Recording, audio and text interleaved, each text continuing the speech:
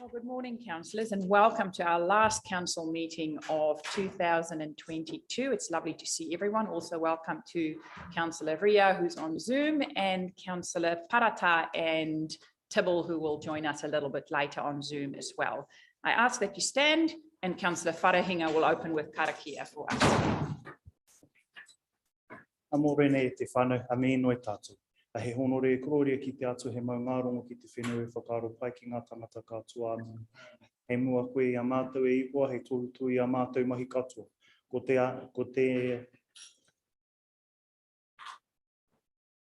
koe anō hei whakakahi a mātou, kia whai karori a mātou i roto na mahi katoa. He mea tīmata, he mea mahi, he mea whakoti i roto i a koe. Kia whiwhi ai mātou i te oranga tōhutangi ata whai tia nei mātou i tēnei rā. Kororia ki tō ingoa tapu. Amen. Thank you for that. The warmest of welcome. Also welcome to everyone in the back joining us today, people watching online. Any apologies? So like I said, Councillor Parata and Councillor Tibble will join us via Zoom shortly. Otherwise, it's full house. Thank you, councillors. Any declarations of interest? Yes, I've got a declaration of interest. I'm a Kaiti Beach resident, so when it comes to the dog control bylaw paper. Also, I'm an ardent beach lover, so when it comes to beachwood paper, yes, I'd like to acknowledge two things. I also have a declaration. Okay, councillors, let us dig into, did I see Councillor Ria? Thank you. I also would like to make a declaration. Just wait a second while we adjust the volume.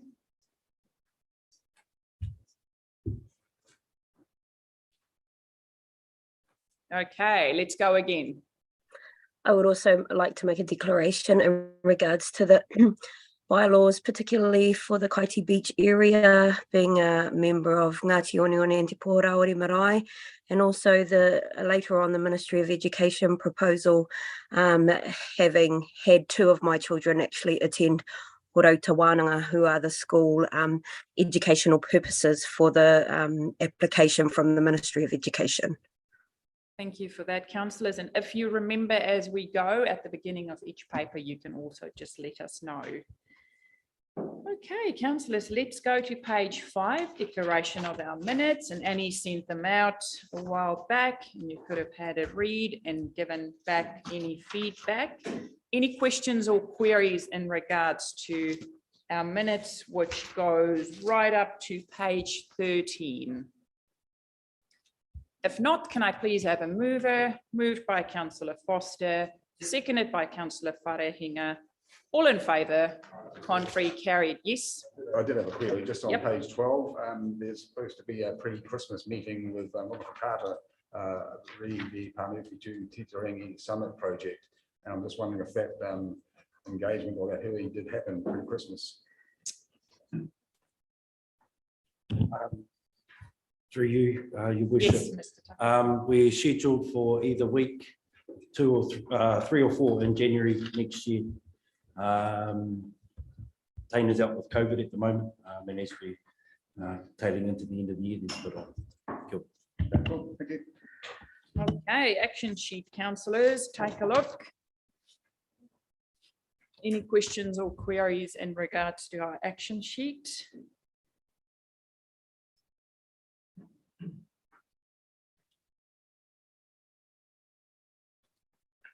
Just asking our Zoom participants, if you want to speak, text me. It's much easier. I struggle to, so then I can see it right in front of me versus looking at the screen all the time. Councillor Cranston, are you waving or are you asking a question? Good.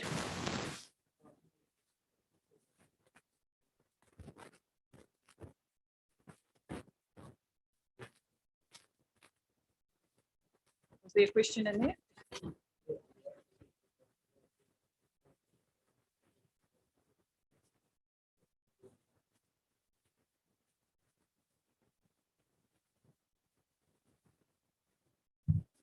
So we should know we haven't had any progress. I think that due date hasn't been discussed with the person that's responsible for that action, so we'll update that. Okay, let's flick over page 15 of 229. That is our governance work plan. Quite straightforward. I have no leave of absence. We have no acknowledgements or tributes that were raised with me. Public input in petitions. Renee, Roroa, and Dr. Terry Loomis, I welcome you to the front. I'll just open up some space here. Please come and join us.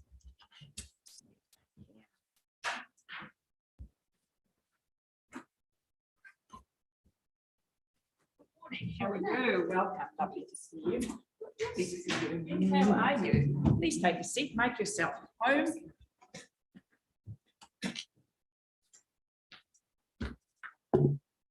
So we'll leave your microphone on. And thank you for joining us today. And you're going to talk to us about a new, fresh way how we're going to look at climate change in our region. We're really excited to hear from you. And then afterwards, councillors are able to ask questions of clarification. We won't be debating anything. Thank you. Floor is yours. Well, morena koutou, koranei raro aho, no rangitukia, but I live here in Gisborne. I'll do a little intro of what Te Weu is, and then I will pass it over to Dr. Terence Loomis to fill you in on our presentation today. So Te Weu Tarawhiti is a group of researchers, essentially.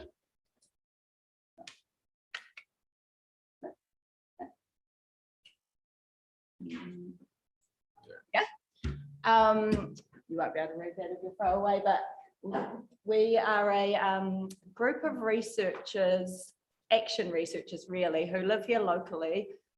We have been looking into land use change, climate, that type of thing for the last year in our community. And we're originally started from the Deep South Challenge Vision Mātauranga Fund. So that's how we've come together. But we've been really getting out in our community, having the discussions, also doing research, and then building resources to inform the community on Tairāwhiti specific climate impacts. So it's in the same spirit today that we bring our resource to you and present some findings and maybe look at some suggestions as well. I'll leave heaps of time we'll leave heaps of time at the end for partai so that you can ask any questions about our rōpū generally or the presentation that Terry's about to give you. But we hope that this is, just one of many engagements going forward that we can have as a group with the council. And you might remember us from some of the pre-election hui that we held at Poultry and then a few around the coast as well. But yeah, with that, I will pass to Terry. Tēnā koutou. I will be brief. I'd like to begin by addressing the question of why do this review. You know who we are. Why do this review? Well, firstly, we know that we're in a worsening climate crisis. Scientists are telling us, that worries me, is that we're reaching some really critical tipping points, like Iceland, the ice sheets, so on, tipping sooner. And that we're likely, based on the latest World Meteorological Association's comments, report, we're likely to reach 2.3 degrees warming by the end of the century. That's based on current government policies around the world. The UN, obviously, then has called for urgent government action. The New Zealand government, as you know, has declared a climate emergency. It's introduced the national ERP and an adoption plan and taken other initiatives. Recent survey by the EECA found that 83% of Kiwis are aware and concerned about climate change. But interestingly, only 51%, or at least 51%, I should say, aren't sure how to adapt and where to go to get information about how to adapt. So we thought it would be useful to do what we call a citizen review. I think our Hebrew colleagues will call it chutzpah to decide to do a review like this. But anyway, bear with us.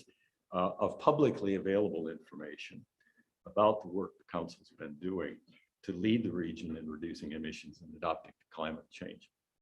Our aims really were twofold. One was to provide a summary, so some of this will be sort of old news to you, but to provide a summary of council-related policymaking and planning that should be of interest to concerned citizens about climate change. And then secondly, to identify challenges that the council may need to address in order to accelerate what I noticed reports have called timely regional climate action. And we certainly agree with that. Most of the council's recent high-level policy plans do refer to climate change. Most of you will be well aware of that. Some of them are primarily aspirational statements. The RPS, the LTP tend in that direction, but some include specific strategies, measurable outcomes, and even particular projects that are underway. There are some adaptation projects, as you well know. We spent a lot of time in the first half of the paper, basically reviewing all those, again, with the public in mind. The Roadmap 2050 and Climate Change Portfolio Work Plan are particularly important instruments guiding council's climate change planning and regional engagement. But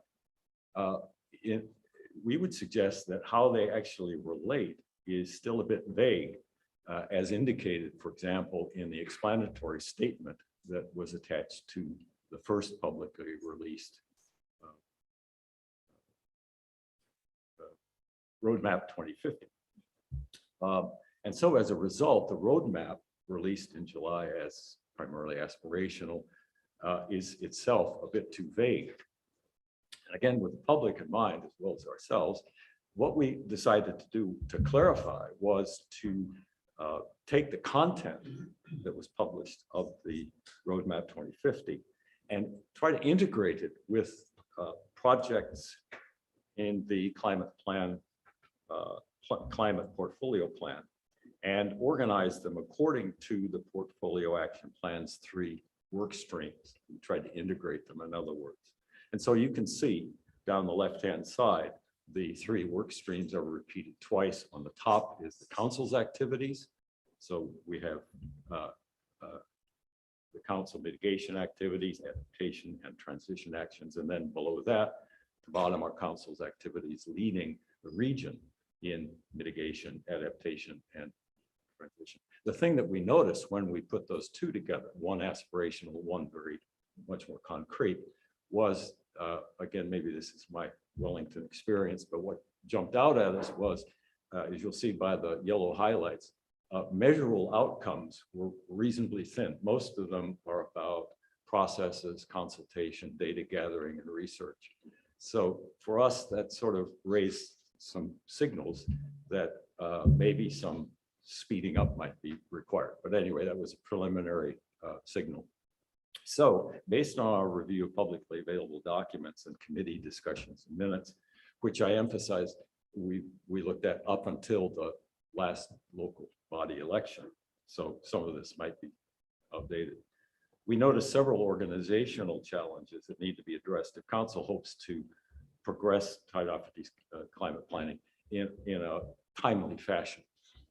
The first challenge we noticed were improving coordination of climate action across council departments. Our suspicion is that quite a bit has been done there, but we observed that the integrated approach, which was much emphasized in reports all during the past year from staff, doesn't actually seem to be well integrated when, from a public point of view, when you take account of the big picture plans and so on, and then come down to the smaller specific. How they all relate is still a bit, I would guess from the public's point of view, a bit unclear. So you look at the RFP, you have the statements and aspirations, then you look at the long-term plan, you have some statements about climate. How they all link together to say that in order to do that, in order to have some outcomes is a bit unclear.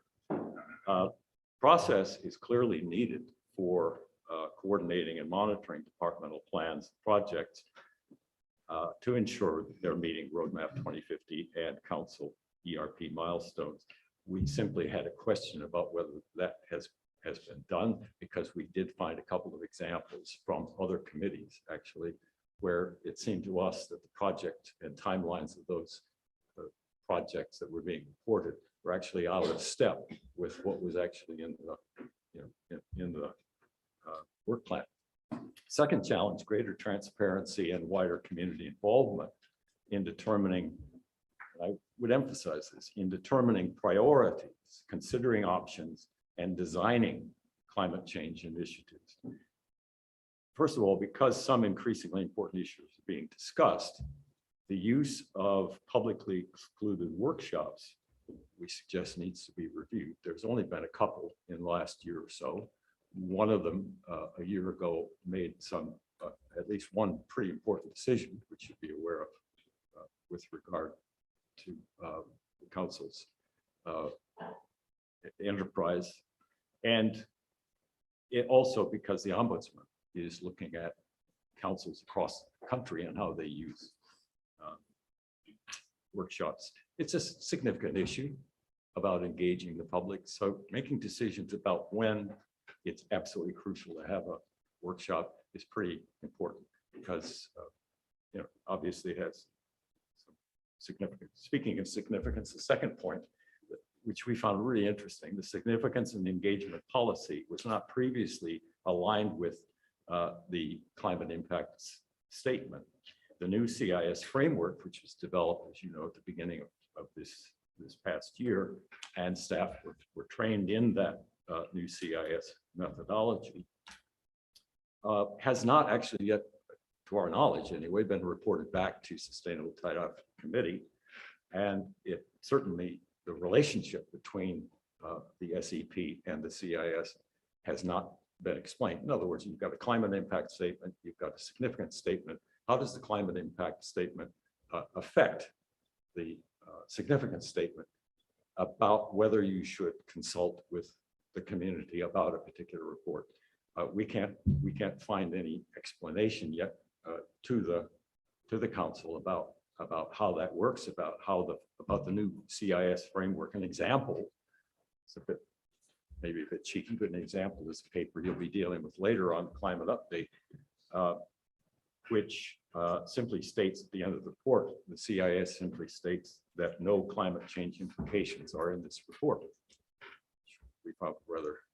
I found rather strange because it's a climate report. But anyway, third point, for climate adaptation and transition planning, there is need to, sorry, I'm still on second. For climate adaptation and transition planning, there's a need to move beyond conventional consultation approaches to more participatory models. So I know the council's been thinking about this. For example, deliberative democracy. You may have heard that, or deliberative planning, deliberative decision-making. It's like, oh my God. Political scientists call this the shift between representative democracy, you elect us for 3 years, trust us, we know what we're doing, versus participatory democracy, looking for the opportunities to engage in the community, to test, where people are at on crucial policy. And participatory democracy does that. To engage with local groups. Citizen juries are an example. We've been doing a bit of look at that. Again, by conventional consultation, we include over-reliance on key stakeholders, experts, and bureaucrats to drive policy and planning. That's a warning signal right away that we're trending away from engaging the community. When to do that is crucial, crucial in our estimation. And the literature, including MB's findings, are the earlier the better. The most successful transitions are those based on community-led planning involving all people, places, firms, and sectors. Third one, speedier action. You wouldn't be surprised that we were going to push on that one. Speedier action to reduce regional emissions and transition to a resilient society. I know we're all committed to that. The council's chosen, according to the minutes of Sustainable Tide-Off, a cautious and practical approach to regional planning. And that's understandable. I mean, there are huge cost implications. There's implications for ratepayers, et cetera. But weighed against that is the information about climate change. and about the pace at which warming is occurring and the impacts we're likely to occur, experience sooner. So it's a tough balancing act. The Roadmap 2050 and staff workstream reports anticipate that emissions data gathering, risk assessment, which is the big one, and key stakeholder discussions on regional ERP could take up to 3 years. According to the climate report, which you're going to get later, for example, adaptation planning isn't due to start until November 2024. That's interesting because I suspect it means that risk analysis is going to take, and consultation back and forth with stakeholders will take most of that time, and then we go out to the community and start talking about adaptation. We're suggesting it may be interesting and necessary to have a look at that sequence and the timing with which perhaps fast tracking the risk analysis like regions like Wellington have done. So in parallel with going out and engaging with communities, they're updating their risk analysis. So it's an iterative process back and forth of updating the scientific information, the technical information, testing with the community, coming back and revising the risk analysis, rather than having a nice clean package of risk analysis to come back to the community 2-3 years from now and say, what do you reckon? I can imagine what do you reckon is going to be like in some areas, you know, like managed retreat, for example. So better to get people buying it. I better stop. I'll let you wind it up. Yeah, so really our hope is that we're able to share back what we're finding and have you all consider that in your decision making. We're open to questions now and also just ongoing as well, and we'll continue to dig in and explore this kaupapa as much as we can. Yeah. If we have time for that. Yes, we do have time for some part. Councillor Robinson, thank you. Kia ora kōrua, thank you very much. That was very enlightening and really important. Your funding, how far forward will it take you? Will you dry up and disappear halfway through next year, or are you in for the long haul? Our Deep South Challenge Vision Mātauranga funding will end, I think it only carries us through till February, so it's a 12-month pack. Yeah. We're looking at other avenues to keep going because we have seen the importance of it and have had a number of kind of offers to keep our work going. Yeah. Councillor Telfer and then Councillor Foster. People who don't turn their nameplate will not be recognised. Thank you. You know, thanks for coming to talk to us. I've read quite a bit about what you're doing and came to the presentations up, both presentations up the coast early on. But I was just wondering, this is a pretty hot topic around the country, and I just read this morning regarding Otago planting parts of Otago and the reactions. I just want to know, as part of your research, what sort of weighting are you putting around the social outcomes of these decisions that are going to be made? Because we around this table are going to have to make some pretty important decisions about what's going to happen in our region around planting. And I've just back in my mind, one of my real things is that there's huge implications 30 years down the track from these decisions that are made, which we've seen, especially up the coast. And I just was wondering what. Just to answer that through you, the research was done initially on deliberative democracy, reinforces what you just said, that a more comprehensive or holistic approach to what adaptation is all about, rather than just how's the economy going to cope or how a business is going to cope. And that's crucial. How are ratepayers going to deal with this? What's it's going to do to neighborhoods, etc. It's got to be part of the whole framework of engaging with communities. I guess it's why I get a little hot under the collar about engaging with communities. It's better to get out there now and say, here are the likely social effects, the likely economic, environmental effects on your small community that we've initially looked at and seen. how would you assess these? And are they a priority? Because you're going to have to live with these. So you have a chance to shape what the outcome is going to look like earlier on in the piece rather than reacting to something later. And just to add to that, on kind of the project generally, what we've done so far really has been to look at that existing research, to take it to the community in a way that communities are able to process it and discuss, and hear from them what the impacts they feel are already on them, which very much all of the social outcomes and the economic outcomes, but more so the social outcomes, what's going to happen to their communities is forefront of people's discussions. Councillor Foster. Yeah, thank you for that. My question is, have you had any interaction with any council staff prior to your meeting here today? And the other part of that question is, what would be the ultimate interaction that you would like to have with council on this? I can't speak for all of the interactions that the rest of Tueu might have had. We have other staff, and director, and so on. In preparing this review, we had some interaction with council, was mostly just to say what's available, or if we said this, what would that happen, or having some questions about the documents. So we did get some email exchanges back and forth, but we have had some preliminary conversations about adaptation and what council's planning to do. Perhaps enough said about that, but there's some discussions that have been going on. So I might just quickly jump in here. When I was at National Council 2 weeks ago, the other mayors that are on there were talking about what they were doing. And we are the only mayor, and they all now love us, and everyone wants to find out about what we are planning doing here with our community. So I might just quickly ask a question from our CEO just to update everyone, because we spoke about that just before the election. So stuff has been happening in the background. So I might just quickly ask our CEO to update us about how we plan to engage in the new way of engaging with our community, which we will be doing on our behalf.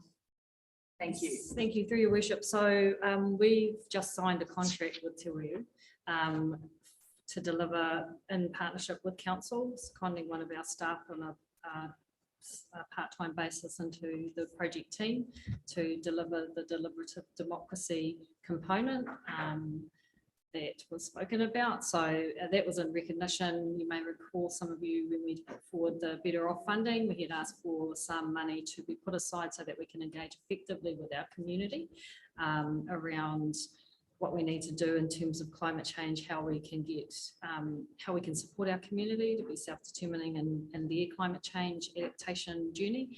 And so part of that, we've been in negotiation and signed off in our contract to start that work in the new year. Thank you very much. Thank you for sharing with us, and we look forward to hearing more as you progress. Thanks a lot, and have a lovely Christmas too. Thanks so much.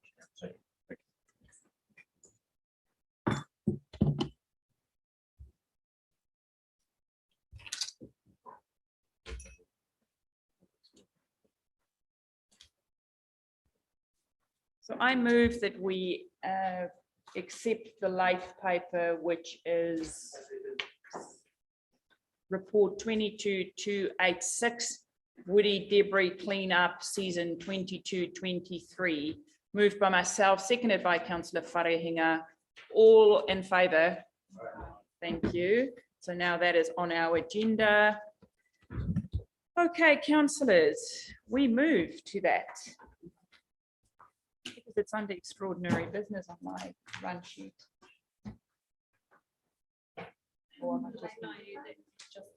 Okay, thank you. No, I have no notices of motion, so we'll deal with that a little bit later, councillors. That was just for me to move so that we accept the late item into our agenda. We have no adjourned business. I take everyone to page 16, which is our Kiwa pools, fees and charges deliberation report. And I am going to ask our CEO and Ms. Frey. Heather, can we get it? Oh, we'll just take this one, no worries.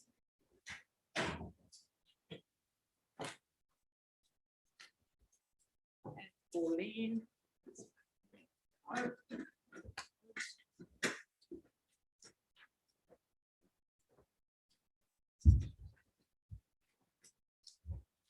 Okay, let me get myself to page 15 before we start.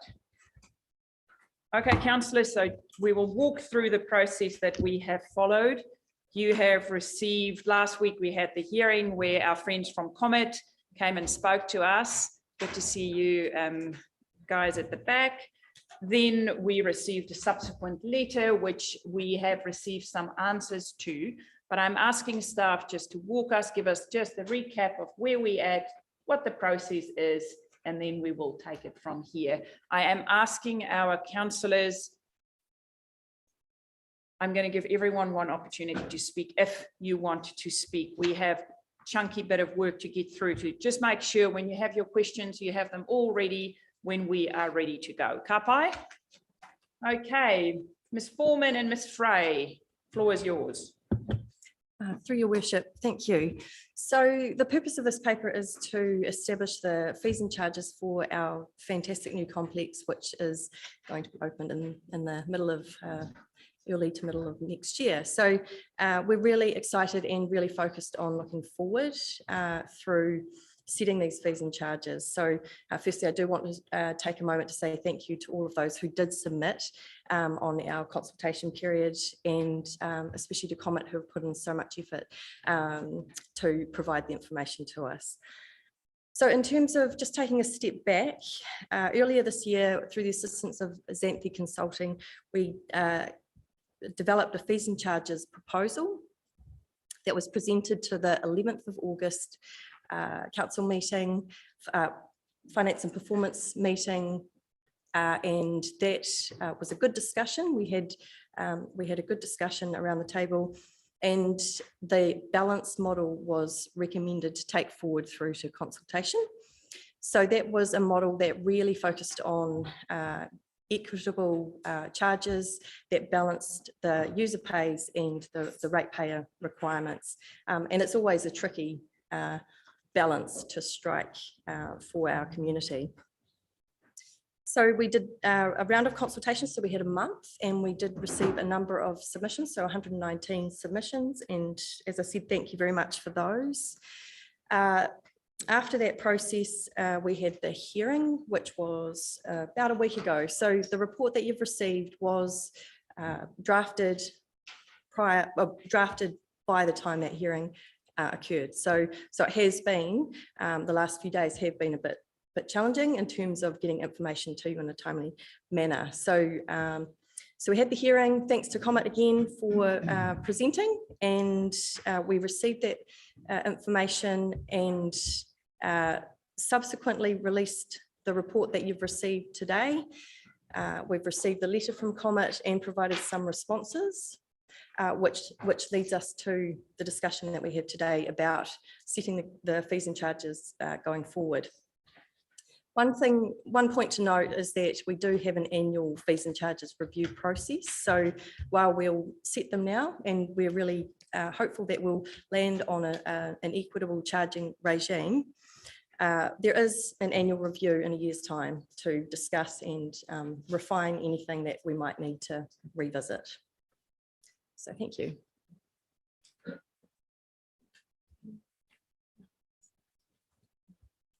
Okay.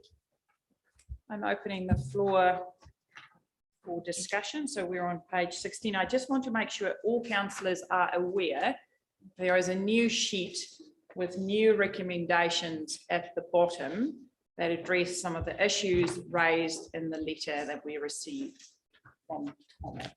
So I just want to make sure. So added to the recommendations is a G, which said introduce a new annual pass for under 18-year-olds at $300. H, offer a discount for participating families with 3 or more children under the age of 18 who are regular users belonging to a club, where the discount of the entry fee should be for a 3rd child, 20% discount off the entry fee, 4 or more children, 50% off the entry fee.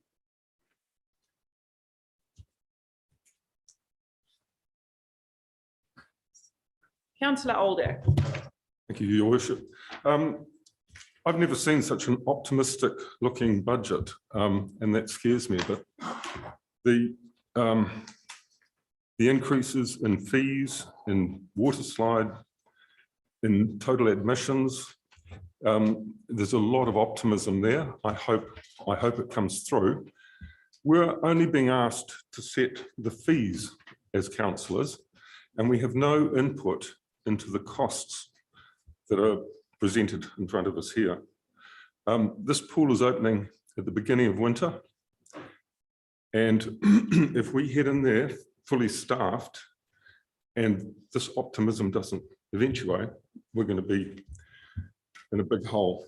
And I've got some worst case scenarios. Best case scenario, if everything goes well, the ratepayer is going to have to fund an additional 335,000. The worst case scenario, rates could be up by 2.5 million increase. I know it's the worst. That's if we don't get all this increases. So somewhere in between there, the ratepayer is going to have to pay a lot more or a hell of a lot more. So just a question to that is, we're talking about how we want to set. Probably just turn that down. That's all good. No worries. That's all good. So what we're discussing here today, I hear what you're saying, is the fee setting going forward. So I might just get the CEO to respond on your own calculations. Thank you. Through your worship, what you point out is, that's correct in terms of the ratepayer contribution, and the journey that we've taken to get to this point was looking at the alternative scenarios. So balancing like a higher fee charge versus you might get lower rates because of lower attendance because of the fees, and coming to the balanced position that we're at. There are other opportunities for income generation that we need to still explore as part of this. But where you set those fees are going to have an impact ultimately on how and who pays and what costs the ratepayer will bear. Do you have a supplementary question? Can we keep the costs as low as possible going into winter?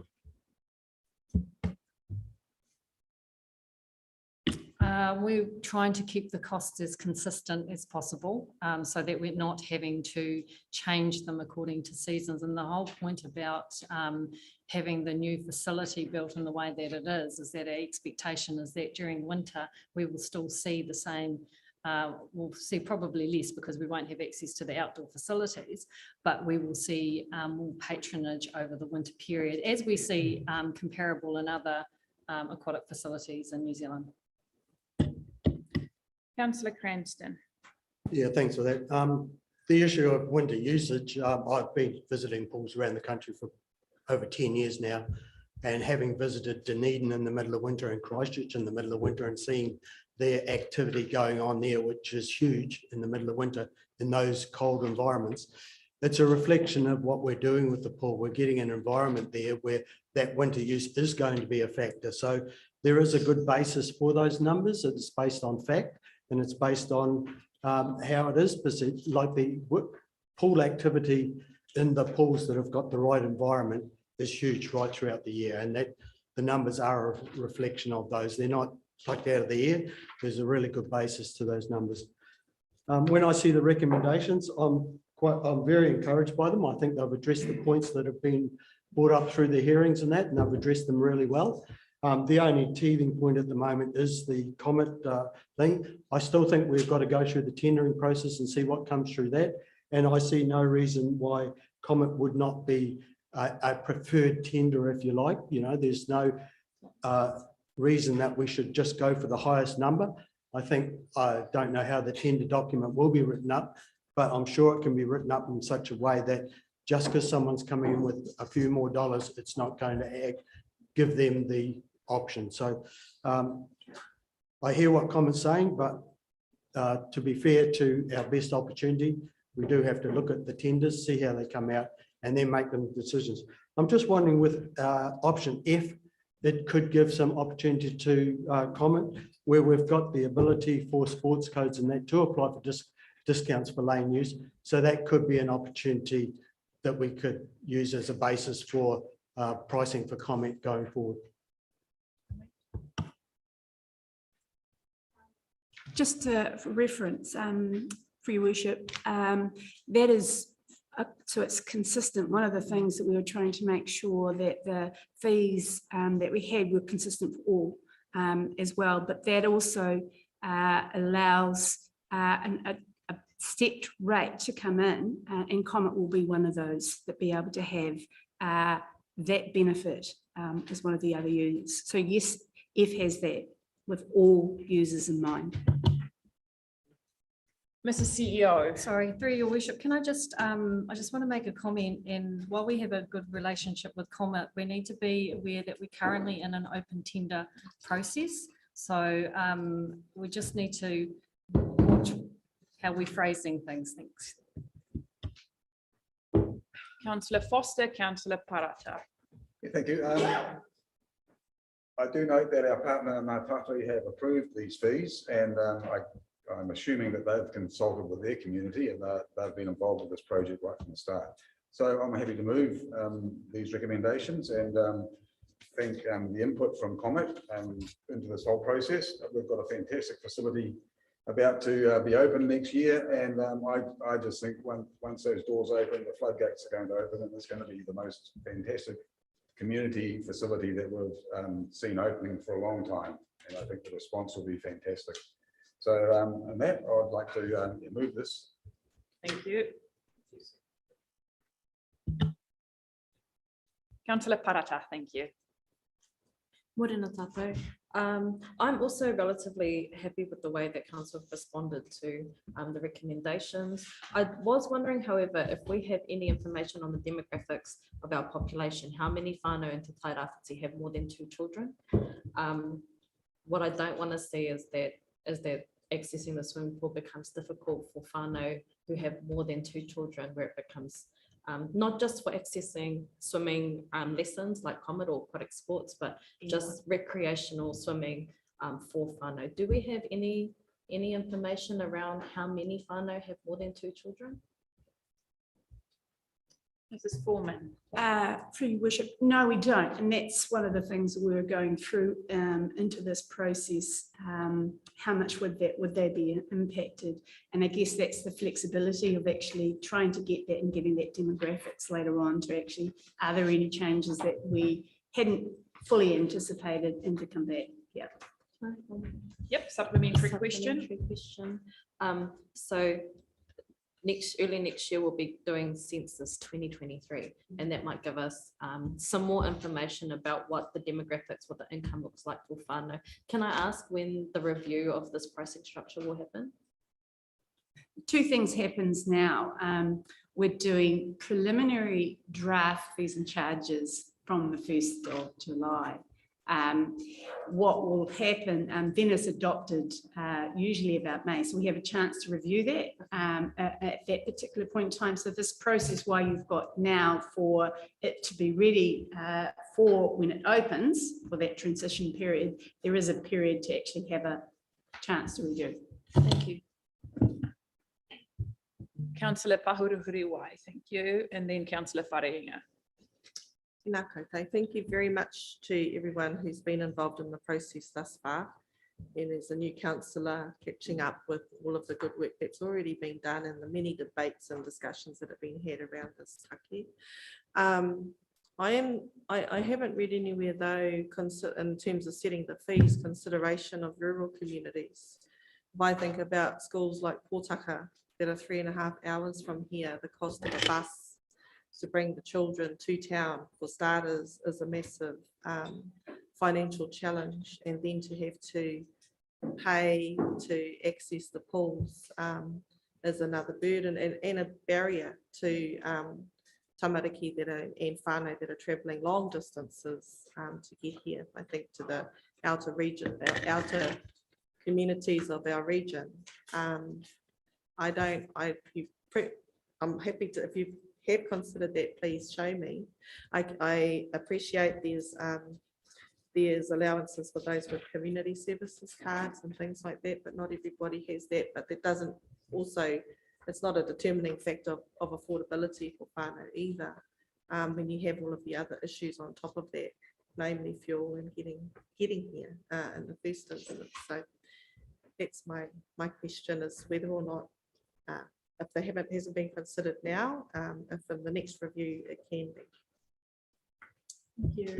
Through which, just to answer that, there is a concern, and for those that are in the rural, how do we get that? And there are vulnerable areas where we want to have more programs with it. So under that sort of, it gave reference to it, but didn't actually allude to the specific groups. But on number 59, it says the Water Safety New Zealand has started a further grant funding available for people or communities that are more vulnerable than others. And that is something that we would like to be able to explore and see what are the options that we can actually have for our region to do the very thing that you are suggesting to make it more affordable. CEO. Through your worship, so our understanding was that the Ministry of Education subsidises some of the travel that's for school students. So I don't think the council would cover the cost of that if it's already been provided for through central government. But there may potentially be an issue around if you're talking about more rural communities more generally, that I'm not sure how we would capture that particular aspect with all the other subsidies that are available currently under the fees and charges regime.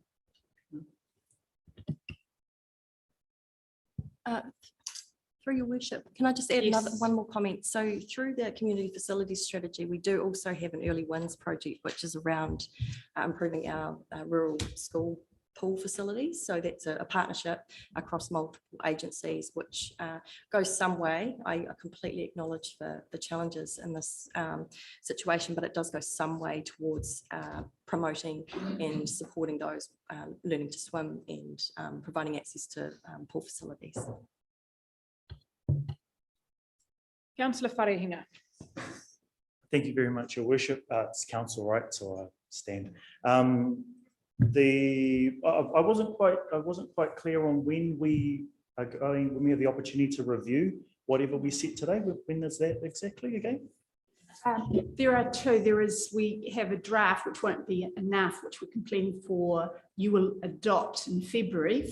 Yeah, but they probably may not have the full demographics that we have. It will be a bit of a process, but before you adopt the final, it is also in about May.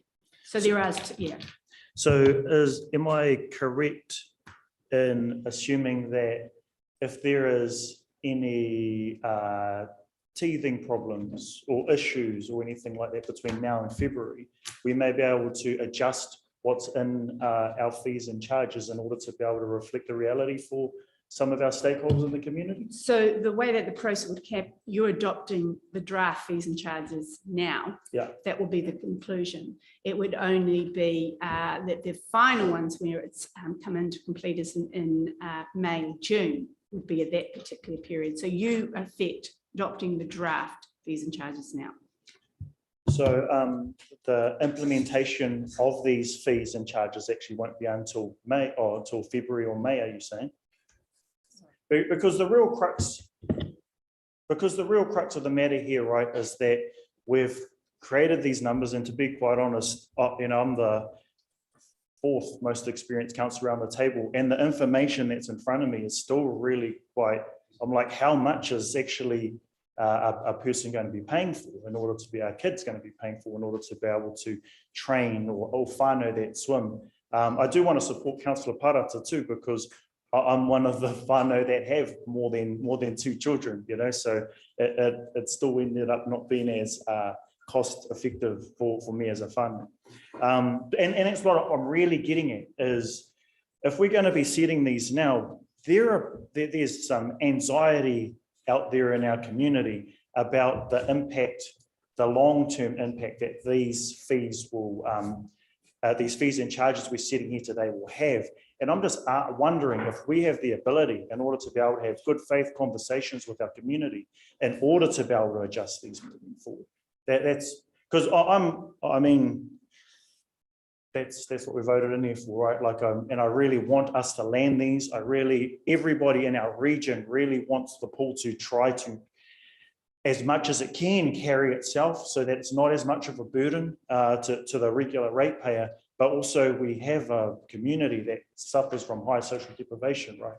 So we want to really balance those. And that's more what I'm asking. Is there the opportunity to be able to rebalance these really quickly after implementation, because all of a sudden a stakeholder that is running a Learn to Swim program is suffering, whānau are suffering, that kind of thing. Yeah. Thank you, through your worship. So just in terms of where the balanced approach came from, has been done based on an evidence-based approach comparable to other regions, similar demographics, and we're still at the lower end of that benchmark in terms of moving it.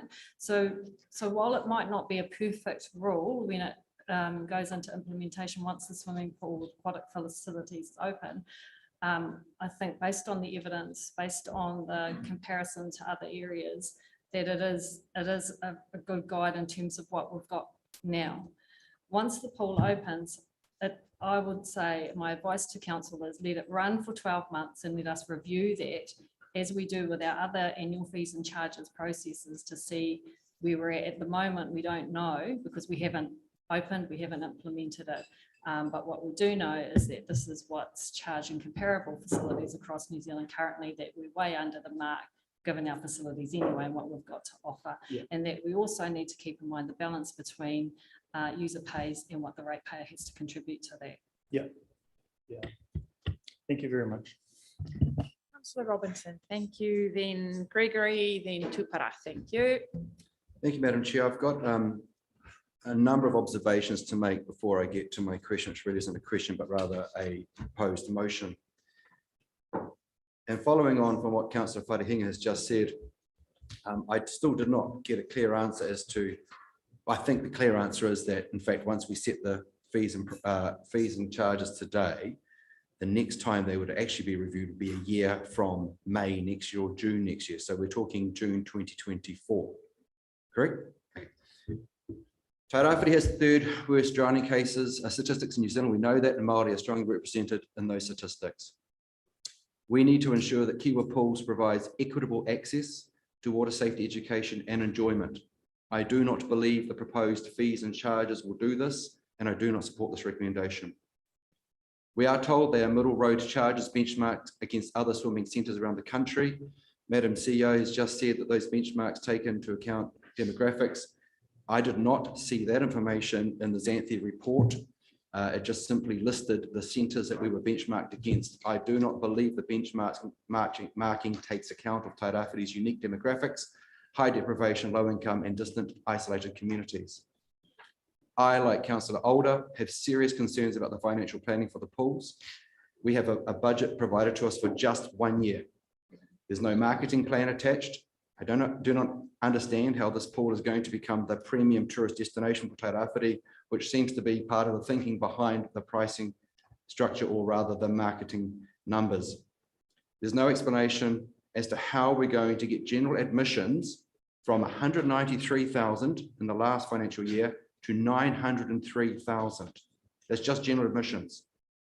There's no explanation. I have no understanding of how staff costs have risen from 720,000 to 1.539 million, a 113% increase in costs. These are matters which I want to understand on behalf of my community before we put a stake in the ground as to the fees and charges, because we are pointing those fees and charges to reflect the costs of this entity. The Learn to Swim program. This is Comet's own program, which they currently run at Algon School Pool. Council does not fund this. We don't have any role other than potentially providing a location for the classes to be held at Kiwa Pools. So let's be clear, we don't own the Learn to Swim program. By tendering out the right for an entity to run their Learn to Swim program at Kiwa Pools, Council is in effect exercising what I believe the market should be doing. We will only allow entity X to run your business at the pool and nobody else. I oppose the second recommendation at the August 11th meeting for staff to proceed with the procurement process to identify an external Learn to Swim program provider. We have a local not-for-profit club called Comet, who has developed and run a highly successful Learn to Swim program. By being not-for-profit, Comet reinvests into coaching and developing its club swimmers. It reinvests in our community. Comet employs local people and pays the living wage. Most importantly, from my perspective, Comet has offered to operate a totally transparent open book program in association with council so that the costs and benefits are identified. They've also offered to work intimately with staff to maximize resources and minimize costs. We are operating in a post-COVID environment, heading into a recession and heading into winter. If we continue with the tender process and decide to allow, say, an out-of-town business. Point of order, Councillor Robinson, we're actively in the middle of the tender process, which was passed by the previous council. So I just ask you to adjust your comments to take that into account. Thank you. I am aware of the open tender process. Yep. But it is a publicly open tender process.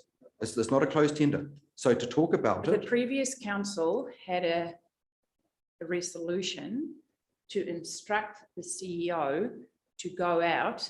We're in the middle of a tender process. So all I'm asking is that you are mindful of how we speak in public when we as an organisation are in the middle of an open tender process. Thank you. Can the CEO, this is not my question, by the way, but can the CEO confirm that we could end the tender process at any time? The tender documentation allows us to do that? Through your worship, there is a resolution that we have actioned. So we're partway through the open tender process. If we were to exit that, that would be by way of resolution of the council to do that. So we've already got tenders. Where are we at, Dave, in the process? Through your worship, it's no longer an open process. We have 3 invited tenders that we're working through. So we're past the first stage. We're on to the second stage of the process. Thank you for that. And unfortunately, it's very difficult to divorce the Learn to Swim fee generated component of the budget, that part of the discussion, to have that outside of the general costings. It's very difficult to divorce the two. My concern is, for example, if an out-of-town entity was awarded the tender and decided that they could no longer do it after 2 years, what has happened to our local provider? I'm just to leave it at that. Thank you. I do like the suggestion of a tenderer who has offered to run an open book program with us so that we can I'm just all going to understand. say, point of order, and this is the last time I'm going to ask you. We're in a tender process that was passed by council. Can you please focus your comments around issues that can be answered in regards to those issues? We are not discussing the tender process today. This was a process that was passed unanimously by council before the election. So I'm asking you for the last time, can you please stick to what is in today's paper? We've got enough work in front of us to not pull in stuff that's not relevant today. Thank you. I propose a motion that the paper lies on the table and is revisited in February 2023 with the additional material being made available. A single clear table of proposed fees and charges that retains the status quo charges except for the lane hire and club user fees and the community services card and gold holder card fees that are to be agreed at through discussions between council staff and the club users. And that a report is provided to councillors in February 2023, reviewing the first year proposed budget with a particular focus on cost reduction measures and providing a fuller narrative on the key budget line items. So what I'm proposing is that we do not pass this today, that it lies on the table to February, that what comes back to us is a paper with a clear table of charges, as was provided in the August paper, and that there is a review done between now and then on the proposed budget so that we as councillors can understand the key budget line items and that some review is done on the costings. That is what I'm proposing. Thank you, Councillor Foreman. Mrs. Foreman, thank you. Thank you, Your Worship. So I just want to go back to this process. It's been a fairly robust process that we have in order to get to the pools itself. There were significant consultants that were coming through that were best in their field, that allowed business cases, that it was also better central government business cases that were applied. And one of the first parts, and Councillor Cranston gave reference to one of those parts of where we were benchmarking and what we were doing, was also all of government, Sports New Zealand, of those guidance of what was it achieved and how it was achieved. And so on the basis of how the budgets and estimations were first formulated, was on that benchmarking report. And in it, it said, just bearing in mind, there's a couple of things that was raised by Councillor Robinson that I just need to go back to as well. But in it was based on the square meterage of water that we would have now, going from a smaller to a medium and to a large. And what is the likely cost that is needed to run that? What are the overall costs associated with it? And that was around about 2.5 million. We extrapolated all of those costs. They also had some reasonable assumptions about what that would receive. And for those councillors that are new, that didn't know that process, we achieved, when the pool was at its perhaps prime of the existing one, we had 140,000 admissions. Now it's deteriorated, it's around about 100 admissions. In terms of this benchmarking that applied, it said that of our size, of our population, at that stage the population was 49,000, we have increased.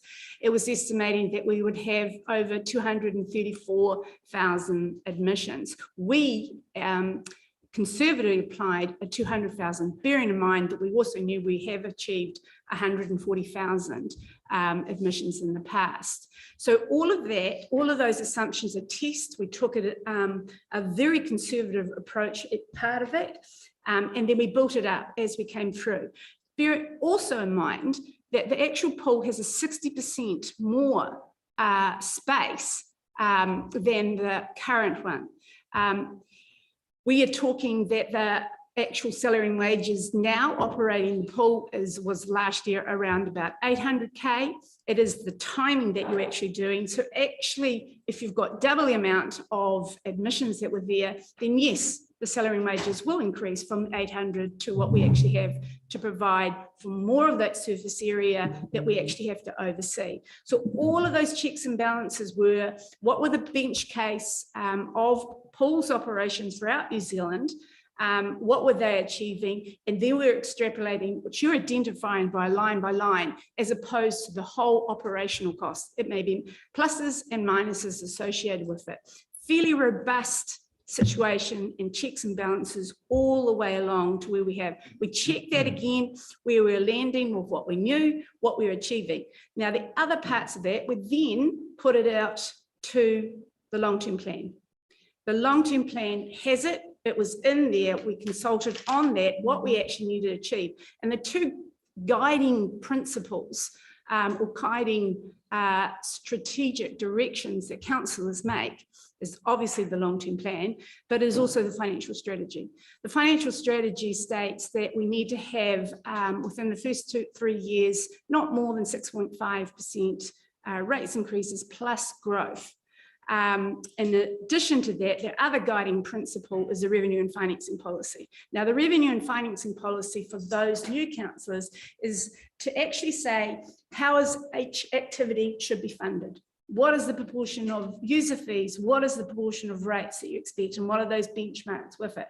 In terms of the pool itself, since 2012, it's always been 60% rates, 40% user fees. And so all of those things that we have in mind, they actually come together to be able to adopt what we actually need to have in order to actually run the pool. And whenever there is saying less in one area, then someone else has to pay.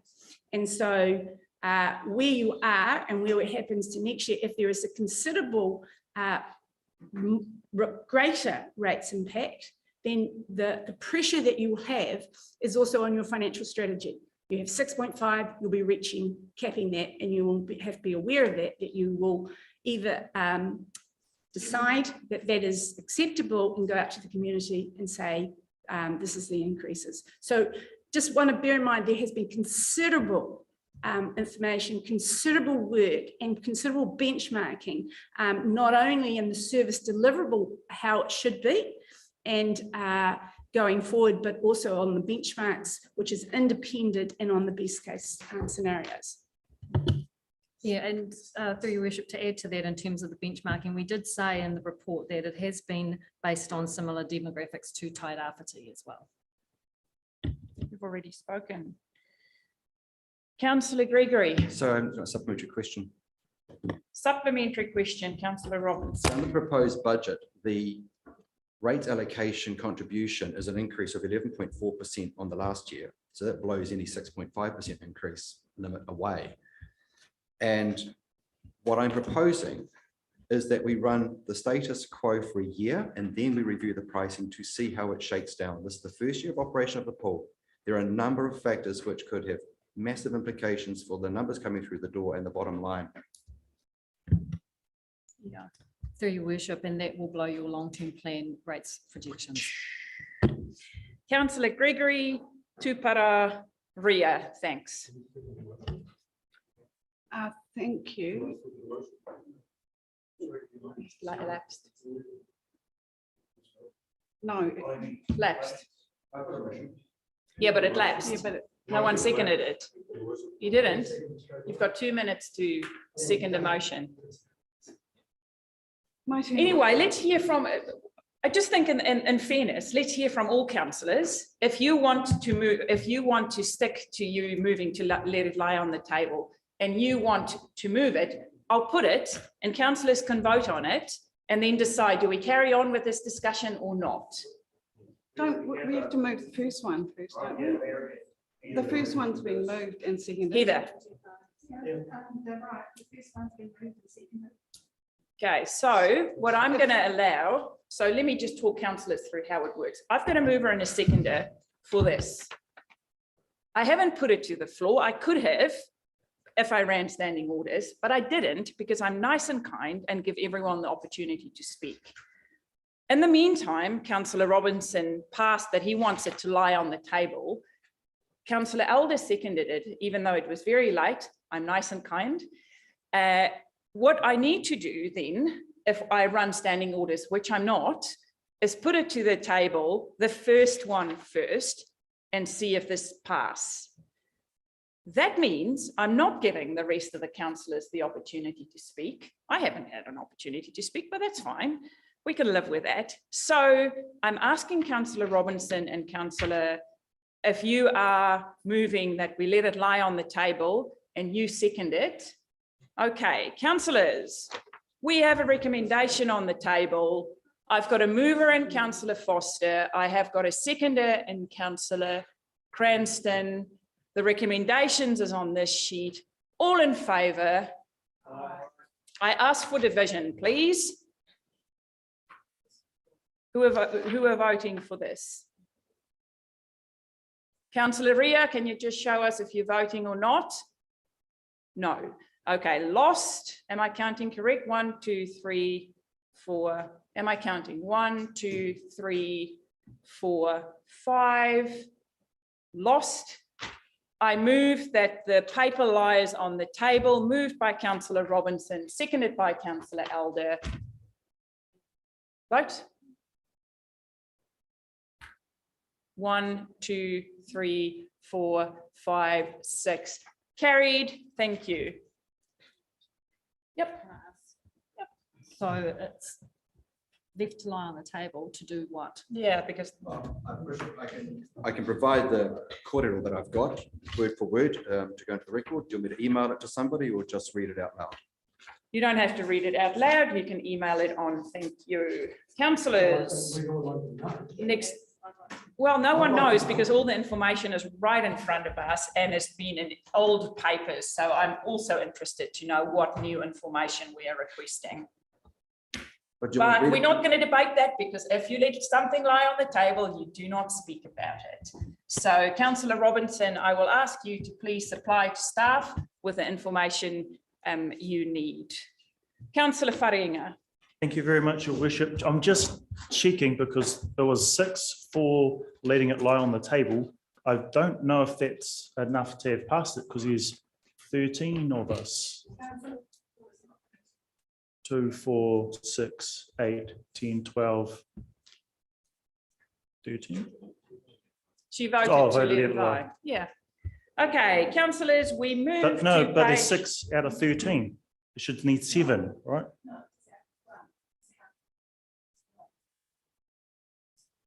There's 14 of us, including the mayor. Minus councillor Tibble is 13. It fails. Correct?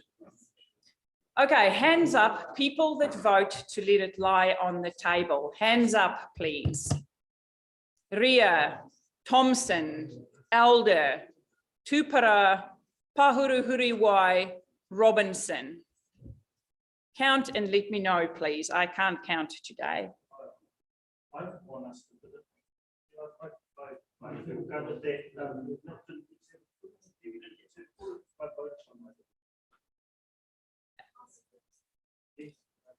Who abstained? That's not why we're here. We're here to vote. Yeah, but we're also here to vote. Mrs. Con. Lost. I want to hear what my other colleagues have to say. Just councillors. Lost. Back on the table. Open up your pages on page 15. I'm asking councillors, if you're here, please vote. If you don't have a clear reason to abstain, please vote. I take you to Councillor Gregory. Thank you. Thank you. I really do support these recommendations and don't agree with Ms. Councillor Robinson. This is a far superior facility and we as a council have agreed with the policy of user pays as much as possible. I've been to all the meetings, I've read all the papers, I've been with this from the start. And to me, what's happened is the public have come to us and they have submitted things and we have listened. The staff have produced these new recommendations, which have introduced a whole lot of things that really cater to the submissions that were received by the public. And it gives me great confidence that that consultation process actually works. We can't subsidise all sports clubs, but in this recommendation, there is targeted discounts for people that have community services cards, for younger people, and the lane hire fee has changed as to listening to those submissions. So that's what I want to say. Thank you. Councillor Tupara, Councillor Reid, and then Councillor Telford. Thank you. I'll read Councillor Gregory's example. I shall stand. Good, Apparently this is good. tikanga Stretch of the those whare, legs, eh? yes. Ka tu au ki te kōrero. I'm not supporting the paper. My concern is around what Councillor Parata, Councillor Wharehinga and Councillor Pāhuri have discussed, is the volume of Māori families and their ability to participate in any event at this particular facility. And this is not a criticism of the effort that the staff has done, because it's tremendous what you've done and the work that you've, the path you've been on to draw comparisons with similar demographics from other regions and other facilities. And that's fine. But I see that the taira whiti is extremely unique. And whilst we can take a step to find some other community that parallels ours, we are quite unique. And particularly from a Māori perspective, the population size on its own, and most of that 50% of the population is all our mokapunas. And that is, whilst I appreciate that best effort to be made to find some comparisons to go with it, we are vastly different. And our difference isn't reflected in the report enough for me.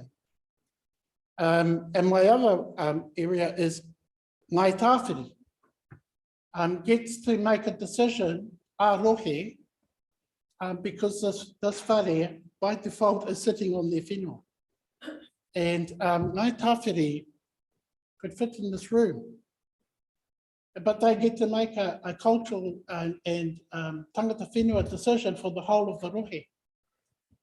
And I have a concern about the quantity and the quality of their engagement for and behalf of Ngāti Prau, Taitanga Mahaki, Ngāi Tāmanihiri. So I'm hesitant to support because there's not sufficient information for me to ensure that our rohe, all our iwi, are happy with these charges.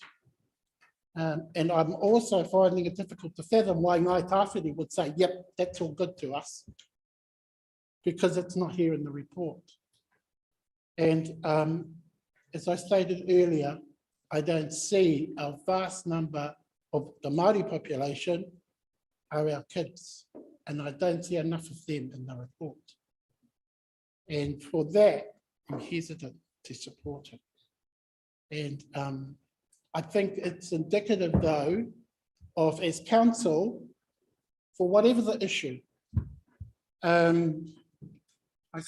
how many pages there are in this report, the tangata whenua Māori engagement is so brief in there that I can't see myself or my Māori community enough through this report. We're present because we are the Māori translation of the titles of the paragraphs. That's our participation in this event. And I can't bring myself to go past any further than that. Not only the Kiwa Paul, but the way we conduct ourselves as council. We're not reflecting enough. To be frank, I'm not even sure how we should grow that, but I feel we need to be growing.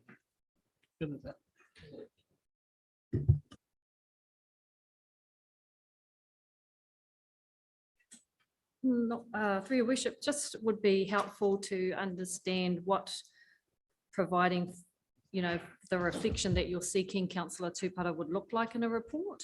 In terms of the journey that the staff have made on this, we have engaged with tangata whenua there. We have co-designed the facility. We know that Māori are high users of our aquatics facilities.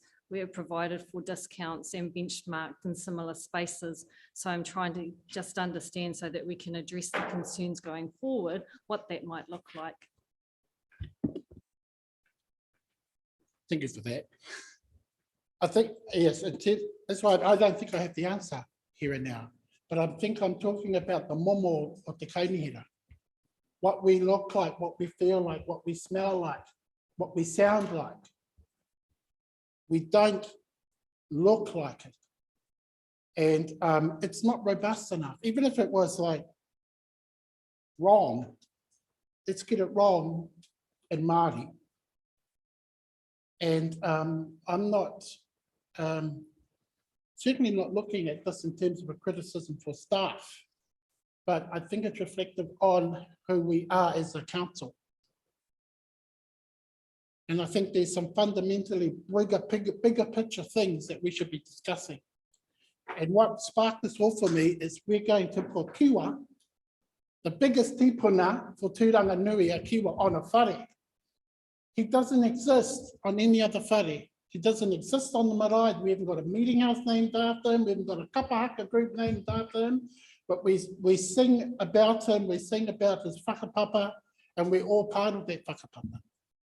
And this whare is going to be the embodiment of a tipuna who's the founding tipuna for Tūranganui a Kiwa, who was the person who brought the great wakas from across the Pacific and brought our tipunas here to the Te Rāwhiti. That's the magnitude of this building. We tend to think about the infrastructure. This is going to be a fine, grand, big whare with swimming pools and stuff, but it's a tipuna representation of all our mokupunas. And I don't see any cultural discussion about that in here. It probably was there when you were talking with Ngāi Tāwhiri and with the design of the building and the articulation of the cultural context for the naming of it. But it's not carried through into the key detailed decision-making that we're doing now, the nuts and bolts of how this thing functions. What's the tikanga and the kaua of this whare? We're starting to do that. And there's not enough, for me, enough interaction with what the tikanga and the kaua that's going to go into the functioning of this whare nui, named for one of the greatest tipuna of our rohe. And the Kiwa pools is an example of the fundamental reason why I stood for council and why we need to have the cultural impact, because it begins to look like cultural lipstick, if I can say that, on the work of the council. But these fees will affect the mokupunas of Kiwa.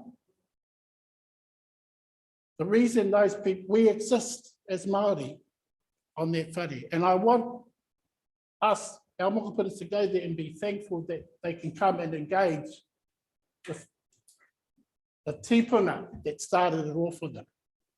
And it's that part. Whether or not that says, okay, now we're going to charge you $4, $5, $2 at the door, it's not there. It's not there. And I know I'm starting to ramble on a bit, but I think it's fundamental to the momo of the kainihira, who we're going to be as a council, why we elected 5 Māori councillors on this board, and why we are the kainihira of the Te Rāwhiti. Where's the Te Rāwhiti tanga in this report? And it needs to, if this pool can stand for doing that, and that rubs off on every other report that comes before council, I think we have moved. If there was a reluctance to do that, then I would not have called that pool Kiwa, because it just stirs every piece of whakapapa in our rohe. We should have named it the Fern swimming pool. But that's where I think we need to start to be going. When we're having discussions, when we're having reports, that speak back into our community, that's 50% of our mokupunas. Yeah, I don't know. Thank you for that clarification through your worship.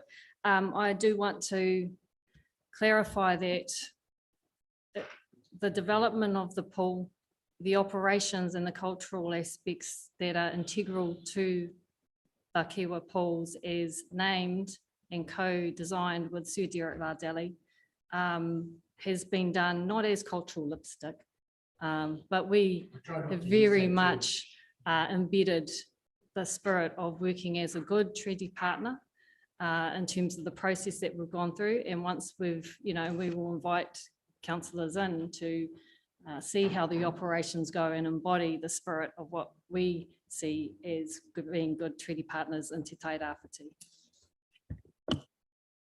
Councillor Ria. Kia ora tātou katoa. I'm just making sure, can you all hear me well?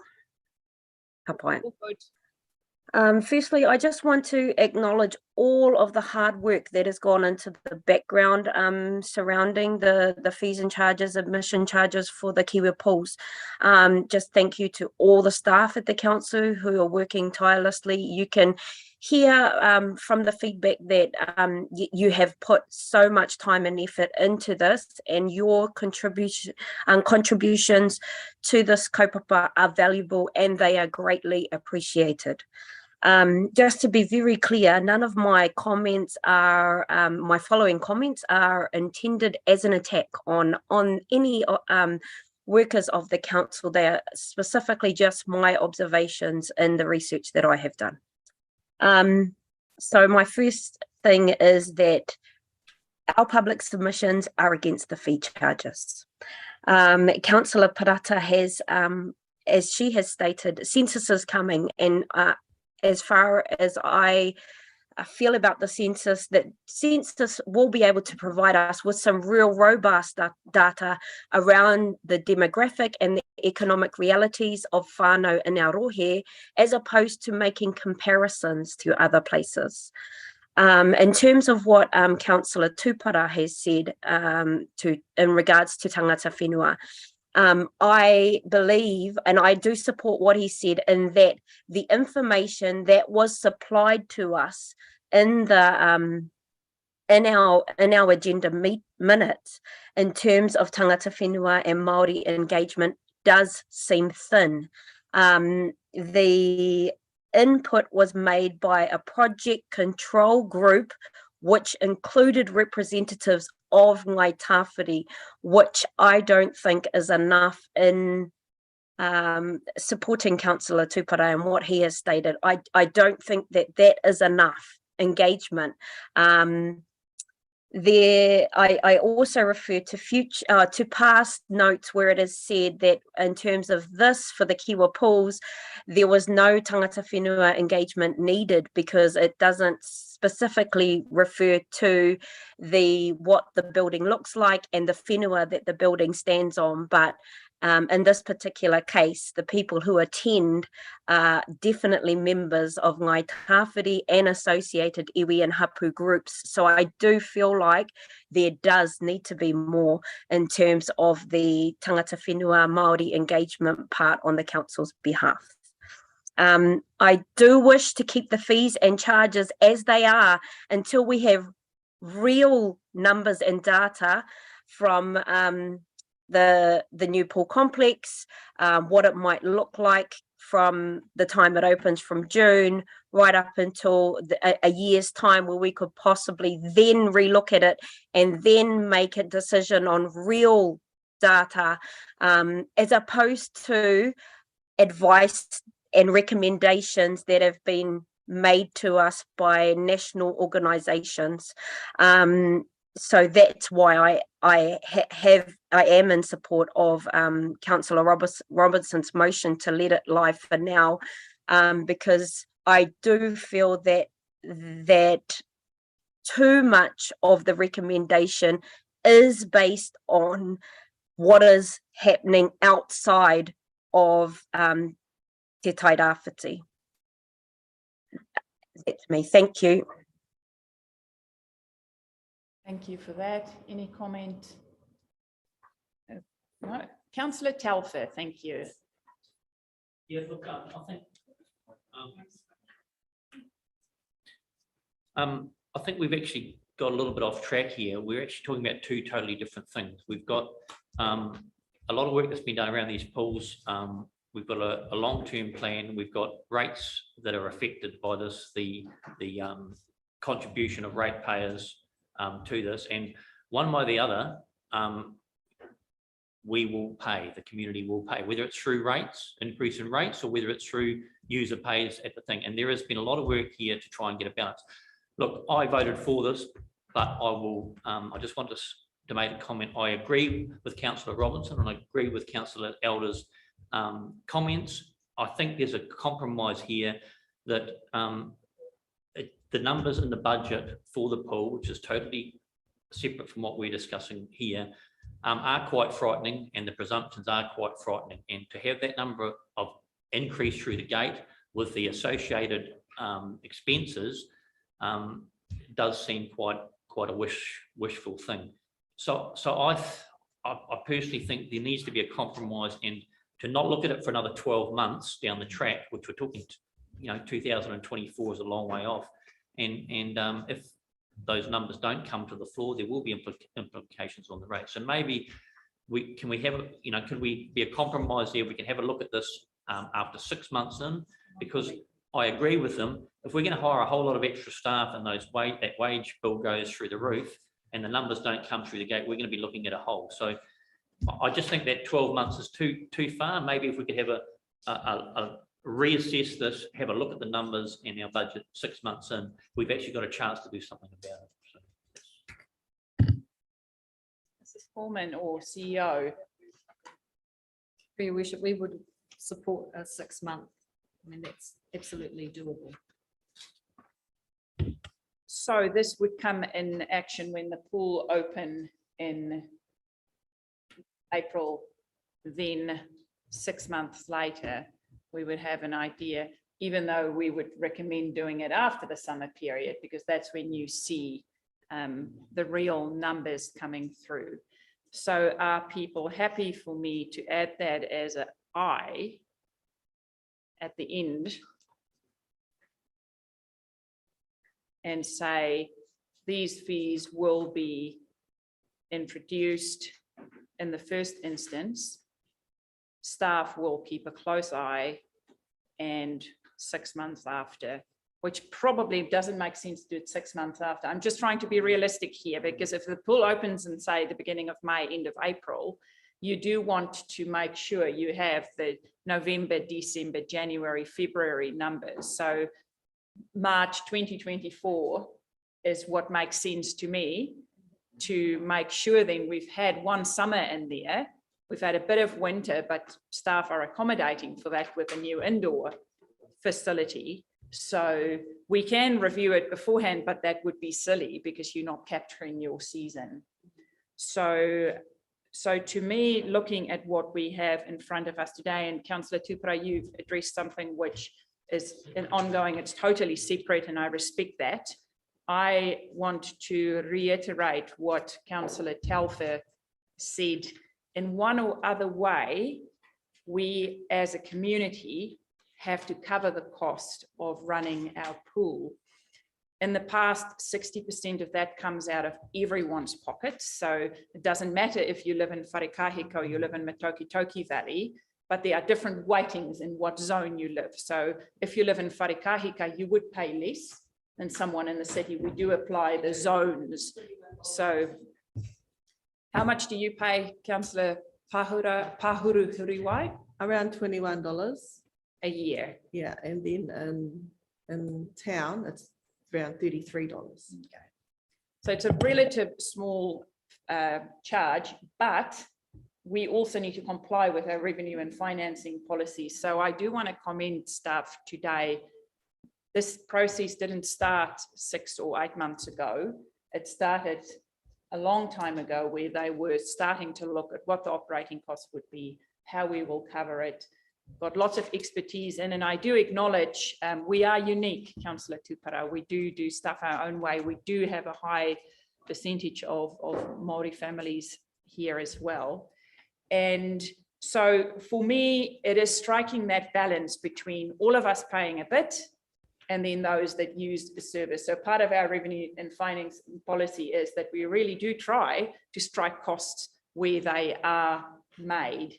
So for me, I looked at this, I listened to comment last week, staff came back with some remediation. There's a lovely summary on page 33 with every single cost in there for us to take into account. So for me, I feel comfortable, especially now that we are seeing or insisting that we review it a little bit earlier to make sure, are the numbers correct? Are we striking the numbers? Are we striking more? What is our community saying? How do we operate? So for me, I'm relatively comfortable with the work that's gone in here, trying to strike a balance between servicing our community with a new facility, but also realizing the money comes from somewhere. It either comes from everyone's pockets, a certain percentage, and a little bit from the users, or we change that balance as we go forward. So that's my 5 cents worth. Before I go anywhere else, I just want to ask staff if there's anything that they want to address. There was a lot of kōrero happening on the floor, and I saw you making notes, so I'm just giving you that opportunity. Yes, through your worship, there was, so just taking into account the discussion around whānau or those with more children. So we do have the family pass options. One adult and up to 2 children for $10. Then there's a family pass B, 2 adults up to 4 children for $20. We introduced a new family pass C, 2 adults and 2 children for $15. We could also include in that, or 1 child, 4 children. One adult, 4 children for $15. That provides a bit more flexibility about the whānau with the bigger, if you so desire. I can see hands. Yes, I can see you the first time. I am just wondering, we're not going to have another half an hour debate on issues that were not raised yet. I will accommodate councillors that want to add something that will add to our decision making. I'm sure everyone feel that they were heard, and we had the opportunity to say how we feel, where we go. So I'm just going to ask, if you want to contribute something that you haven't contributed before, I will ask you just to keep it nice and brief. Councillor Point of order, Your Worship. Once it's lying on the table, that's how it's supposed to be. It's not lying on the table. It I lost. thought that. That's why I opened it up, and that's why we debated for the last half an hour. Yeah. Okay. Thank you, Your Worship. I apologise. I think in short bites, and I could stand for half an hour and talk and get everything out of the way, but I will try and keep my questions short. I would, however, quite like to have 2 cracks at things sometimes. I'm sorry about that. There's one lens that has not been put over this thing, and I acknowledge all the reports that have been done. They were all done in good times. We are facing a recession, and if we go into this recession with these locked-in costs, we're going to be stuck with them. Thank you. Thank you for that new observation. It was not raised before. Councillor Foster. Thank you. I was the one that recommended, and I'm quite happy to amend my original recommendation. And because I was going to mention about a 6-monthly review as well, like Councillor Telford just did. I have it written down, and I think if we keep a close lens over the whole process, I mean, we're probably going to get information month to month even about how the numbers are, the attendance rates and everything. So we're going to get a really good idea right from the day when it opens of the popularity of it, and the inclusion of all the new winter events that are being proposed at this stage. So yeah, I'm really happy.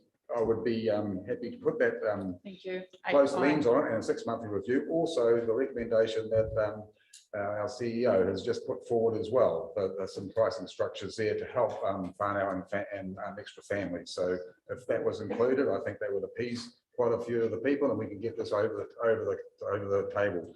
We don't want to have things lying on the table. Lying on the table is just it's just holding up progress and making things really pressurized at the end before it is open. So lying on the table to me is not an option. So let's get on with it and make a decision, for goodness sake. That's what we're here for. Thank you. Councillor Robinson, thank you. Thank you, Madam Chair. The reason why I suggested it and put the motion that lies on the table, which I will put again, was so that, and granted, it's going to open in what, June, May? April. Right. Yeah, so February is plenty of time for someone to laminate some cost signs and put them behind the front desk or put them on the website. This has been piecemeal. This is not a criticism. The process where we've got to today, even the fact that information was sent out after 5 o'clock last night and we're dealing with stuff now, this is still quite piecemeal. It would be really great to come back in February with a clear table of proposed fees and charges, I have suggested the status quo for all the reasons that have been discussed, that we keep the status quo prices, but make allowances for the gold card and the community service card holders, so that we know actually at the current rates, the current charges in a year's time, how much did we actually make in the gate? If we put the prices up to what is proposed, and we don't. I'm just going to, point of order, I ask for new information. This is not a debate to raise again what was raised. So if you can just stick to new information, that would be lovely. Thank you. Well, I'm not sure if my motion's sitting on the table, but I will put it again. Okay, I will put my motion that the paper lies on the table and is revisited in February. It was lost. Okay, well, we're back with the status quo, which you have to vote again, then I'll. That's all right. You can Okay. vote whichever way is correct. What I'm trying to achieve is for all of our community voices, who are the councillors around the table, to bring their thoughts, their concerns, their questions, their queries to the table. As we are going through this, we are asking staff to respond. They are trying their best to, within our budgets, try and accommodate a balance between how our community will pay for this. Just take into account all of our staff, they are also users of our pool and live in our community and pay rates. So they also want the best for everyone here. So what I'm trying to achieve is to make sure we've heard all the voices, and then we're going to go through the motion and see where we are going to get. Kapai, any new information councillors want to share? Councillor Thompson, welcome. You have got more time than the others. Thank you. Just thought I'd better make my thoughts known. Yeah, firstly, I just want to praise you for all the hard work. Yeah, I think you've done an amazing job.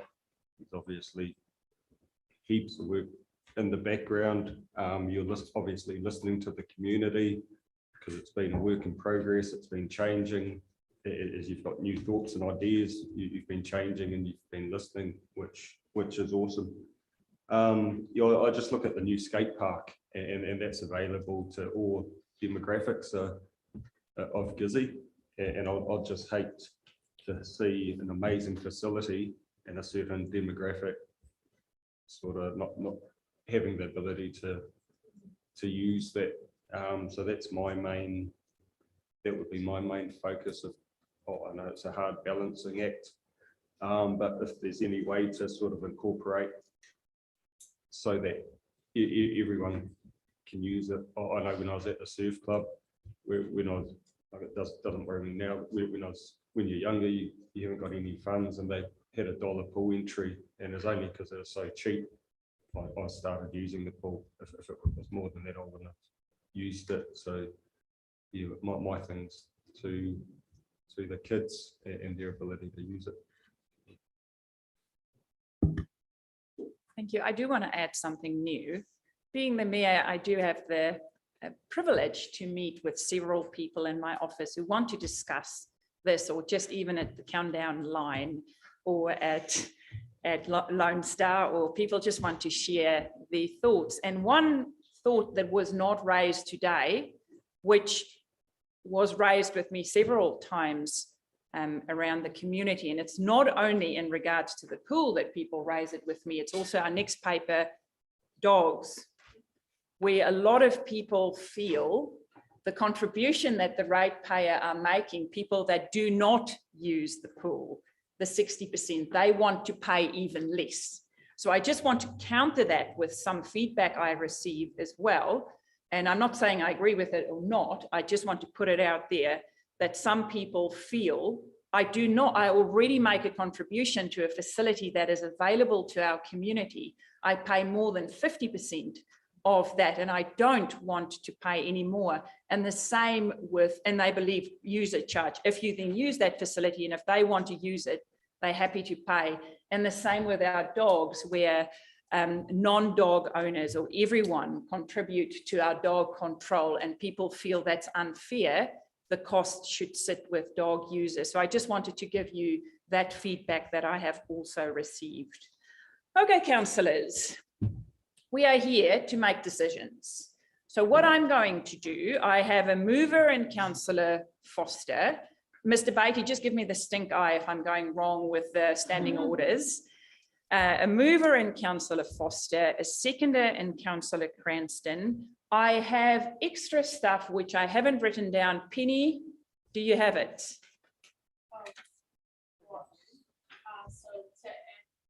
I is to, so that will go with C. So that will, you add that to C. So 1 adult, 4 children. And I is to do a review as soon as practicable. I just want to be realistic, because if we're going to say do a review in 6 months, it's going to be in November, which is not realistic. So I don't want us to put ourselves up to fail or put our staff up to fail. So I just want people to be after summer. Is that okay? Yes. Okay, so I do have, we'll vote by division, because I know people would like to vote by division. We have 1 A, B, C, D, E, F, G, H, with 2 little ones there, and then we have I, which is our review. I'm going to ask everyone that want to vote I to put up their hands. 1, 2, 3, 4, 5, 6, 7, 8, 9 carried. Thank you, councillors.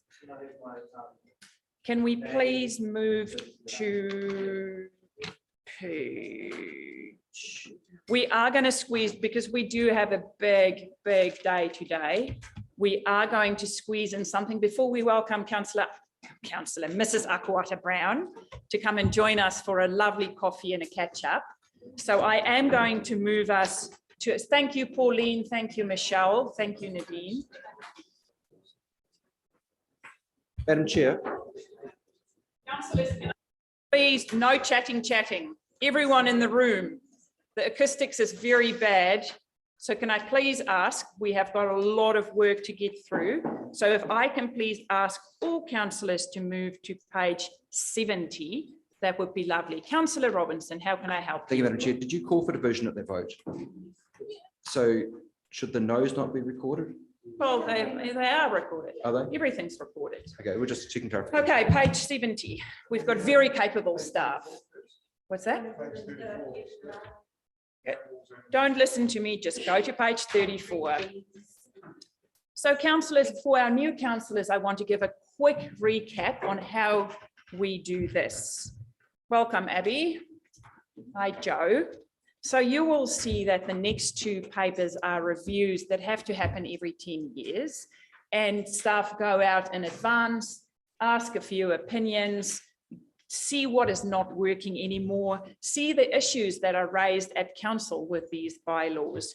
So at this stage, there are some recommendations, but what we are doing today is just saying, yes, we agree, we can go out and consult. So I'm going to give, if you want to give us a 1-minute clip, the floor is yours, Joe. Thank you. Morena tato. So just introducing Abby Wiseman, Senior Policy Advisor here at the Council, and she will give you a quick overview of the paper before you, and then we're happy to take questions.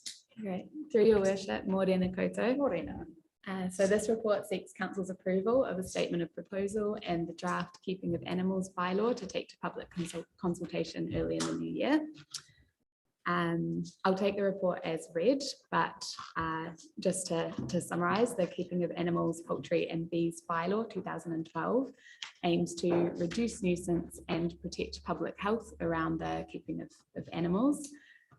So it sets out general nuisance provisions around keeping of animals, as well as some specific rules around stock, bees, pigs and poultry. It doesn't cover commercial operations or dogs, which will be spoken to in the next paper. So yes, the review was approved by Sustainable Tide Awhiti in September this year, and that's led to this draft revised bylaw.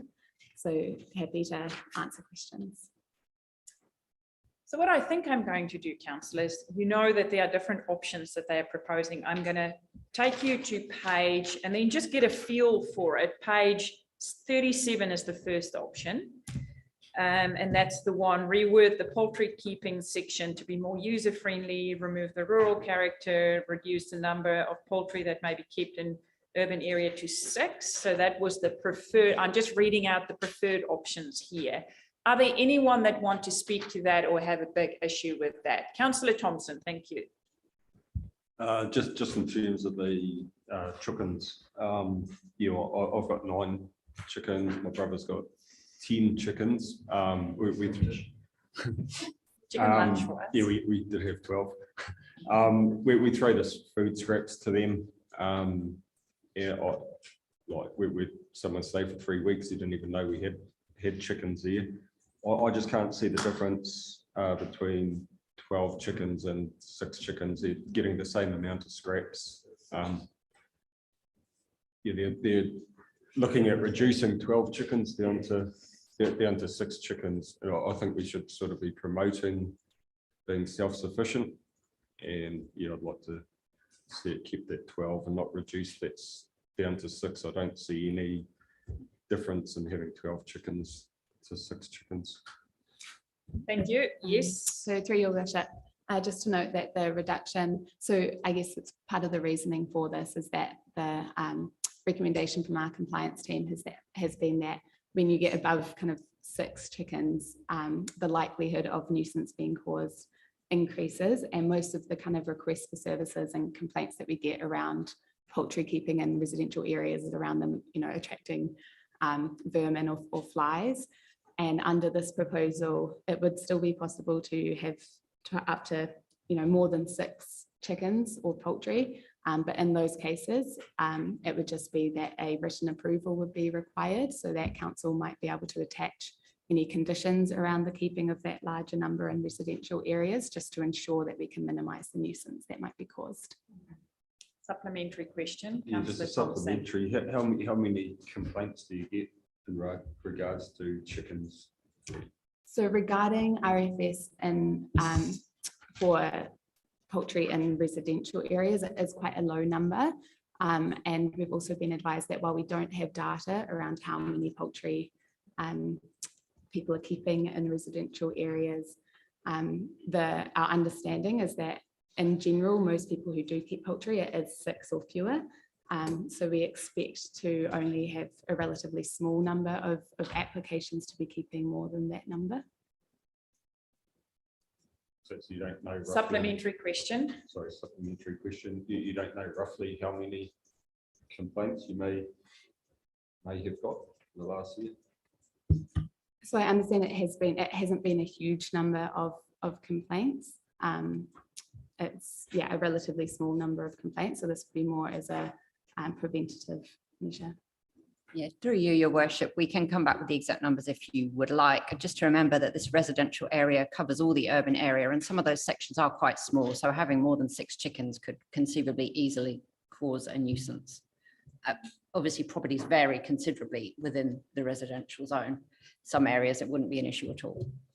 We look forward to your submission, Councillor Thompson. Councillor Robinson. Thank you. The flies that are associated with keeping poultry are actually really a problem, and they don't know boundary fences. So I support option 2. But of course, if you've got a bigger residential property in town, arguably you could maybe keep more chickens. So the fact that people can apply to have more than 6, I think is a good point where council officers can exercise their discretion. So I would support option B. So what I'm asking is, for now, I only want to hear from you if you don't agree with the preferred options, because otherwise I'll just assume you are happy with the preferred option. I don't want to debate, or we're not going to go there. I only want to hear from you if you don't agree with the options. Kapai? Councillor Wharehinga. Thank you very much, Your Worship. It was the number of poultry too that was a little bit of the sticking point for me as well, because I did read the report and did see that, like we mentioned, it was low numbers of people saying, you know, that were a nuisance. So I wondered why we would change something that has such low impact on our community. And then I started thinking about, okay, so what's the council definition of low? Because my definition of low might be different. So yeah, I actually support Councillor Thompson in regards to the actual numbers of complaints, because if they're in single digits, then I would be reluctant to change something that we're already doing. However, I don't know what the comparison of lower. So I would really like that information back. As it stands, I think I'd feel like I'd rather prefer to consult on the actual number that we've got now and ask the community if we should be reducing that number, because if the impact is actually that low, then like the argument that we're making to reduce the numbers because only a low percentage of people have over 6 can also be made to keep it at 12 because there's a low number of people that have said that this is an issue for them. So yeah, that's my only concern there, because the rationale could be made both ways, right? And the information wasn't there to provide me with clear direction as to which way it should go. So I'm more in support of keeping that number at status quo to go out and consult them.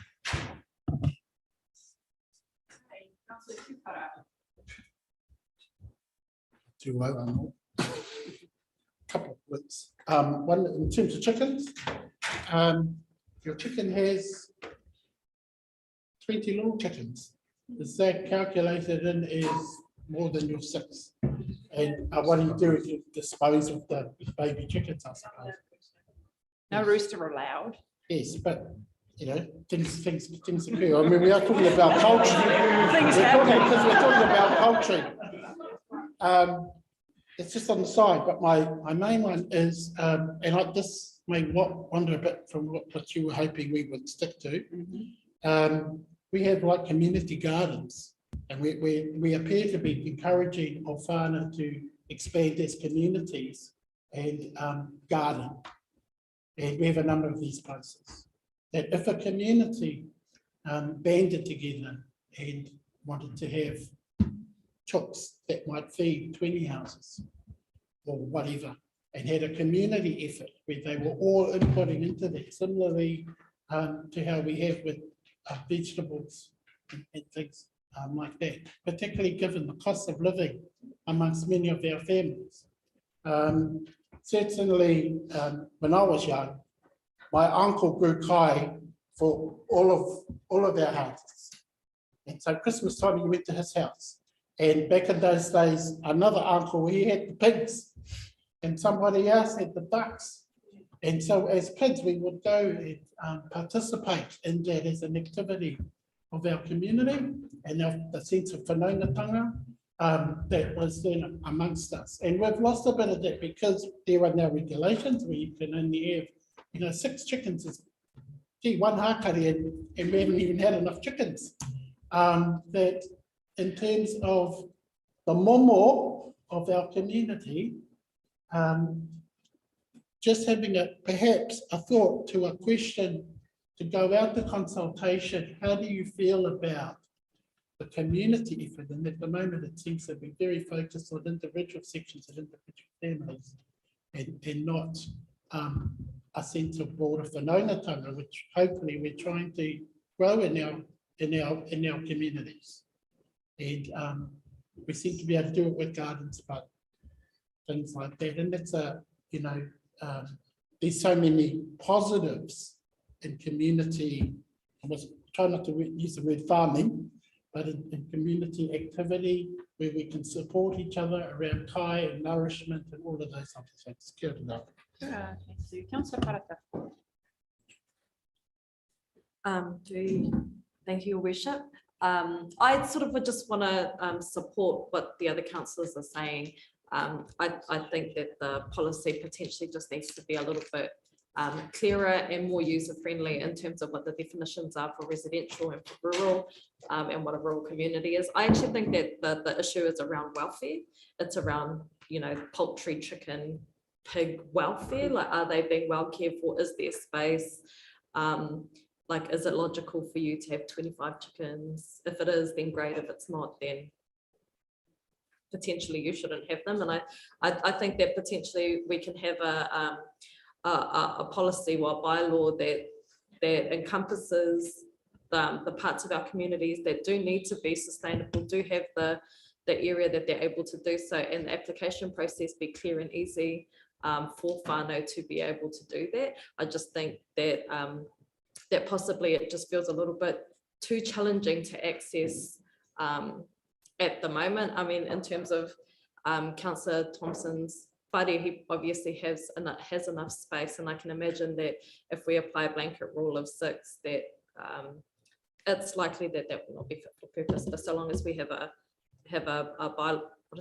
document that kind of is easier to read, is easier to understand, and is easier for our community to abide by those rules in terms of the welfare, the caring, making sure that their animals are not a nuisance in the community. And the other thing is that as we head into a recession, a potential recession, that more whānau will need to be thinking about how to live more sustainably, how can they look after themselves in these spaces, and how can they be resilient. And I know that's more of an issue residentially as opposed to rural, but just like it said in this document, there are spaces around the city centre that they're not sure whether they're rural or residential. So I suppose being really clear about what makes you a rural community and what makes your space big enough to have chickens in the first place. Thank you. Thank you for that. And that's exactly the tone that we're trying to strike when we go out for consultation. Our community will then come back and say, no, 12 or 6. Councillor Cranston. Yeah, just a quick comment on Councillor Thompson and Councillor Whare's desire to see the actual numbers. To me, they don't mean too much. We've got to be fair to our whole community. And if you're the person actually being negatively impacted, then it doesn't matter that you're one person. You still have to get away from those negative impacts for that person. No one else? Then I'm going to move to next one, which is about the pigs. Revise how the setback regulations and the pig keeping provisions are presented for consistency and simplicity. Anyone wants to speak on behalf of the piggies? No. I then go to the feral stray animals provision, which... The bees, we missed the bees. Where are the bees? Oh, I did miss the bees. The bees flew away with it. Okay, option 2, simplify the wording of beekeeping provisions and simplify hive limits to 2 hives for any property in urban areas. People want to talk about bee and beehives? No. Clarify. So paragraph 29, we're saying that any section below 600 square meters could have 2 hives. Yeah. And but I thought the paper was recommending that just be 2 hives full stop was the option. So how many hives can a... Yes. Sorry, that's correct. And just to clarify, that was just to highlight the changes. So currently the rules are quite confusing with different numbers of hives allowed, different sizes. So the proposal is just 2 hives. 2 hives, regardless. Okay, that's nice. Okay, then we go, we've done the pigs. Clarification, is a hive, like could one hive have 20,000 bees and another hive have 60,000 bees? Yeah, so.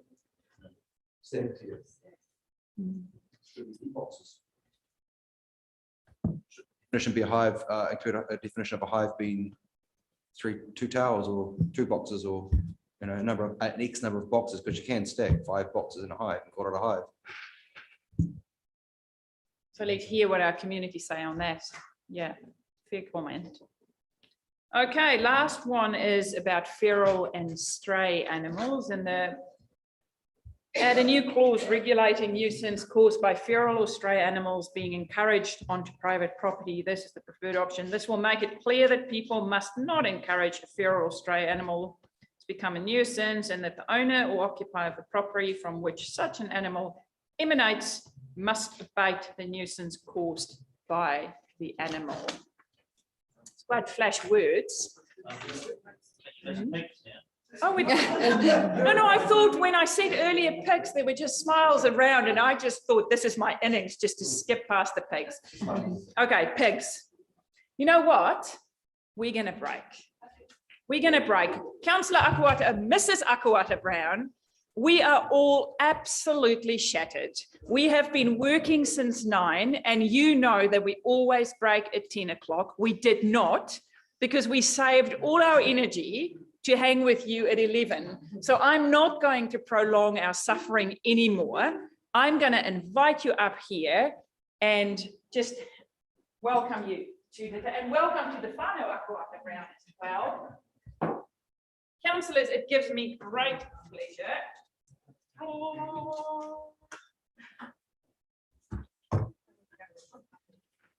I must say that I'm relatively disappointed because I would have expected some flash hair today. But especially shaved for us. Hi Meredith, on behalf of us, I just want to say thank you for the contribution you've made to our community. One thing that kept us on our toes, oh, big smiles. The paparazzi is here. You have always come into this council with our community's needs and wants front of mind. You also came in here and kept us entertained. We were always thinking what hair color is going to be a walk in here today, and then you would color match it with clothes as well. So just on behalf of us here around the table, I do want to acknowledge the hard work you've put into our community. I know you will just be doing it in another way now and still carry on the wonderful work. I do want to acknowledge your lovely whānau in the back. Thank you for looking after our friend. Thank you also for the work you do in our community. I love seeing my friend Nico out and about. It's lovely to see you here today. But just on behalf of us, thank you, thank you, thank you. And there's just a little plant that you need to plant at Whare Akuhata Round. And there, the most sought after item in town, a mayoral certificate. Wow, yes. Meredith Akuhata Round, thank you for your dedicated support to Tairāwhiti communities and as a councillor of the Gisborne District Council. Oh, thank you. I've got congratulations.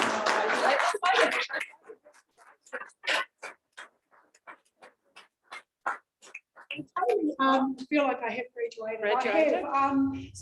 Firstly, thank you so much, Madam Mayor, for inviting me to come and see you all. It did feel, I guess, a little awkward in the sense of not saying farewell. A poroake, an opportunity to really reflect on 9 years of my life spent hopefully doing a really good job in this space. I know it was fraught with many challenges at times in regards to my position on things, but I know for a fact that having most of my community know that I was in here because I really believe the voice of a select group wasn't quite at the table.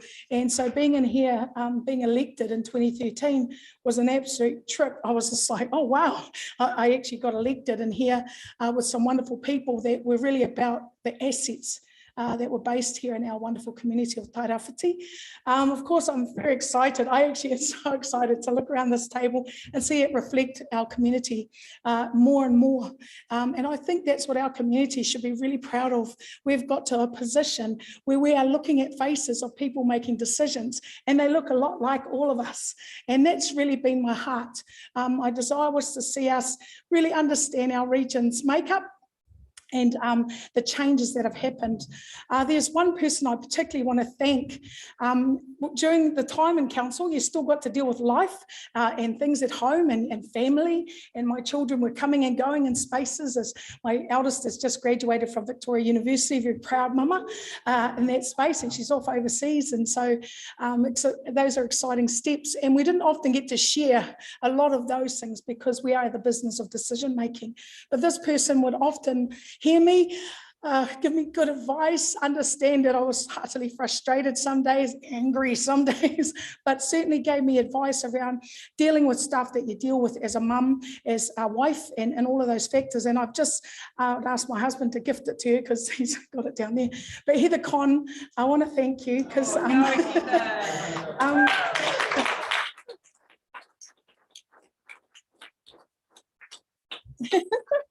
Nico, yes, Camp Mum. Every council needs a Heather Con who totally is dedicated to her role in democracy, but also, as I said, understood. Sometimes I was having a pretty bad time and such, so I know she understood. But to all of you, just want to wish you, honestly, all the very best. This triennial is fraught with a lot of decisions, big stuff in the pipelines, and congratulations to you all. I've had a blast. I've been picking blueberries. out at Te Waramu Trust, and I've picked up some issues for our RSA workers, respect to that, but certainly I'm excited, as you say, I'm back in community. I've been playing in parks with children in Elgin, as I did prior to coming into council. But my biggest decision around this table has come to fruition, having 5 Māori ward councillors sit in this space. So congratulations to you 5, but knowing that you will carry with you the mana of all people in the representation space. But I just think, wow, I only really wanted to get back in so I could hang out with them, but but my time had really come to a space where I realised now I actually needed to move into other things. So thank you to everybody that allowed me to go on this journey. It was an interesting time. I'm going to write a book. I've been challenged to do that.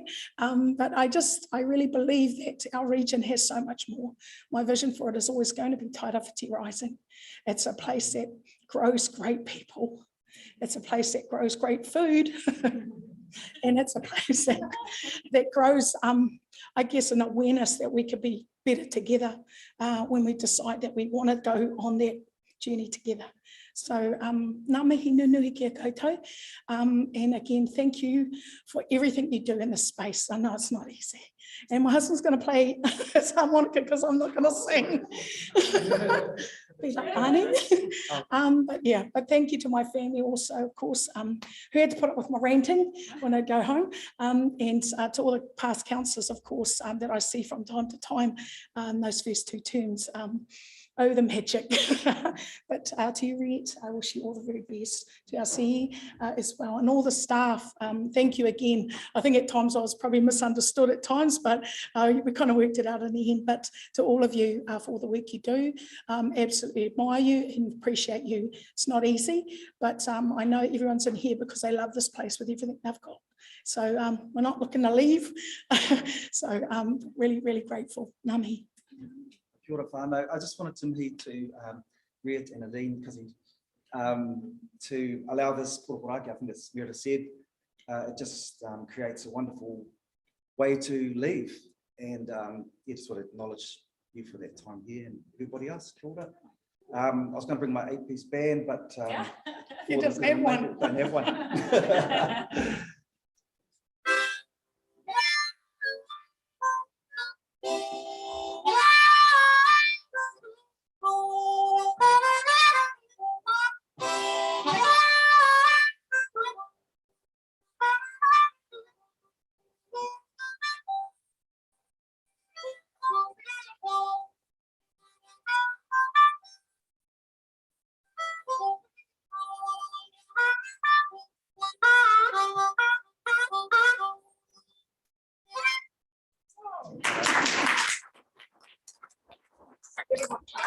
Yes, please do this.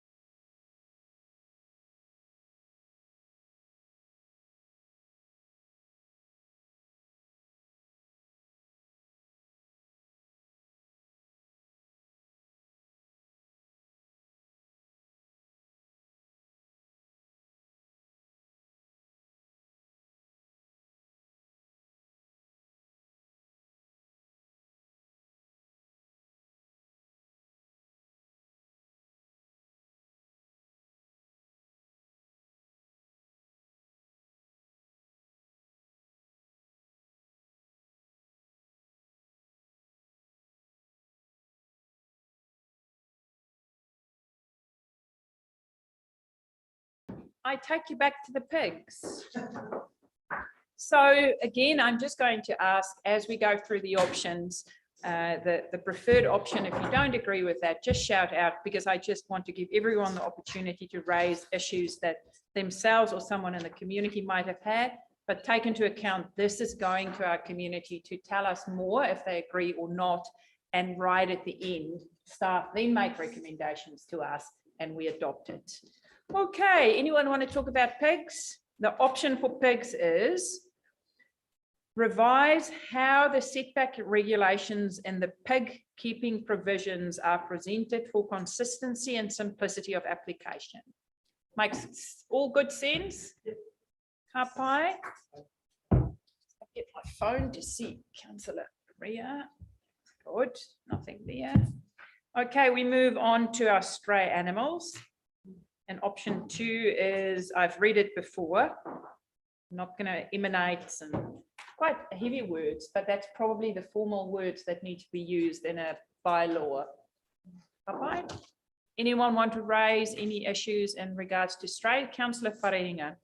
Thank you very much, Your Worship. It was more around the wording of, I think it's encouraging or something like that.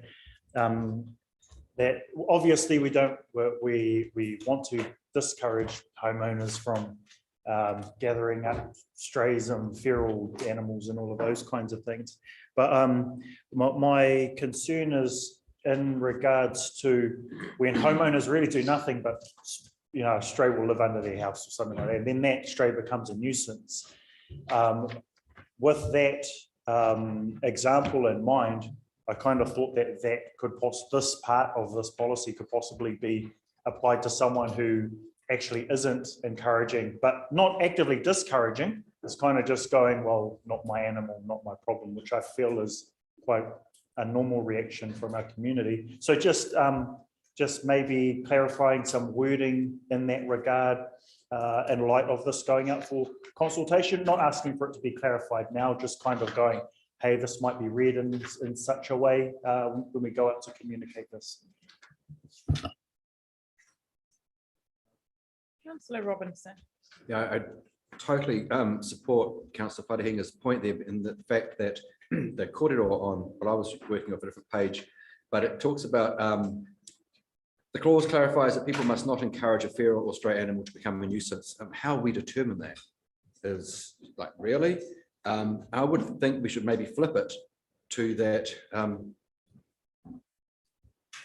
people should not enable a feral animal to be present. In other words, if it's under the house, then they're actually onus on them to proactively get rid of it, as opposed to us having to make a call on, are they encouraging it by feeding a stray cat or something? Simply, if you've got a feral animal on your premises, you must actually contain that nuisance, not a decision, an objective decision made by our officers to see whether they're encouraged. Did you put any food out? Did you cover your ways? Because that cat's getting into your bin.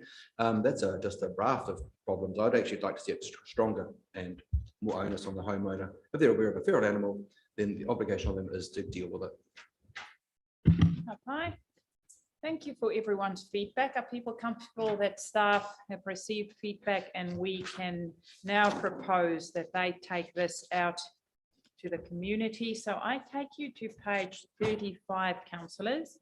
First of all, determines that the proposed draft keeping of animal bylaw is the most appropriate form of the bylaw and does not give rise to any implications under the New Zealand Bill of Rights Act 1990. And then number 2, adopts the draft statement of proposal, including the draft keeping of animal bylaw 2023 for consultation using the special consultative procedure. Moved by Councillor Robinson, seconded by Councillor Telfer. All in favour? Contrary? Carried. Thank you.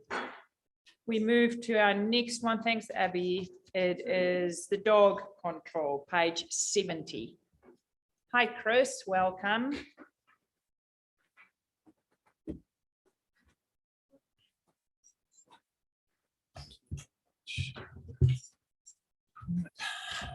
Through your worship, Manea Tato, everyone. I'm Chris Gilmore. I'm one of the senior policy advisors here, for those of you who haven't met me. Council's dog control policy was reviewed in late 2021. This report seeks adoption of the dog control policy and bylaw for consultation using the special consultative procedure as required by the Local Government Act. The policy sets out what council will do and what's expected of owners outside of what's already included in the Dog Control Act 1996, and then the bylaw is a regulatory tool to enforce that where possible. I will note the policy does not set fees for dog registration. That's handled through the fees and charges policy. There are lots of questions in this space, and through consultation we'll receive similar questions in that space there and so on, and we'll capture that information and pass that on for consultation further. If adopted, the consultation will begin on 25 January. So we're heading into this, trying to get ahead of the vast volume of consultation we're doing next year. And I would finally note there, folks, thank you to Councillor Roroa, who's online there. There is an incorrect spelling in the bylaw and the policy for Happy Park down on the waterfront and so on. It's been in the last 2 versions of the bylaw, so we didn't pick up on it at all. So well done, well done. And will be corrected moving forward. So yeah, thank you. Happy to answer any questions. Thank you for that, Chris. Councillor Wharenga. Thank you very much, Your Worship. Thank you very much, Chris, for this paper. I'm going to be bringing up a couple of things that, like I've brought up already before in regards to our bylaw. I would really like for there to be a part of our bylaw where we have a part of our beach for families and dogs. I know that in this that we are off leash from Pacific Street downwards, but that's not what the community, the dog owner community, have been talking about. It's there have been those who have been scared of dogs, which we've provided provision for them in here. I think it's been really, really great that we're creating those places so that whānau can go to the beach, and those that have dog phobias. I think that's great. But also on the flip side of that coin was a specific nearer to community kind of dog beach part, you know, like a part where people can take their dogs, the consideration in regards to where, the rationale in regards to where, because to kind of say from Pacific Street down, I mean, there's surf breaks down there, all of these kinds of things. The community utilizes that. What's any thinking or any operational advice in regards to that? I thought that that's what this paper was missing. The same in regards to specifically a dog-specific playground. Now, I also know that it looks like we're identifying, and I might be getting ahead of us, it looks like we're identifying Waitiata Park for that space, possibly because the rules have been relaxed for Waitiata Park. But I think this is, I can't remember how many times I've stood up and try to advocate on behalf of a dog-specific playground for dog owners to take their animals to. But yeah, it would be really great if, as part of our conversation, consultation, and part of this process, that we're also engaging our community in regards to that. Would have declared that my conflict of interest being a dog owner, but my dog actually passed away in September, so dog aligned, I guess. So, kia ora tātou. Councillor Foster and then Councillor Robinson. Yeah, thank you. Pretty hot on this one, actually. I've already declared my interest. I'm going to stand up because I'm really serious about this. Larry. No, it's serious. Obviously, proposal to prohibit dogs from Kaiti Beach and dunes up to, but not including the adjacent road corridor. Councillor Wharenga is talking about a dog haven. Kaiti Beach has been placed. I'd say more people in Gisborne take their dogs to Kaiti Beach than any other beach in Gisborne. I've lived there for over 40 years. The increase in the people of taking dogs to the beach is unbelievable. There's dogs there every day, 10 at a time, a dozen at a time. There's never hardly any issues. It's actually designated as a on-leash environment. They're all off-leash, but most are responsible dog owners, and they have a leash with them. If there's a problem, they'll put them on a leash. I had 2 dogs, one passed away last week, unfortunately, but I've still got his brother, and we walk twice a day on the beach, every day. Now, we're talking about Kororu, the little blue penguins. They were disrupted when the port did the upgrade of the log yard at the western end of Kaiti Beach, and it disrupted all the rubble that was there where the kororū used to live. So there was some issues when that development was happening, and there was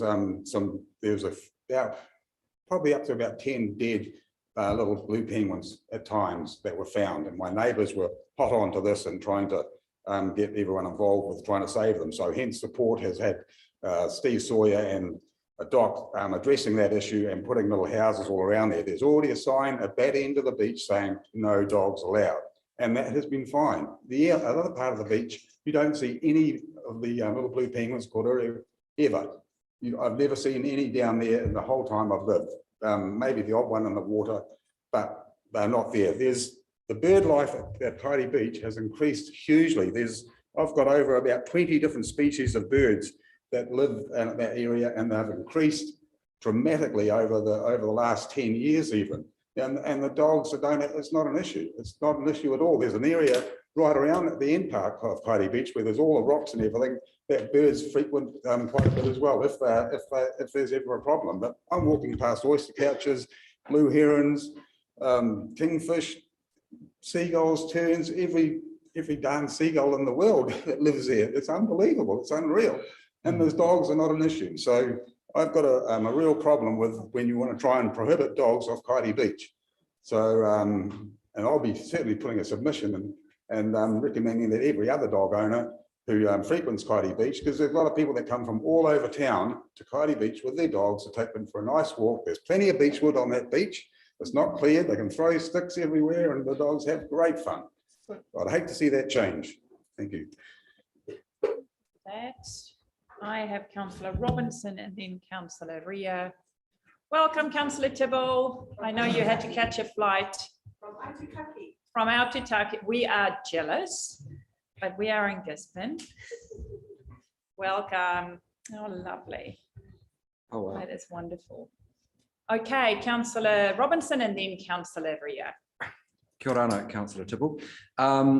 So following from what Councillor Foster just spoken about, I'm sure we could come up with some compromise which has a on-leash zone near the western end where the penguins are.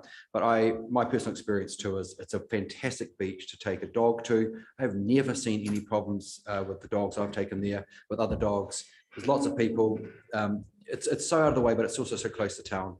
The thing I am conscious of though, when I look at the map on page 73, is there's no off-leash zones that I can see on the map with my old eyes on the northern side of the river. So there's nothing in Mangapapa, nothing in Whatuupoko. And I'm conscious of the fact that if we want people to not use their cars to take their dog for a walk, sorry, Chris, yep. Just clarifying, you said 73, that's the old bylaw map, not what we're proposing, is that right? Okay, so where's the new one? Attached, and there's some mapping in the discussion section of the report. Not bad. What page is that, my friend? Ooh. Scrolling, still scrolling. Page 105.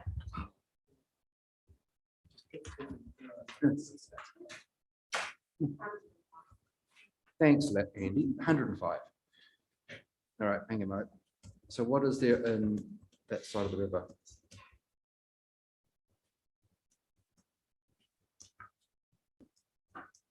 What's north of the Topaheru? Through the chair, the new bylaw proposes splitting. So there's two key changes here. A large number of what we will term neighbourhood parks, where there's a small playground, they're going from being prohibited to being on leash in alignment. And then off leash, we have Watiata Park on the northern side of the waterway. And that space there would become an off leash area and be an on leash around the playground facilities on that side. Okay. Well, look, putting on our climate change lens, I think having more work needs to be gone into off-leash parks so that people can walk their dogs to a spot to let their dog off for a run, as opposed to having to hop in their car. It's not realistic to take the bus to a spot, and there's so few and far in between. And you look at the number of dog worry issues and reports of bad interaction, we know majority of dog owners are responsible. And the old system where you had to carry the leash with you and keep your dog under control, yes, it's a difficult one to define. But if we're going to go to this system, we need more spaces for off-leash exercising.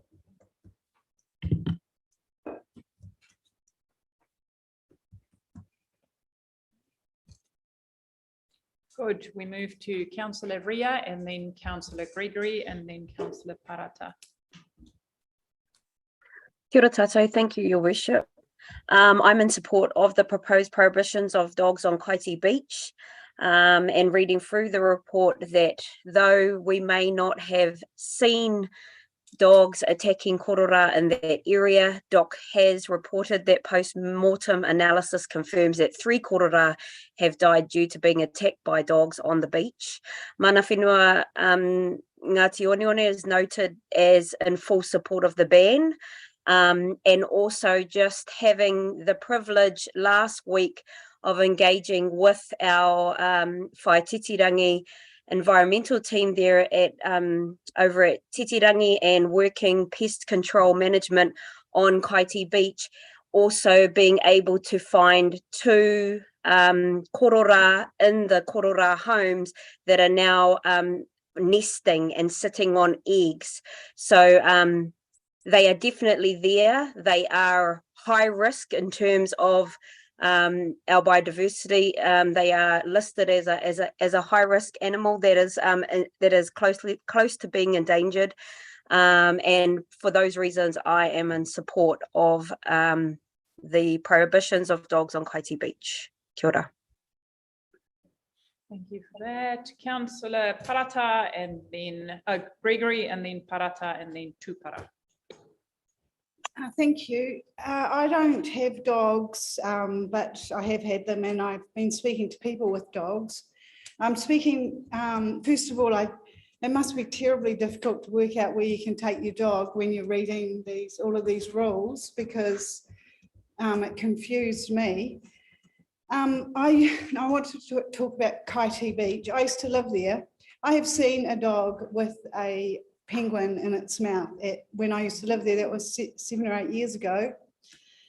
I just think that wildlife should take priority over domestic dogs. And I think that the way the world is going, that people are happy to sort out their human activities, because these things have nothing to protect them. We're humans, we can take our dogs or we can do anything. And they're happy mostly to disrupt their activities to help out the environment or wildlife. So I do support this. I think it's a really strong and bold move, but I really do support it. Thank you. Thank you, Councillor Parata. Thank you, Worship. I'm actually in support. The one thing I did want to say is that we really want people to register their dogs, but what are we giving them for their registration? I know that it's their responsibility to do so, but the same sort of thing that Councillor Wharehunga is saying, that there needs to be more spaces where people can take their dogs, and let them off. The other thing I just wanted to note that's not in this document is that in our rural communities also we're having major dog issues, lots of dogs actually not being controlled by anybody but in our playgrounds. All it's going to take is one rogue dog to maul a child, but there's no signage that says no dogs in our playgrounds.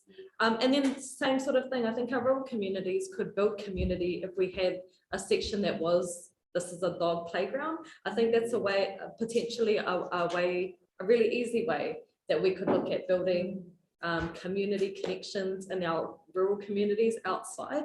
And if we can also consider them in this particular policy where there are places that you absolutely cannot take dogs and there are places that you can. Yes, I'm not a dog owner. Apparently I did own one when I was very young, but due to neglect, that dog passed away. I can't say that I support much of this dog stuff. I think our native biodiversity has to be foremost in any of this. regardless if it's at Kauri Beach or Doctrine at Midway or wherever these, I was going to say whānau, because they all whakapapa to the same place. And I was wondering about declarations of interest.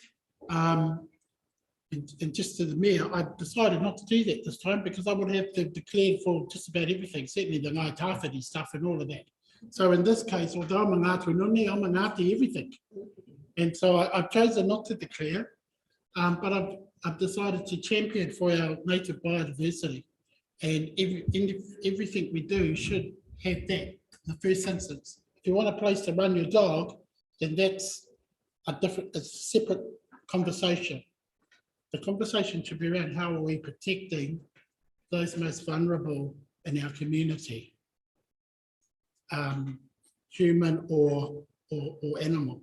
And in terms of dogs, if your dogs are dying, and they seem to happen in a regular number, there are artists that require animal materials for their traditional works.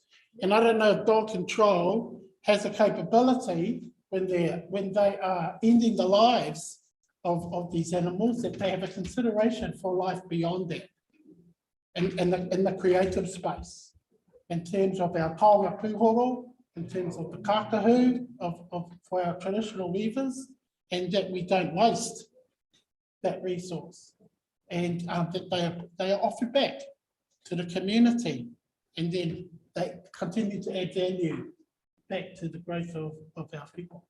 Thank you, Councillor Kiwa. Councillor Cranston.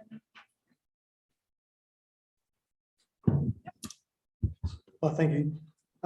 Yeah, I note on the table on page 75, there's no people attack there, and I know of one particularly nasty one halfway through the year, and I'm pretty sure there's probably others there. I think we do need to have an awareness of that.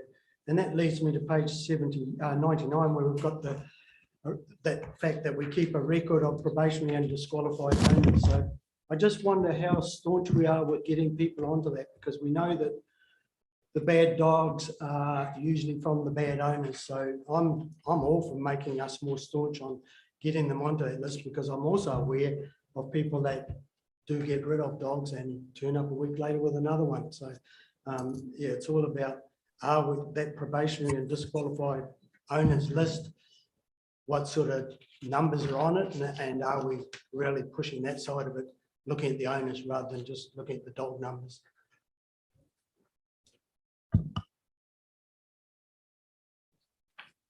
Councillor Elder. Thank you, Your Worship. I'd like to look for compromise in this. There's big green beaches and there's one big red beach. I think all beaches would benefit from areas set aside for wildlife, and they'd very quickly learn where that was. So how about giving Kaiti a bit of green and chopping a bit of red in some of the other beaches? Thank you.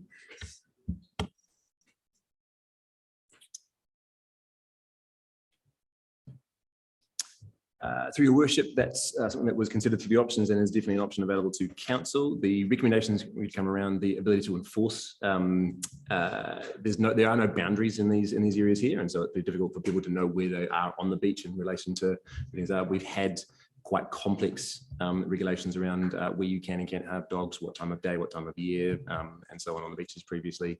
It has been very difficult for enforcement to get that across, and you have quite complex signage involved in those as well. So blanket area wide approaches are easier to enforce, but that doesn't necessarily matter in making sure that they're the right answer. Yeah, we're not looking for easy here. We're looking for accommodating the people that own dogs. Thank you. Thank you. Chris, can I ask you a question on page 75? What is the green legend on the bottom of that graph?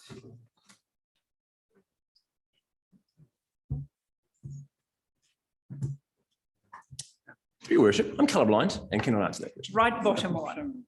Do we have right one at that's the not bottom, met it by the doesn't say.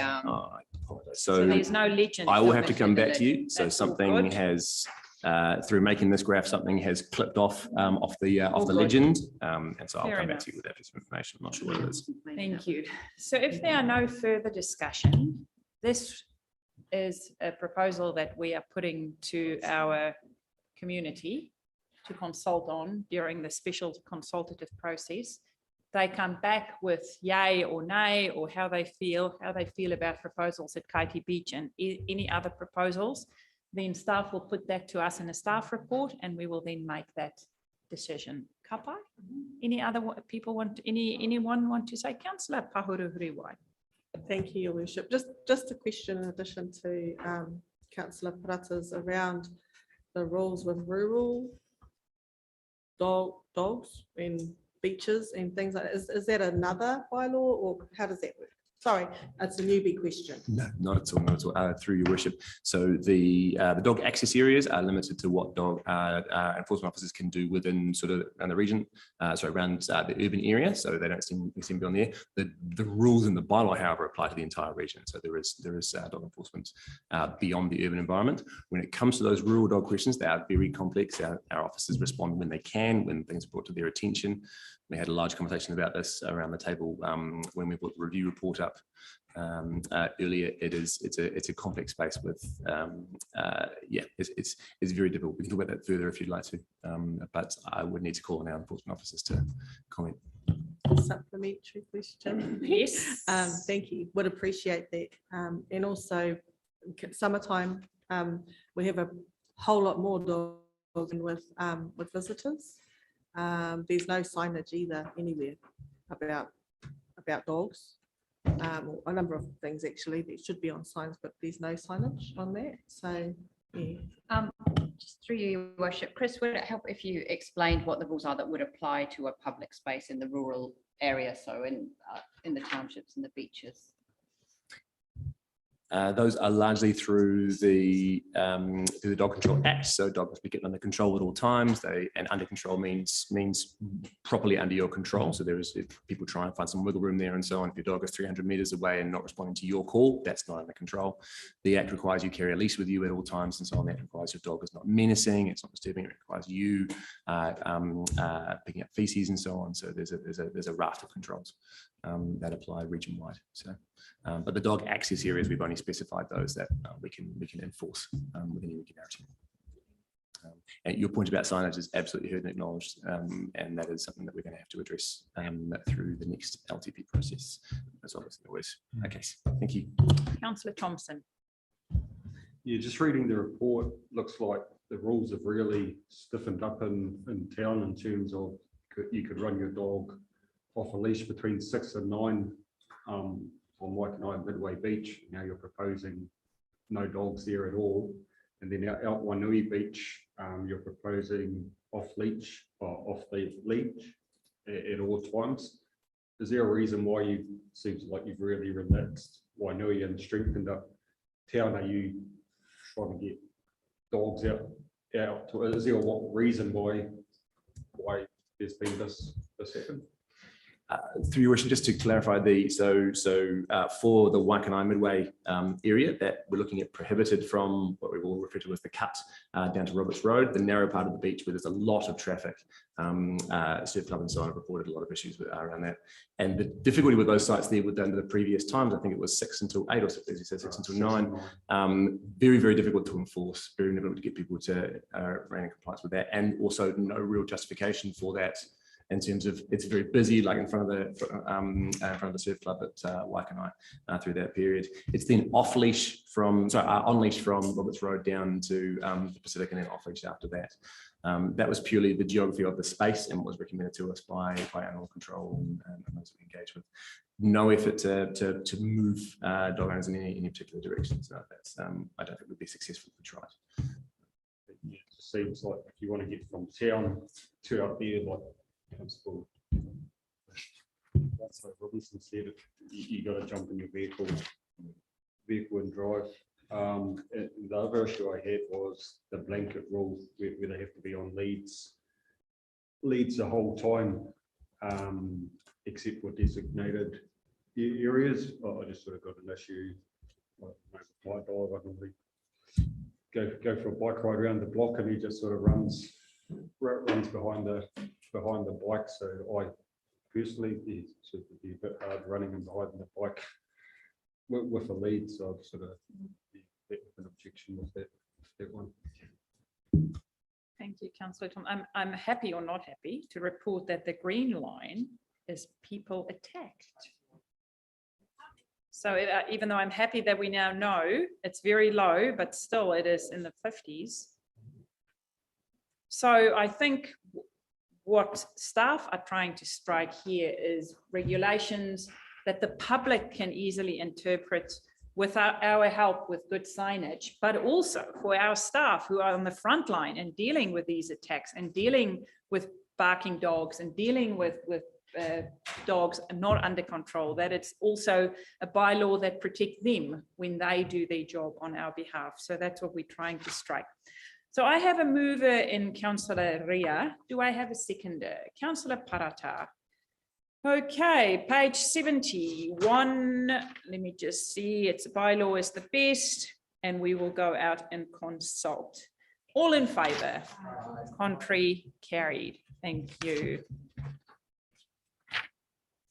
Okay, next. Thank you, Chris. Thank you, Joe. Gary. Ross, welcome.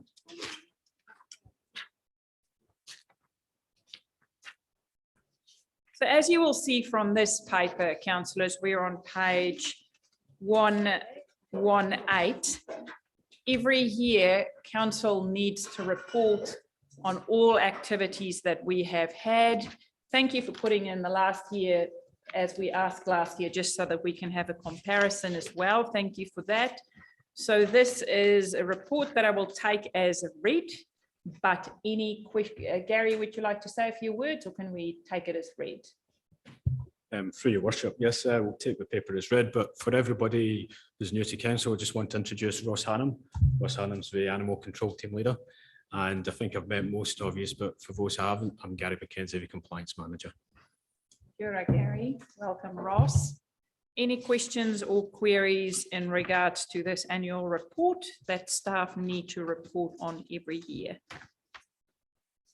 Councillor Foster, thank you. Just a generalised question. How easy is it to enforce an on-leash area and an off-leash area? I mean, I'll take Cotty Beach as an example because that's designated. Good segue in there. Good segue in. 10 out of 10. As a on-leash area, but it's not. It's an off. You know, most people have an off-leash area. And I've never seen any enforcement whatsoever. So, and it's never a problem. So your role is problem solving problems when there's a problem in an area. So when there's a, how hard is it for you to police an off-lead area when it's should be an on-lead area when it's off-lead? Through your worship,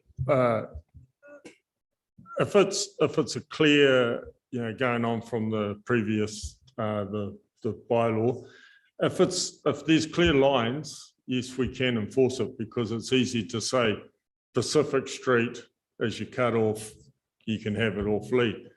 The other sides are on lead, but when it becomes broken up, it becomes very hard. And this might clarify some from the previous. The old bylaw does say, I think Councillor Thompson brought it up, where you can have it off lead between 6 and 9, becomes very shady. And that becomes very hard to enforce. As far as Kaiti Beach not having any problems, I'm sorry to inform you it has had problems, and I've been there myself a number of times for dog attacks, not only on wildlife, but also on people.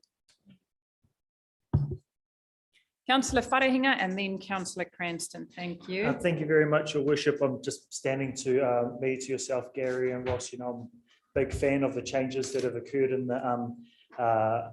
the way that we've engaged with our community, our dog owning community, and in regards to dog control over my tenure in council. This is also to let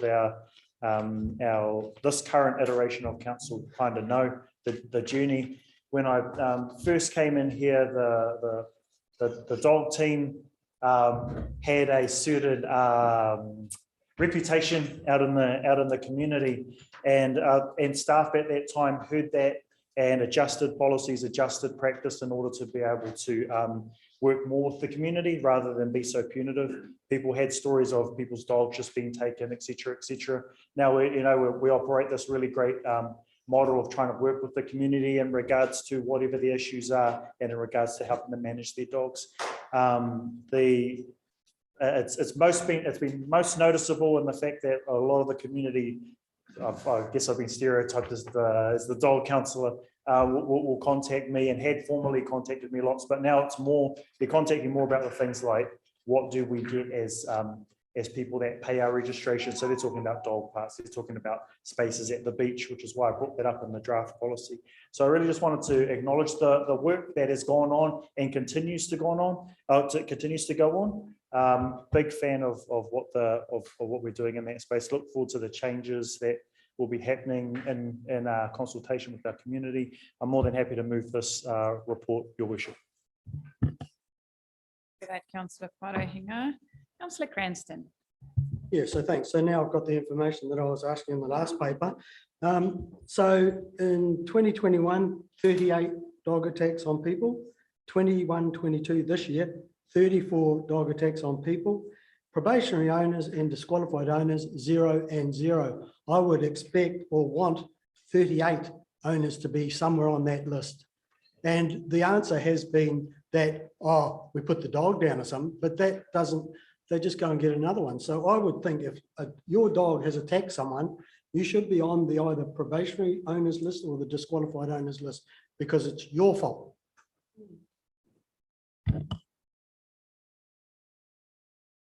So what's the problem getting them on that list, probationary or disqualified? Through your worship.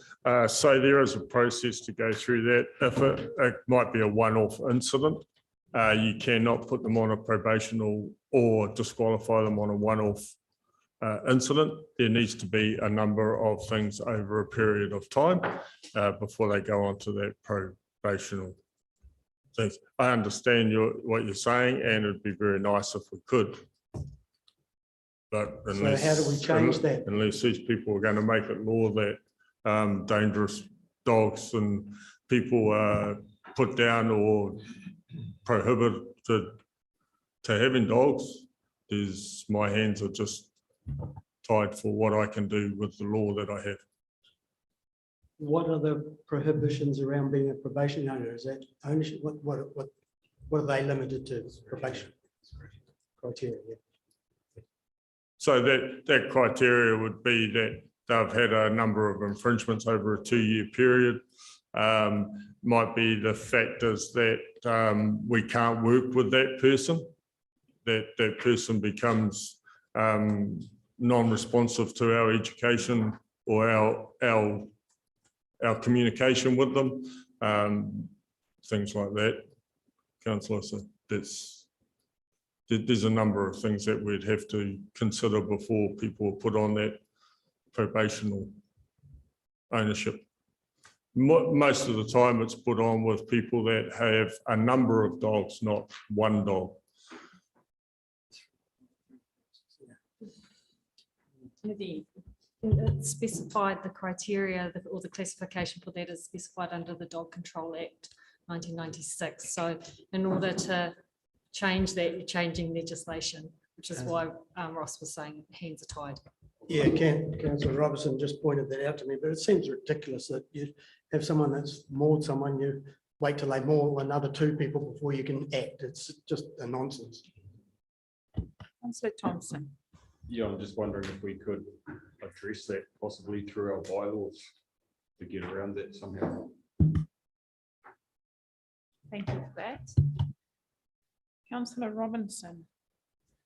The Act, as the CEO points out, says you have received 3 or more infringement notices within a 2-year period. So I guess the way to capture someone is to make sure they get served infringement notices. So that you really, if you're aware that someone's obviously a source of poor dog management, then we could in fact not wait for them to maul 3 people in 2 years, but ping them for various offences, which we do have control over under our bylaw. and then capture them that way. That would be how I would get around the law.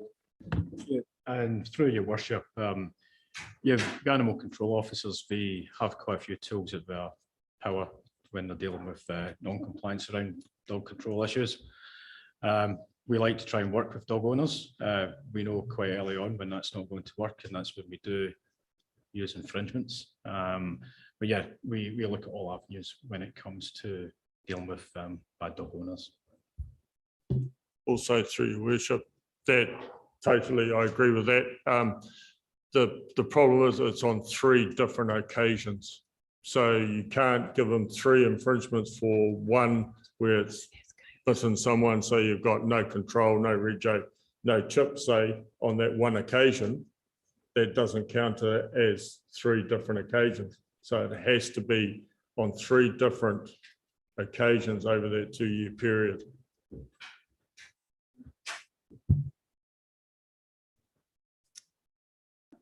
Okay, any other questions or queries before we go out? Councillor Telfer.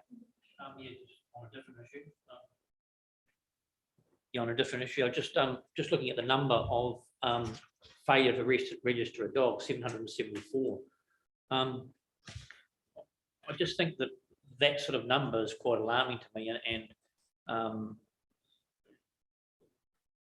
how do we tighten up on that in a way that makes people compliant? Because you've got a whole lot of people out there in the community that just do as they're told, do as they're asked to do, more, pay their registration fees, have their dog, look after their dog.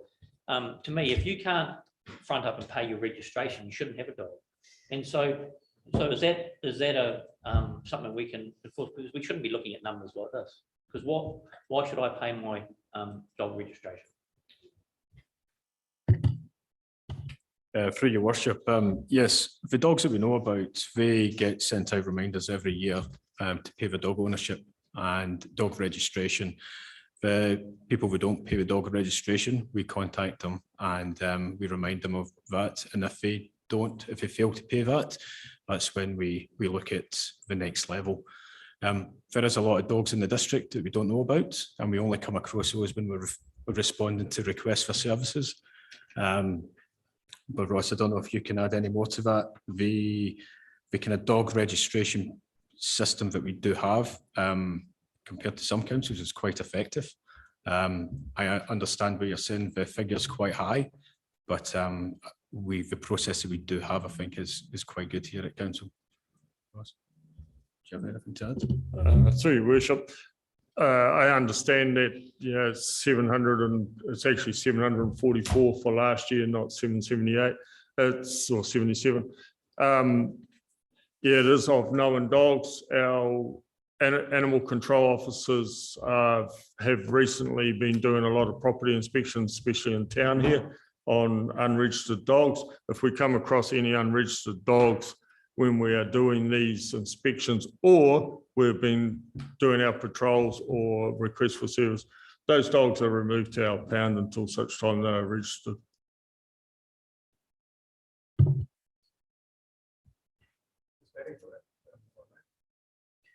Anyone else that haven't spoken yet? You spoke first. Excuse me. I am very, very sharp on my note taking, sir. Anyone that haven't, Larry, if you, oh, you can't move it because it's already moved. Anyone else? Then I will give Councillor Foster another little slot. Go, Councillor Foster. I was just adding to about 774 that we've got here failed to register. So how many, and it would be nice to have under that the amount that, you know, you've addressed and got re-registered out of that 774, otherwise it wouldn't be quite so alarming. So how many out of that 774 have been registered after you've been to address the people and put them into the pound? Through your worship, I can't give you an exact figure, but I'm guessing probably around 60% of those do get registered by the end of the, before the next registration comes around. So we are following up on them. Yeah. Thank you. That'd be a good stat to include in next year's report. Okay, councillors. Councillor Cranston. Yeah, I just want to clarify my position already. If the is the infringement logged against the dog or the owner? Because if Lassie went out and mauled someone, you put Lassie down and then Lassie got Caesar and Caesar did it. Is that 2 infringements or 1 each? Don't use Lassie. Coco. No. Excuse me, show some respect. Through your worship, all infringements are to the owner, not the dog. The dog cannot pay the infringement. Yeah, I just meant for the number of infringements. Yeah. Still to the owner. Doesn't matter how many dogs or which dog it is, it's to the owner. Okay, I'm not going to allow any more discussion because this is it. Moved by Councillor Wharehinga, seconded by Councillor Parata. All in favour, contrary, carried. Thank you for that. And Merry Christmas to you both. And thank you for the work you do. I know this is the busy time coming up. Thank you very much for looking after our furry friends and the public. I take you to page 129, councillors. Barton Street. Move. Moved by Councillor Foster, seconded by Councillor Gregory. Any questions or queries? If not, all in favour, contrary, carried. Thank you.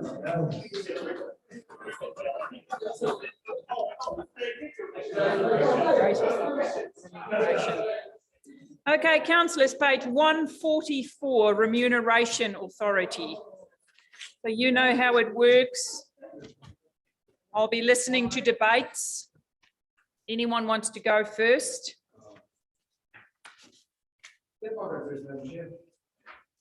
Just take us to what pages you are on and we can. What's that? Yep. Okay.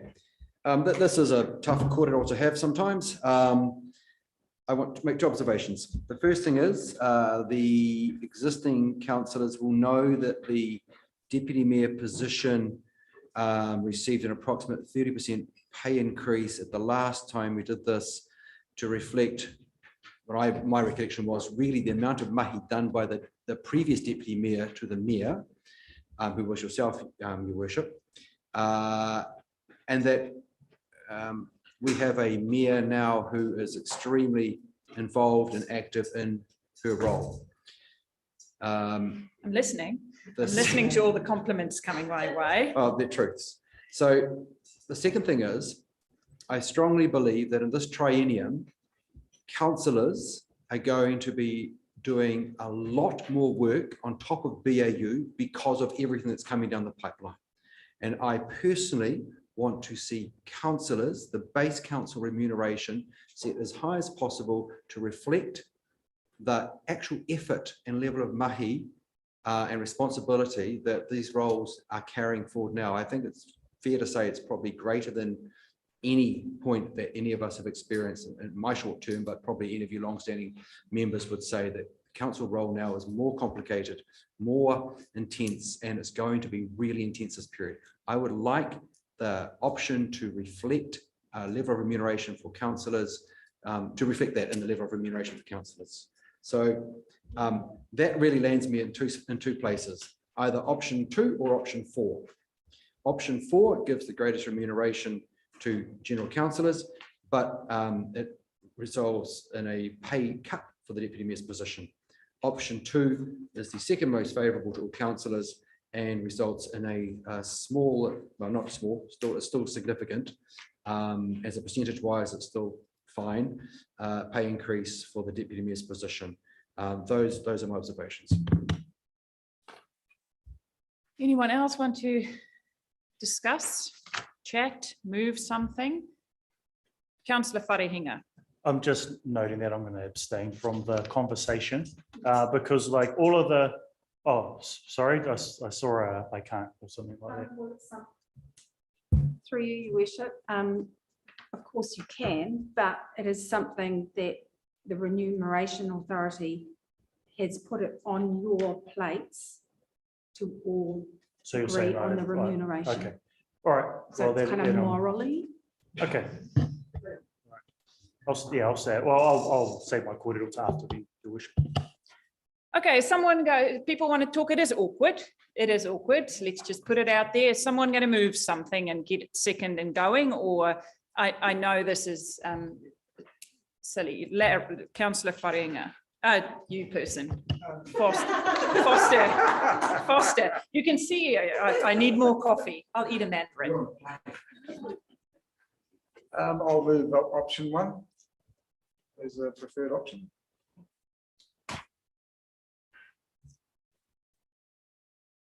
Is that the different by doing one? that, I think our deputy mayor does a lot of work behind the scenes for our mayor. I know the mayor calls on our deputy mayor to do a lot of community work, and I really appreciate and know and seen firsthand the work that he does, and respect that. So that's the reasoning why I would look at option 1, because of the mahi that he does.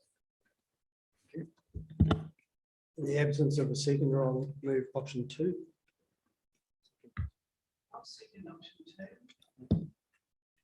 Okay, so I have one motion that's moved. I have another motion that's moved and seconded. So I'll eat my mandarin.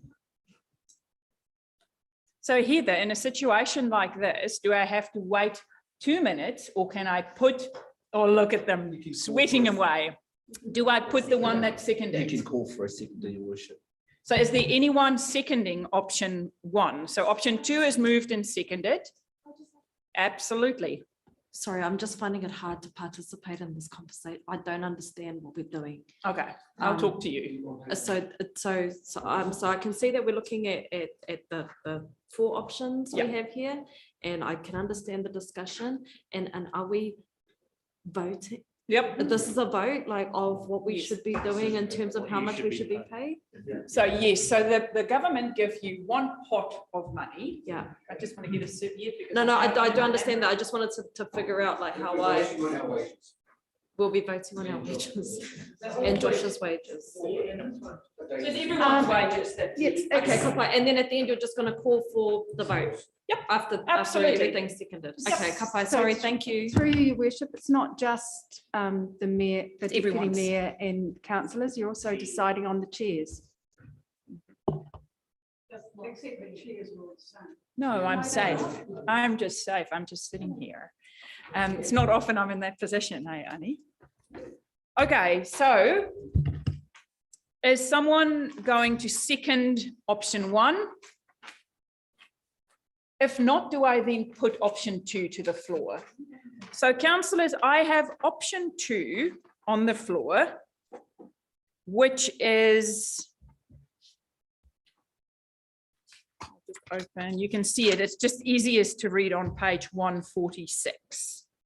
Everything status quo with Josh. General counsel. Okay, everyone happy? Because I'm now going to put it to the floor, except if people want to discuss it more or have more questions and queries. Okay, I have a mover and a seconder for option 2. All in favour? Contrary? Carried. Thank you. Okay.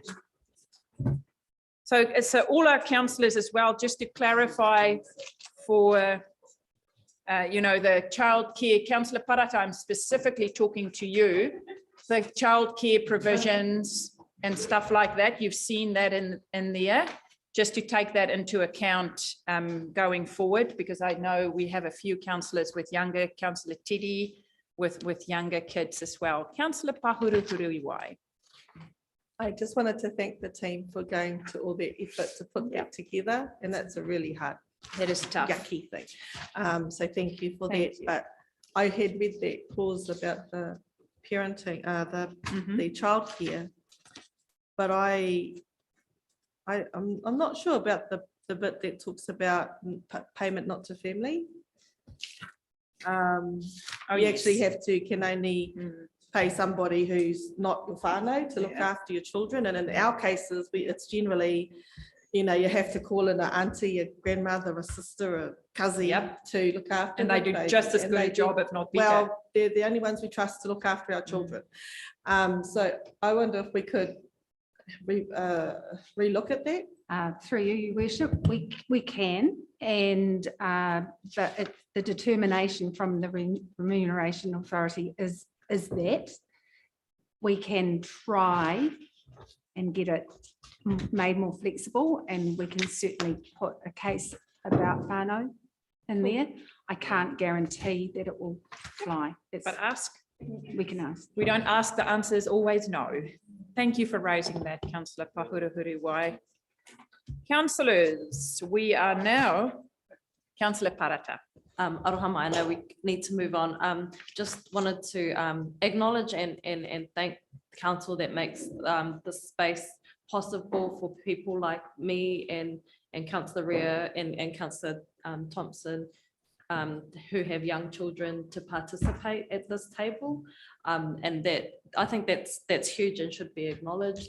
The other thing I just wanted to say is that in my case, my son is autistic, which means that it's not really possible to give him to somebody that is not whānau. It's not possible. It might be for my big girl, but it's not possible for my baby. So I just wanted to table that. And then also for the Remuneration Authority to be aware that there are rural communities where there's no such thing as a stranger. That when Māori in particular, we don't have other people. All we have is whānau. And there are no holiday programs, and there are no after-school programs, and all we have is hopefully an auntie or an uncle that's finished working. Goodbye. Thank you. Good comment. Councillor Robinson. Just the only other point to add, looking at the page 164 on this particular take, says that the childcare is provided by a person who is not a family member of the member. Well, what's the definition of a family member? Because as we've discussed multiple times today, so it could be a rather Eurocentric interpretation. So we will look into that. Thank you for that. And thank you for also raising that. Councillor Wharehinga. I just wanted to bring up, I'd like us to consider actually giving deputy chairs of committees as well a higher duty. Like, this was one of the things I was going to bring up before we actually moved and seconded this thing, because in regards to my salary, you know, I don't really care. Whatever it is whatever it is. I appreciate the sentiment, Councillor Foster, and I appreciate where we landed in regards to that. But you know, it's democratic that it's up to the group to decide, right? So in regards to mine, so I'm comfortable there. The thing that I wanted to actually discuss was around deputy chairs, but we've already kind of done the remuneration thing. To try to get my hand up a couple of times before that. But maybe that's a consideration moving into the next triennium. That is something that we look at, because I do know that there are other councils around New Zealand that do recognise that deputy chairs do also carry a workload for chairs. Similar to how a deputy mayor carries a separate workload on behalf of the mayor that's not part of the council stuff.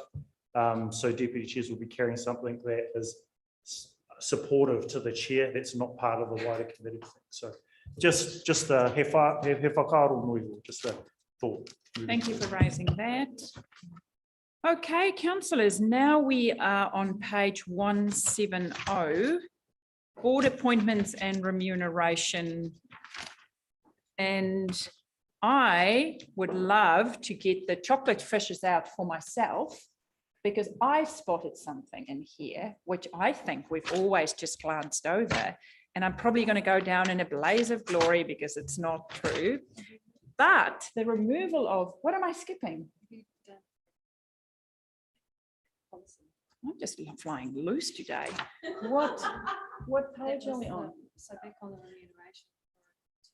The policies. I've moved everything. It's just moved and passed. Did we have to? I'm very efficient. Everything good? Good. Okay, councillors, we are on our board. So you will know that in this triennium, we will be moving to not a total council interview process. We have an appointment board, which is myself, Councillor Alder, Councillor Wharehinga, an independent person and supported by our. What I wanted to raise, which is not the truth, is page 185. Removal of board members. We cannot remove Trust Tairāwhiti board members. So chocolate fish number 1 for Mayor Stoltz. So page 185, I spotted it twice. It's covered through your worship. That's actually covered through the trust deed. So the trust deed supersedes our policy. But then we should not say in here, board members serve at the pleasure of council and may be removed at any time by a council resolution, because it's not how that runs. So maybe just change that wording. Because for GHL, absolutely, but for Trust Tairāwhiti, that is only their board can remove their trustees, and there's a process clarified in their trust deed. So if we can, there are 2 places where I spotted that. We can add a footnote. Yeah. Thank you. I thought I was quite smart, but obviously not. Okay, any other questions or queries? Councillor Alder, thank you. Thank you, Your Worship. I'll stand for the importance of it. So if I could take everybody to page 198, which is the version that shows the changes in the document. I think it's much easier to read that and see where alterations have been made. I've got a lot to cover. Do you want me to just cover the whole lot and we'll come back and address it? The floor is yours, Councillor Alder. Okay, page 198, the determination for enlisting external recruitment resides with the CEO. I question why it's only her role to employer recruitment. Why can't the committee be part of that? Point 7.3, the appointment committee will be appointed by council and will service through this chief executive. I was under the impression the mayor appointed the council. Yeah, but council adopted my recommendation. Right, okay. Being a newbie, I wasn't clear. That's all good, my was... friend. You ask all the questions you need to ask. Yeah. So there were some of the members that wanted to be on that committee that I wasn't aware of. And had I been known that they were keen to be on it, maybe we could have discussed that at the time. So that is where the mayor's, that is where it comes in. More people subscribe to committees, just like any other committee. There were more people that wanted to be on there. And that's why I asked people to give their preferences to me so that I can appoint them. So so it is your job to appoint them and us to approve your appointment. Yep. And we have no say whether we can add to or. We've done that. We've had at our last meeting. Yep. Page 200. We have a lot of red lines and a lot of changes happening there. So there's the mayor, 2 elected members, chief executive, and then other options, including the board chair and possibly someone else. So these other possibles, not being elected by the councillors, I believe takes the power away from the council members. So can I just comment there, because I'm obviously very involved with this. So usually when we interview, say for Trust Tairāwhiti or for GHL, as per our processes have been in the past, we ask our CEO. So if everyone send in their CVs, our CEO and her HR team goes through that, take a look. Usually 3 or 4 people will just obviously fall out as the ones that are then going on to a long list and then a short list. For those other people, we go back to the chair of GHL and we go back to the chair of Trust Tairāwhiti and ask them, can they please let us know what gaps there are? And that's what is referred to. They're not part of the appointment committee. Right. They are there to give us some advice. The appointment committee is just the group that was elected. They are just there to let us know what are the gaps. And if the chair is the one up for re-election, and you would also might not be aware that as of end of last year, we will go out and do proper assessment of each trustee before we then, if it's reappointment of trustees. Thank you, Your No Worship. worries. What I would like to see, if while we're changing things, I would like to see something in there that suggests that the power of the vote lies with the elected councillors. And does. that maybe is maybe to increase the number of elected members in that group. So can I just comment on that as well as you go, because you Yep, say you've got that a is lot. So right. this is best practice, which we have followed. Every single councillor are going to vote. So the committee will make a recommendation and every single councillor will have the opportunity to vote. So this is not steering much further from the process we had, where we had a smaller committee who then make a recommendation to council and all councillors vote. With respect to Mayor, though, that group will only bring one person forward to the council as one person recommended. And I still think the balance of power should remain in the councillors at that point, so that the person brought forward is the person that's representing the council. Page 204.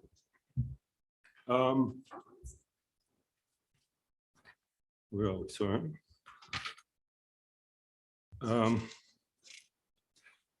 Yeah, this is just a comment. If the candidate is new to the board, it's not advised that they are made chairman. So I'd like to bring that point up, as that was overruled last year. And I'd also like to bring up the point on 206. What are you referring to? Just clarify what you just stated. It was- So the chairman was put in place on a board last year, and yet he hadn't served on that board. Is that circumstances? Oh, yes, but that's an independent chair that we appointed. We didn't appoint someone to the board. We specifically appointed an independent chair, which if you look at the Auditor General, that is best practice to do if you have issues like we addressed. It wasn't appointed to the board for them to choose. We appointed an independent chair with specific skills. Yes, but also that board's, in this particular case, that board is charged with electing their own chairman. And he's now been demoted.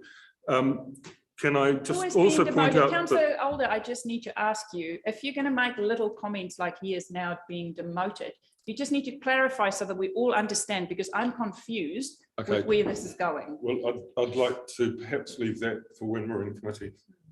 Right. That aspect of it.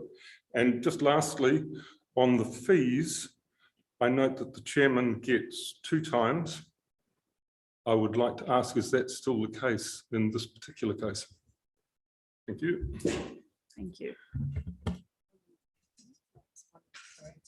Through the chair, that's not the subject of this report, so I won't respond to that question at this time. Thank you.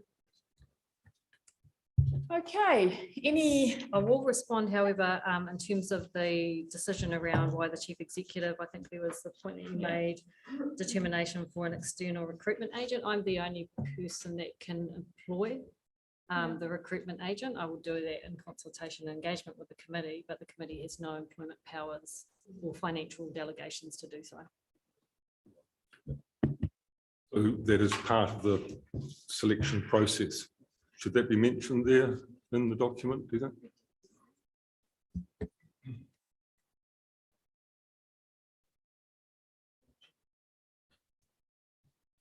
anything else to respond? I can hear you. Yeah, I can look, I'm a mother, I can see from that side and that side and that side. Anything else? Okay. Councillor Robinson, can I just ask anyone that's speaking, this is a very specific paper. We're not re-litigating any committee appointments. It took me a month to sort it out. I think I did a great job with getting 85% of everyone's wishes onto their committees. That's not what we're discussing today. What we are looking at is only changing some of the words where we have decided to follow best practice when we appoint certain positions that we're in charge of, and saying if it doesn't work, we can review it again. Thank you very much. Floor is yours, Councillor Robinson. I understand where Councillor Older, I think I understand where he's coming from in relation to 7.5 on page 200. I think the point is he's saying that the appointments committee, which comprises yourself, the deputy mayor, Councillor Older, the CEO, and Somebody else? Is there somebody else? And the independent chair. And maybe another person, does the proofing of candidates and then puts a single recommendation to councillors to vote on. And possibly what he is saying is that that does not look particularly democratic from a point of there's not input from, say, a majority of councillors, as it were previously, it came to the table here, or even that there's a clear majority of councillors sitting on the appointments committee. I understand the point he raises. It's not an invalid point that perception-wise, parts of the community may be concerned about the level of democracy in that process. So I think that's possibly the concern he's raising, and I don't think it's a totally invalid concern, albeit possibly not eloquently posed, my friend.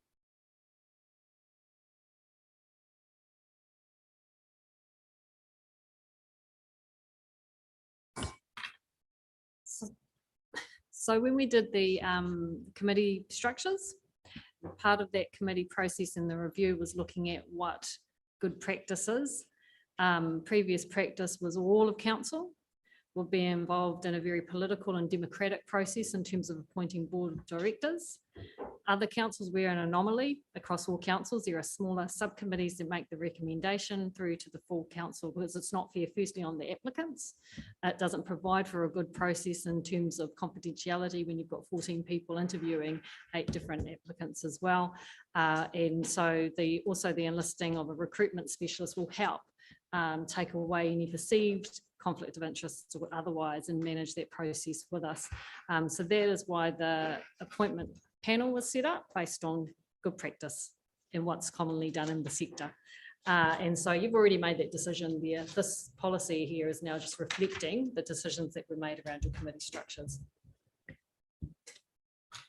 Anyone that haven't spoken? Councillor Gregory, thank you.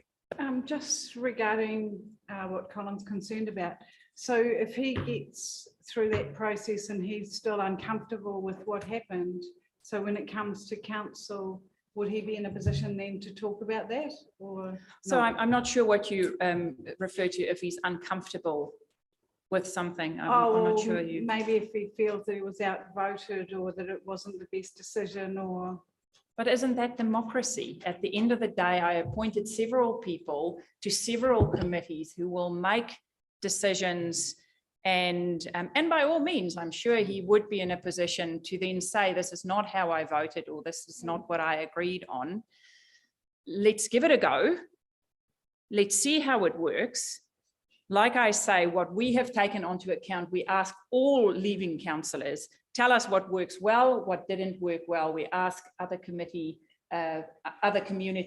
councils as well. What are your processes? Because we find as a council, it is clunky and it is also intimidating for someone to come in and be interviewed by 14 people. Every single councillor around this table, no, it doesn't work well.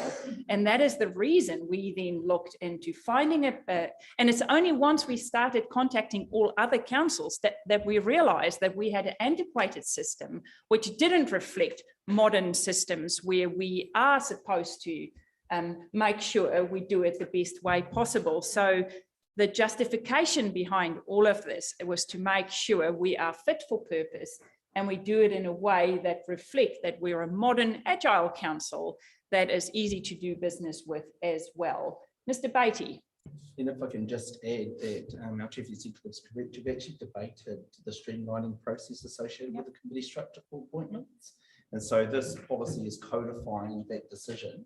And you can have the trust and confidence in your appointments to that committee to make the right decision and make recommendations to the wider council that you will ultimately have to own in terms of decision at a council level. Thank you for that.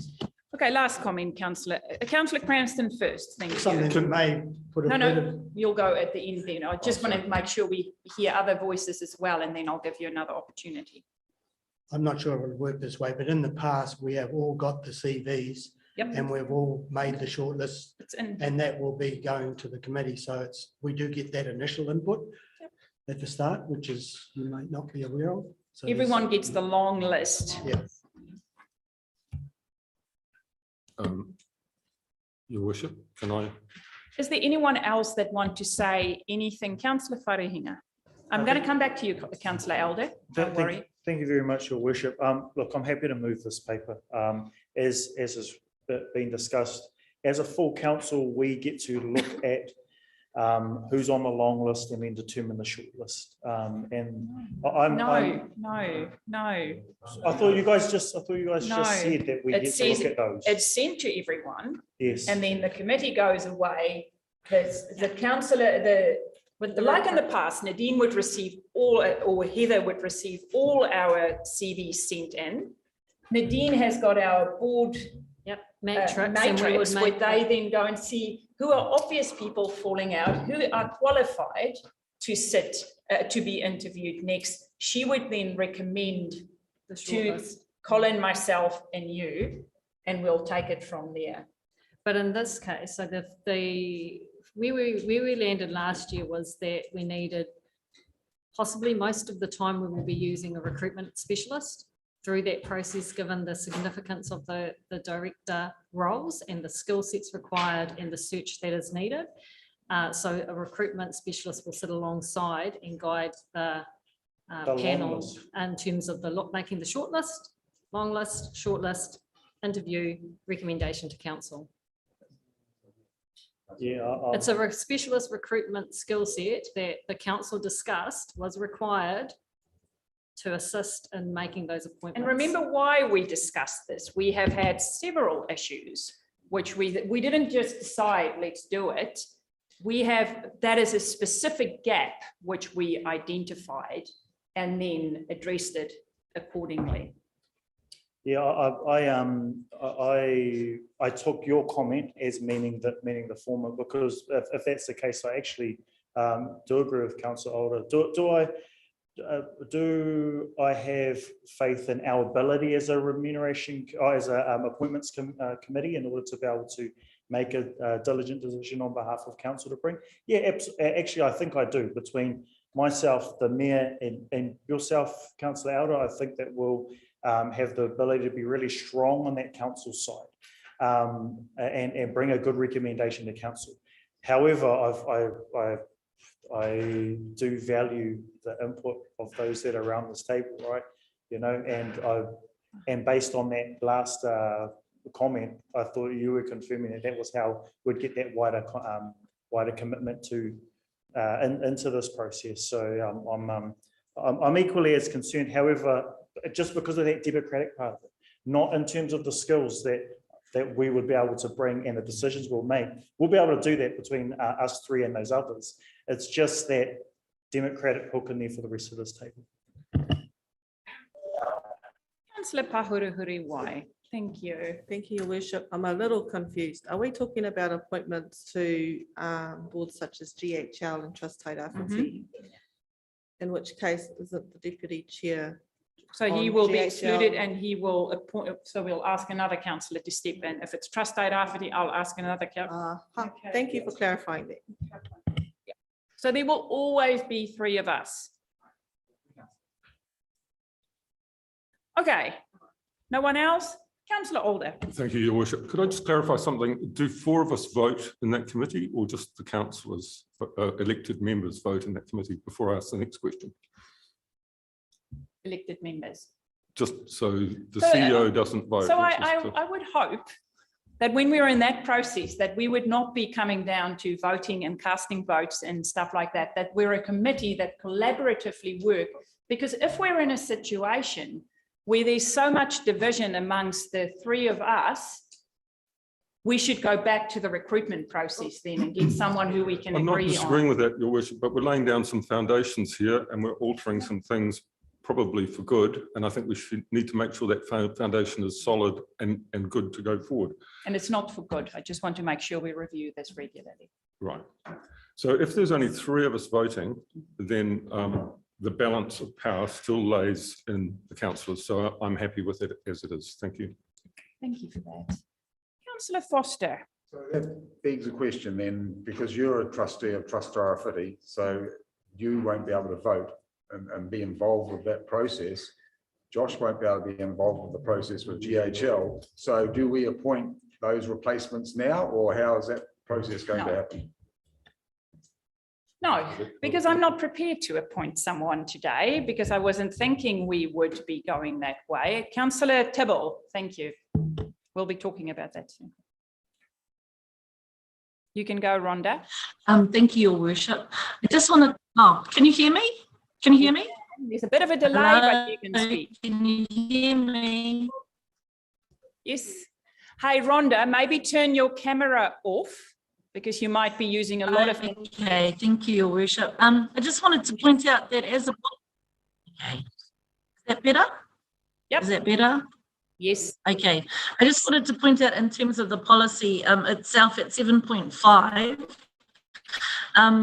Personally, I'm satisfied with the fact that the appointments committee will actually come from within this 14 of us as councillors. And the reason why I'm personally satisfied with that is that that will be up to that appointments kits committee, understanding the way that we all think to ratify who are the appropriate people according to those organisations where those board members need to be appointed, to go through the debate that's necessary to determine purpose and then bring that back to us, which allows the second option of us to actually veto and understand if we have any questions about those once you've made those deeper discussions and decisions why this particular candidate is the one you recommend. So I think from the process of being able to make sure that there is a rounded, having councillor members here as part of the appointments committee, and then finally being able to put that recommendation from the appointments committee as to successful candidates that they would like to recommend, then 7.5 allows for that process to be fully vetoed in that space before there is the sign off on that candidate by council anyway. So that's the way I'm reading 7.5 and just wanted to share that with everybody. I'm for this policy. Kia ora. Kia ora, thank you. Thank you. Aubrey gives the thumbs up as well. Any comments that you want to make? Any other questions and queries? I want us to be a high functioning, well, except Councillor Robinson is doing some. If there are any worries or stuff, I want us to raise it and feel comfortable to raise it and listen to questions and other people's opinions as well. I don't want someone to leave and feel that they weren't listened to or that there's still something that they would have raised. So by all means, this is open for discussion. It will be reviewed if it doesn't work well. No, Councillor Foster, I haven't thought of someone when Trustee Rafferty comes up, I will step aside. And maybe in consultation with my committee members, I might then decide what councillor we ask to join on my behalf. And maybe the other time around, our little committee sits down and decide who we, to give that balance, because at the end of the day, we want to take the shared knowledge around this table and how we think as a group to that. So that's my plan with all of this, is to make sure we take the goodwill of our council, the knowledge, who we think, or what gaps that we are seeing, and then taking that forward. Kapai? Anyone? So I've got a mover.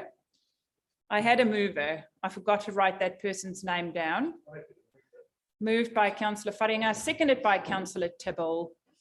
Any last quick? Councillor Robinson. I just want to acknowledge, actually, there was some really good information came out of that discussion. Thank you, Councillor Alder, for promoting that. Madam Chair, in relation to what you've just said, I think I would feel more comfortable if at that point there is an opportunity for the wider group to feedback to you members.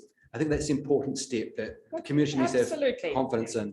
We want everyone to trust that the committee did their best to reflect what we wanted out of it. So by all means, thank you for that. Kapai? Okay, I have a mover in Councillor Wharenga, second and Councillor Tibble, all in favour, contrary, carried. We are moving at pace. Okay, next we are looking at our schedule for next year. Everyone's had the opportunity to talk to Heather. I see you've removed the zone stuff. You'll give me one too. Yeah. You'll give me one with all my stuff in there. Through you, Your Worship. This is just the bare bones Yeah. for the public. So I do want to put it out there, councillors, you are looking at our plan for next year. There will be some extra stuff coming up. I want to make a promise to you that wherever we can, we'll slot it in on Wednesdays and Thursdays. If there's a real exception and we can't, then I would expect some people might have other commitments. But at this stage, what we're trying to do is make sure council work happens on Wednesdays and Thursdays. And so we might call on you other Wednesdays and Thursdays, even though this look empty. This is the absolute bare bones that we have to do in order to comply with our committee recommendations. Councillor Foster, thank you. Yeah, I was just going to say that because it does look pretty big from the year. The only, like, for me, I've already written down a lot of the stuff beforehand in a diary, but the only changes really is sustainable taraifiti. That's moved in a couple of different areas, and that's the only change from the original one that you put through earlier. But on saying that, with the workshops, how much notice will we get for workshops that we're going to have? If we're going to be working on Wednesdays and Thursdays, which is, you know, been the norm, which is great, how much notice will we get for workshops? Through you, Your Worship, we've actually got our first 8 long-term plan workshops all lined up, ready for invitations to come out. And there's only one day that's not already associated with a committee day. So that will be coming as soon as we start firing out all those invitations. So also a few things. I'm not sure if councillors are aware of the dates, the 31st. So this is not a Wednesday and a Thursday. So I'm giving you long notice. The 31st of January and the 1st of February, get yourselves ready for a hikoi up the coast on the fun bus. So you will meet us there. Councillor Parata will meet us there as well. So we're going to hikoi up the coast. It's a lot of fun. So put it in your diaries, please. Tuesday the 31st and Wednesday the 1st. So the 31st of January and the 1st of Feb. So we will come with the bus and we'll meet our 2 friends up the coast. So I just wanted to make sure everyone's aware of that. 31st of January. So just checking our January dates as well, that everyone knows we do have a, what is this, Nadine, that I just showed you? That's yours. Me. Just, oh, I wonder who put that in there. Oh, you put it in there. So on the 24th, it's a Tuesday. Oh my goodie, I've just made a promise and I've broken it twice. It's a Tuesday, the IOD, which will do Governance 101, Finance 101. So it's a Tuesday, the 24th of January. And then our first, and then the next week we have our hikoi.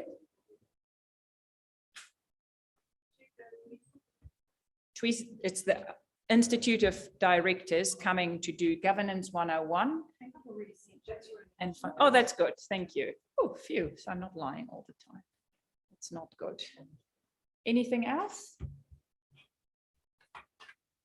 Any questions from the floor? So just to make it clear also to councillors, this is not really flexible.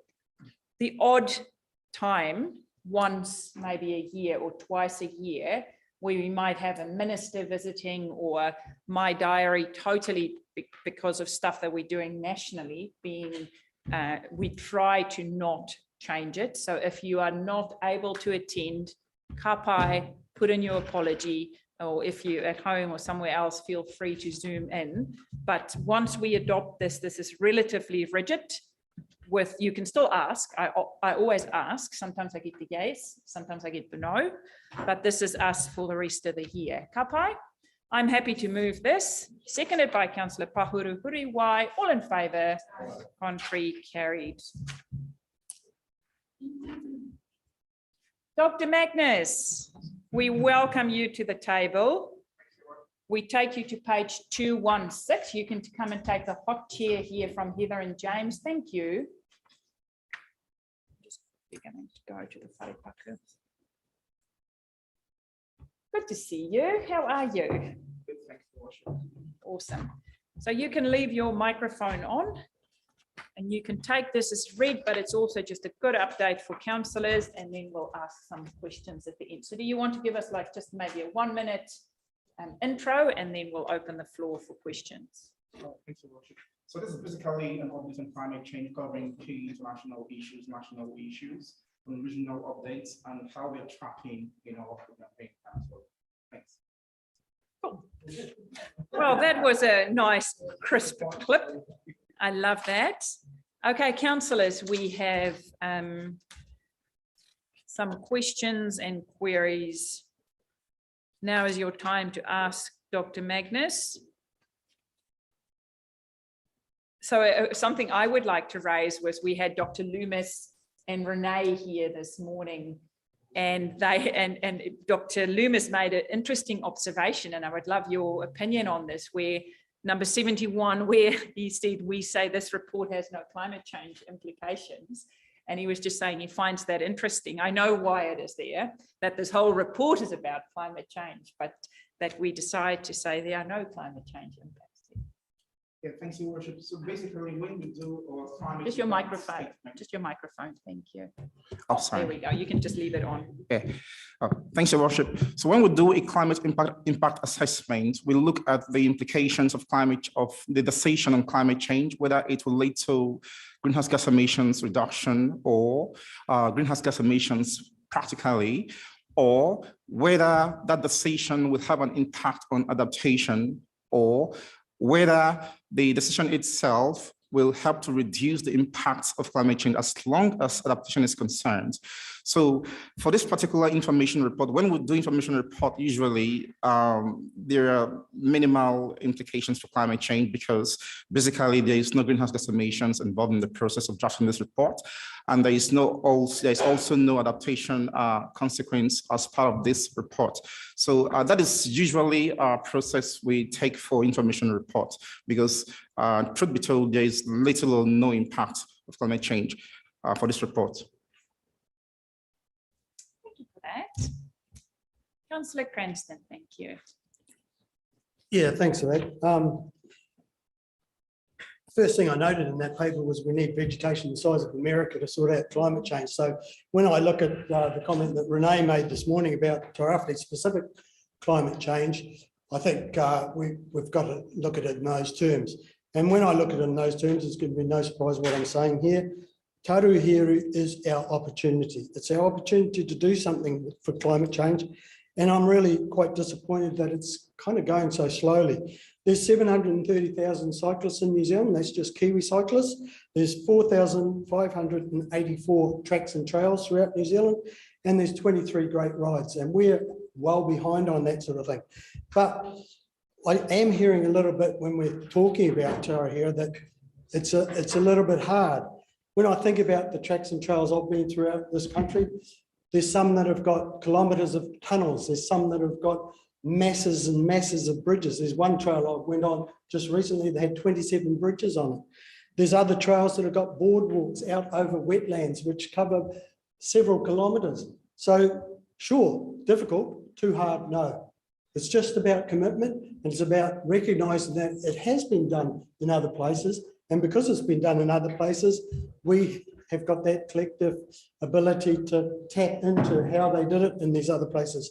So Tairāwhiti is an opportunity. We've got people in this town at the moment that jump in their car and take their kids to school, which is less than 2 kilometres away, sometimes even probably 1 kilometre. And that's a nonsense, because when you look at our opportunity with Tairāwhiti, it goes right through so many schools, and it links all our high schools, it links the hospital, links some of the religious institutions. And beside that, if it's done properly, it's a fantastic opportunity for tourism growth. So I know that we put aside $1.5 million from the funds for the Tairāwhiti, and I was really excited about that. I'm a little bit disappointed. Nothing's come back to us, but I have heard that that has been channeled into 2 roundabouts. Now, one of the roundabouts is Aberdeen Roebuck, which is possibly going to be Tairāwhiti, although it could go the other side to be Botanical Gardens. The other one is Aberdeen Lytton. And I don't even see that on part of the Taruhia Trail, because the trail should be going along the river. Now, people say climate change by the river. So many of the trails I'm talking about in this country go along rivers.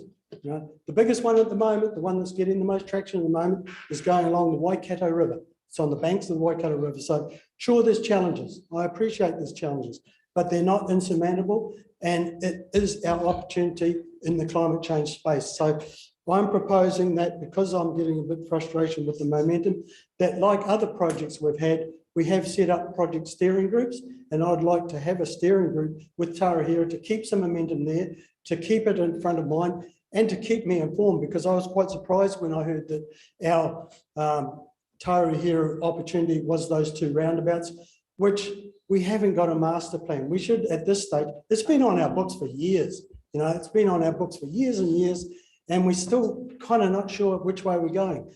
I know it's been discussed that we will need to go through those roundabouts, but it hasn't been secured as our best option, because the tourism opportunity of that is not going along the roads. It's our easiest option, but putting bigger footpaths on a road is not about Taruhia walkway, cycleway. It is far greater than that. The opportunities of it are far greater than that. And if we settle for second best, which is big footpaths on a road, we've done a real injustice to what the Taruhia walkway, cycleway could be. So yeah, if I could propose some sort of steering group to be informed and to give this a bit of momentum, a bit of drive, then I'm all for it, and I'll be putting my hand up first. For your worship, thank you, Councillor Cranston. I'm not sure where the 2 roundabouts have come from, but I draw you back to the report around climate change. What we've all commit to in the new year is a conversation and a report on Taruhia Walkway and the work that's been done and the particular issues. There are 2 things here. There's a recreational tourism attracting, get to one side or the other Taruhia Walkway. And then there's a practical, not so costly option that we're aware of, that, as you've mentioned before, which will contribute to reduction overall in terms of our greenhouse gas emissions. So I think we need to bring those back to a committee and have a considered discussion before we set up any formal kind of project steering group, in the absence of what we're looking at and getting a direction from council on going forward, because it is problematic, as you pointed out. Thank you for that. Happy with that approach? Any other questions or queries of Dr. Magnus? Councillor Robinson, thank you. Dr. Magnus, did you hear the presentation this morning from Ms. Roroa and Dr. Loomis? Loud and clear. Okay. So I heard that they were saying that there is some palpable concern around at the speed with which we're moving, and that the realities are going to be moving faster than us. I look at page 223 of your report, which is a visualization of when we're going to commence the regional adaptation planning, and that's not due to start from November 2024. Now, Dr. Loomis did suggest that risk analysis could be commenced earlier and run parallel. I do note that that does seem to have started now, and that Tompkin and Taylor commenced work on that in May. Is that correct? It doesn't say clearly when it's due, but when are you expecting that risk assessment analysis to be completed? 2024. When in 2024? So we're looking at the full detailed risk assessment to be completed between June, July 24. Then we can have a process to prioritize the risk by August, September 24. Do you think there's any opportunity, having heard what you heard this morning, to implement some of those concerns raised in what's ahead of us in the next 18 to 24 months? Thank you, Worship. So usually when we do a regional climate change risk assessment, it's in phases, in iterations. The very first phase is to ID the risk. That will help us have a long list of all the risks in the region at the elemental level, but that does not provide enough information to do a comprehensive adaptation plan for the region. Then that takes us to a detailed risk assessment. that will give us the comprehensive information or data we need to do a good plan to adapt to climate change in the region. It is possible to progress with a sort of plan with the long list of climate change risk we have, but that does not give us a credible information. That is what other regions are doing. They're having that detailed risk assessment, but we can revise our approach and make it iterative. But I don't think that is the best approach we can take because it does not give us the best evidence we need to adapt to climate change. Through you, Your Worship, and you will have heard the CE mention this morning that we are starting some work with Te Wū Tairāwhiti on deliberative democracy. So that will be starting next year, and that involves at least 10 community groupings, could be townships, could be marae, could be hapu, working with the rural residents in a citizens style assembly, working with the urban residents and working with youth as well in citizens style assemblies. So that work will start next year. And so it will be able to inform the more technical risk assessment process. So they are happening in parallel. Unfortunately, that work was finalized after this report was written. So it's just a timing thing. Sorry, I didn't pick up. When in 2023 is it anticipated the regional decarbonisation roadmap will be presented to council? So we are looking at presenting that work to council before sometime mid-23. Because the draft roadmap should be ready early 23, then we can do some additional work to make it more presentable to council, mid-2023. Yeah. Okay, thank you. Yeah. Thank you, Dr. Thank you, Councillor Ria, and then Councillor Pahurahuriwai. Thank you, Your Worship. Firstly, I'd just like to thank everybody who's worked tirelessly on the report. I am in support of some of the previous things mentioned by other councillors. I am in support of Councillor Cranston's whakaaro around a Taruhiru steering group. I myself too will also be extremely interested in that steering group, not just for the purpose of the cycleway, but for the entire Taruhiru, given that my property is right at the upper catchment of the Taruhiru River itself, and working alongside environmental teams who are working towards better outcomes for our Taruhiru estuary. Also, I note that the different planning and suggestions and steps taken in the report, I'm happy that to move forth knowing that those certain things have been taken into consideration, that as of yet there's been no engagement with tangata o mana whenua, that it has been noted that there is plans for those relationships to happen and for those conversations to happen and moving forward. So I am happy to move that we have noted the contents of this report. Kia ora tātou. For that, Councillor Ria. Councillor Pahurahuriwai. I'm happy to second Councillor Ria, and just thank you, Joe, for that further explanation of what's happened since this report, and that gives me great comfort. I hope that the plan is agile enough to move with the extreme weather events that are pummeling us, because I think that's one of my concerns around things taking too long is the weather is not waiting for us. And so we seem to be constantly on the back foot. Any ways that we can work with groups like Te Wū to fast track this, as using Dr. Loomis's words, would be great. So thank you. I'm happy to second. Thank you for that. Any other comments?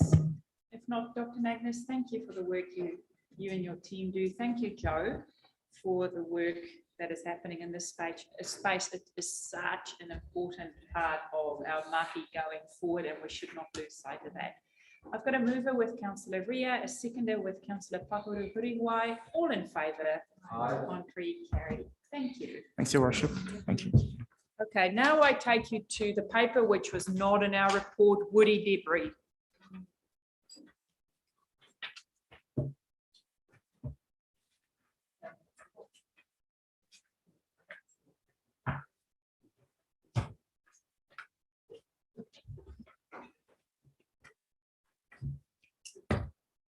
Woody. Thank you, Sutherland and Ray. I'm going to open the floor, and I do want to thank both of you. I came with this request on Monday or Tuesday, or not Monday, Tuesday, very, very late. I caught up with our CEO. This issue has been raised with me through several community members and the Surf Club, and our team are well aware of it because they're on the ground, and with our CEO, they are working with the groups, trying to be proactive. Unfortunately, nature is not always that kind when it comes to dropping the woody debris. So we have done a lot of work before Labour weekend. Unfortunately, it was undone, or bits of it were undone with weather events after that. So thank you for giving this late paper to us. I'm going to open the floor for you to give us some background, talk us through it, and then we can discuss it. Thank you. Thank you, through your worship. So this paper has been produced this week, and just going back a few steps, this issue of woody debris on our beaches isn't a new issue, and there have been challenges over the years around the cleanup of woody debris to ensure our beaches, both in the city and around the region, are cleaned up, particularly where there are higher populations and recreational values. So the challenge with this is that the costs for woody debris cleanup keep going up, and it does take some time to ensure that we've got the appropriate consents in place, and in terms of understanding the quantum of cleanup, it's challenging. So just in terms of budgeting, we have a small amount that has been set aside over previous years for woody debris cleanup, and that isn't enough going forward. So we're pretty clear on that. Last year, we had a significant number of storm events, and we're predicting that it's probably set to stay. So last year, the cleanup cost $360,000 for council. And this year, if we're heading in the same direction, it's a similar quantum, and that's unbudgeted. So what we spend on this, we're not spending elsewhere. It's a challenge for our community. So acknowledging the challenge around this, we are also in parallel working on developing a policy position, which actually outlines council's role in the cleanup of woody debris, acknowledging that there are multi-parties involved and responsible for the problem we have. So that work is in train, and we are on track to deliver a policy position to you midway through next year. It's not an easy process. It's a complicated, complex situation, and so there are a lot of different angles that we need to take with understanding our position. So this paper has been prepared really to seek a decision on, do we do a further cleanup, spend further money on a cleanup, or otherwise. So thank you. Okay, I'm going to open the floor. Councillor Foster. Yeah, thank you. I'll hold on to this. Actually, I'll stand because I did ask a question through email during the week if we get a breakdown of costs, what the cost implications are. We've said we've spent 360 grand. That's not all in our town beaches. That's spread between Roroa as well. And I'd also like to know if our consenting process is part of that cost as well. So, you know, for me, when I was trying to ask a cost, I know there's some commercial sensitivity there in getting that information from our different contractors that are doing the work, but really, I think we really need to get an idea ourselves of what is actually, because for the average person, it's like, oh my God, why is it costing so much to remove wood off the beach? Back in the day, you'd get a bulldozer and and community lions or someone to go and help them with do a big cleanup, and that was that used to work. But now we've got confronted with all this extra wood, and the other there's so many questions. Where's this wood coming from? Can we mitigate that wood from that source where it's coming from for fencing?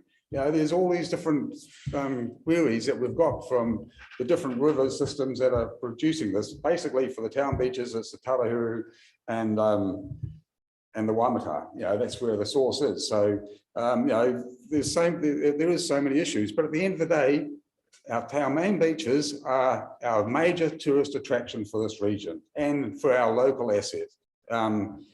It's in the wintertime even, I've surfed down the Midway and Waikanae and that for over 40 years, and I go down in the wintertime and you can't even get to the water. You're stumbling over all this wood to get to one of the most fantastic surf breaks in the region, the Pipe. So I'm really glad that we're going to get a policy organised to try and look at the big picture here. But at the moment, we're confronted with 2 weeks before our biggest season, our summer season, and we've got a disgraceful beach with beechwood all over it, and it's looking so sad, and it's really disappointing. And we've got no option. We've got to clean this up to the best ability that we possibly can and keep it that way over the summer period, because that is what people come for. Our beaches is our biggest tourist attraction. It's the biggest thing that makes a lot of people in this region feel good about what we've got. We've got a fantastic cycleway and walkway going down there. It's the most used cycle and walkway.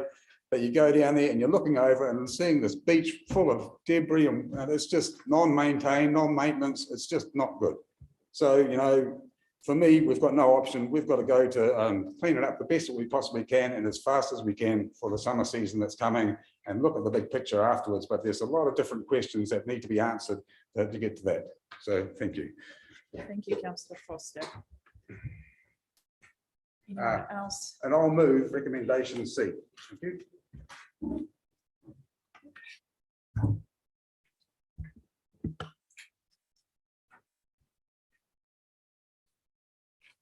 Okay, Councillor Telford, are you waving? I did ask a question. Is there any way that we can get a cost breakdown of what's going on here? Is a consenting price part of the cost? And are we able to get a handle on the the expenses and how why it's costing so much? Through you, Your Worship. In regards to the consenting costs, that's in addition to the operational costs that are presented to you today. They're pretty minimal, so it wasn't too complex a consent process that was gone through earlier in the year. In regards to the cost breakdown of the 360K previous season, I don't have those in front of me, sorry, I didn't get that email question. In regards to the 250K split between the two locations this season, so 127 was in Uawa with 123 on the town beaches. So roughly 50-50 split there. Hi, Councillor Telfer, and then Councillor Parata, and then Councillor Pahurihuriwai. Thank you. Yeah, I've got a couple of things, Michelle. Can I just make sure I'm clear on this? This is having this complete by the 23rd of December, is that correct? So that's just before Christmas, which we're only damn near a week away. It also says that update to the community will be in a notice on the 17th of December. That only leaves, is that basically saying that then that's when the work will be starting? That only leaves to me 6 days. And I really, really struggle to see, I'd love to see how much machinery is down there to be actually operating for it to cost that much in 6 days. I struggle, and that's probably coming back to Larry's one here. If I worked out $360,000, we could have a 20-ton digger operating every day of the year with an operator going up and down the beaches here and Karakia. So it seems a huge amount of money for some contract to come up with an estimate of that money in this shorter time. I would be really like to see some breakdowns around what this is, because these are the questions that us as councillors will get asked out there, and we're sitting there like a glazed over blank face going, I don't know. Well, hopefully we will stop the glazed over face and we'll get the information you need to feel more confident. So through you, Your Worship, we went through a tender process to initially procure the work that was undertaken for Labour Weekend. That was the lowest cost performing contractor. We've sought this additional quote from them. I could go into the breakdown of costs for the option C. Approximately 50% of it is the transportation of the large woody debris, and the remaining 50% is a setup cost for the chipper that needs to come from out of town. And then there's a day rate. The costs are based on the on the top range of it taking 6 days to do the chipping, with a on the basis that it's around 400 metre cube. And sorry, further, if I might just add additional details. So the transportation of the woody debris, if option C is approved today, the transportation of that woody debris will happen by the 23rd. As outlined in the report, that chipping would need to happen in the new year. We can't get access to a chipper on this quick turnaround in this week. Yeah, supplementary question. Why do we, can I just ask, why do we have to chip this? Chipping all this wood seems to me like an overkill. In the perfect world where we had so much money to chuck away, you would do this, but we've got a situation here where we've got an ongoing issue that is not going to stop just after we do this one. It's going to be ongoing. And to me, chipping this wood, when it initially happened at Tolaga Bay, they had burners in, they burnt it all. I know that's not great for the environment in the perfect world, but the logistics are we have to sort of live within our means, and sometimes there's got to be a trade-off. Yeah.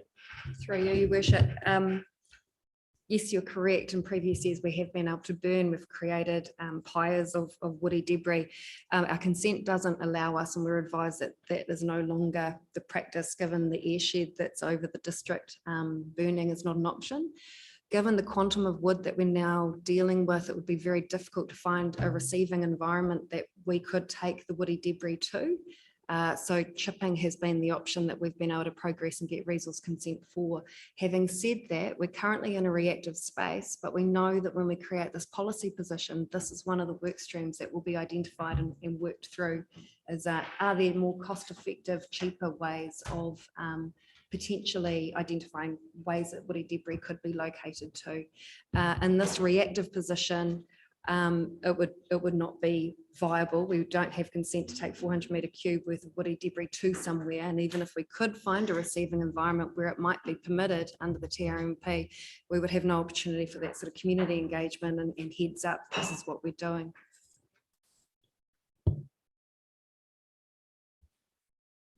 Okay, Councillor Parata.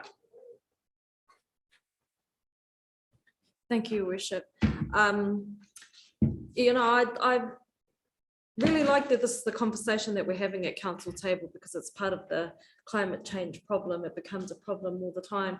I also am compassionate to the fact that the woody debris is becoming a problem in town. I am compassionate to that because we're having the same problem up the coast, except we can't come to the table to say we want this money to clear that beach today before Christmas. I do think, however, that Councillor Foster does make an excellent point, and that it should be accessible. Do I think $165,000 for a full cleanup of the beach is reasonable? No, I don't think it's reasonable. I'm knowing machine operators and transport drivers personally. I married one. I don't think that doesn't sound correct to me. And so I sort of agree with them that we should get a proper breakdown on that. Are we using locals? Can we use locals? The same sort of conversation we have for whānau living up the coast, which is to be resilient and to use the resources we have. That might need to be the conversation that we have in town also. Who do you know? Who can you get to come and help and do this mahi? Are there any other ways that the community can try and pull together its resources to make $52,000 go a little bit further? I know that that's not a conversation that probably our urban counterparts are used to, but it's one that we get pushed towards all the time about trying to be a bit more resilient and trying to come up with ways to make a small amount of money go much, much further. Thank you for that. Councillor Pahurukuriwai. I total call, obviously, Councillor Parata's views, and when I see money like that being spent on things like this, it breaks my heart really, because as Councillor Parata has so eloquently put, we deal with this every single day on the beaches of the coast. And I would like to see how much percentage or how much money has been spent on cleaning up the other beaches on the coast apart from Uawa. It's something that whānau come to us all the time about, is when are our beaches going to get cleaned up. I've said it previously that coming into summer, we have thousands, and this being the first summer where the roads are open, well, we're open to receive manuhiri and whānau home after 3 years of COVID.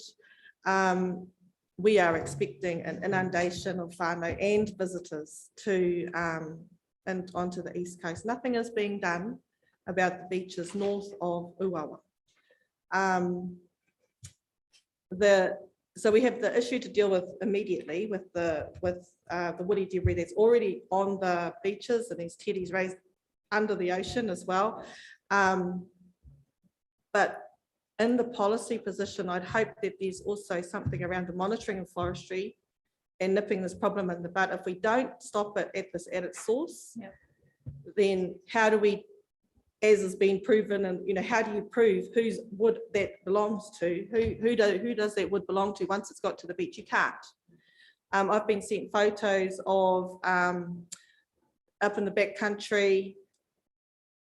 Just it's disgusting how much wood is lying in the gullies, ready to come down in the next rain. That's already, it's there. It's obvious to see who owns that wood, and I don't understand why those owners of forestry blocks are not being held to account for the mess that's already there, that is going to end up in our rivers, and well, maybe next year they'll be down on our beaches and in our rivers. So I'm against this proposal for those reasons.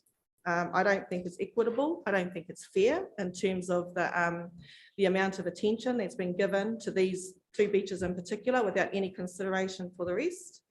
And yeah, that's my position on this paper. Kia ora. Thank you for that. Who's TR? Tony Robinson. Trouble. Yeah. So paragraph 18 says that staff have spoken to the Midway and Waikano Surf Clubs in recent weeks. Last season, I was up at Uawa working with the Surf Lifesaving Club there.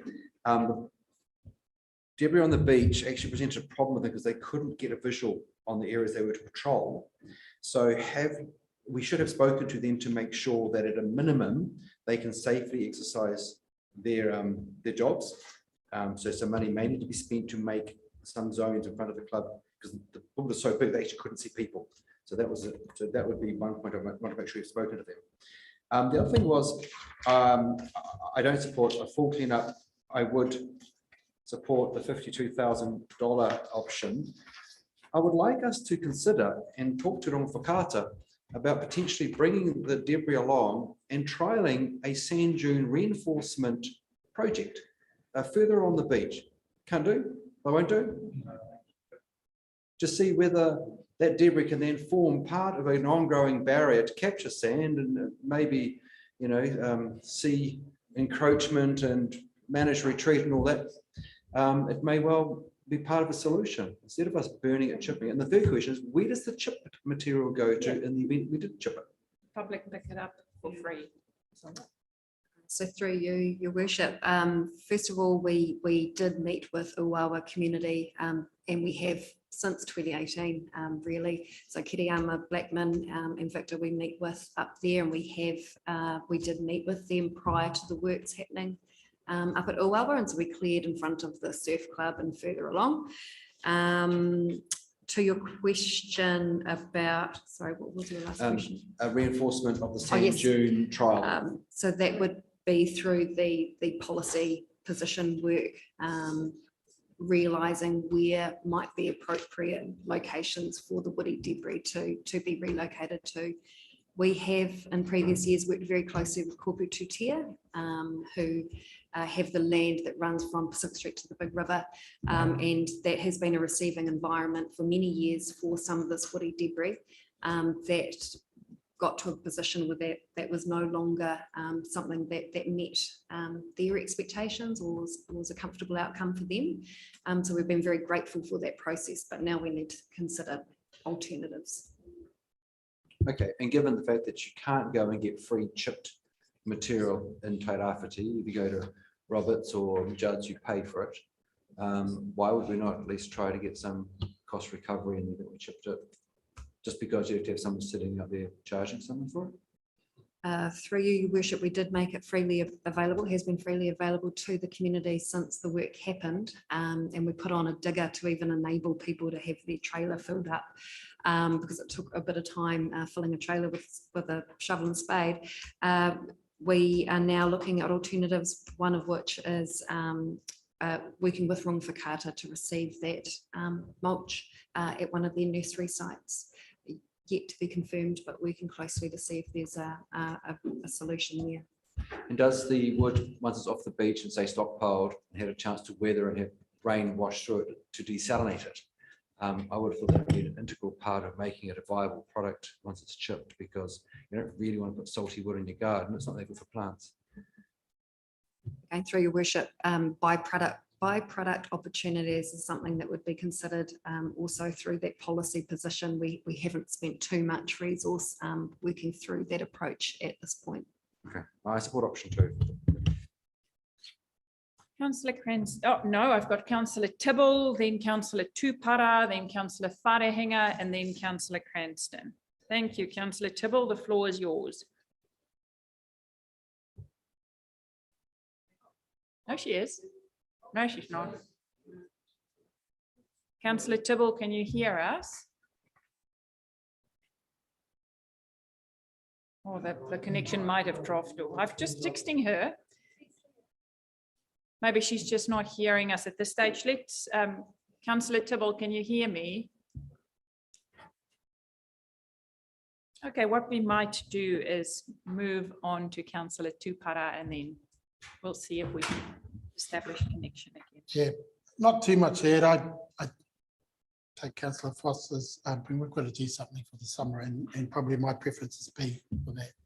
I think the C is just becoming too costly.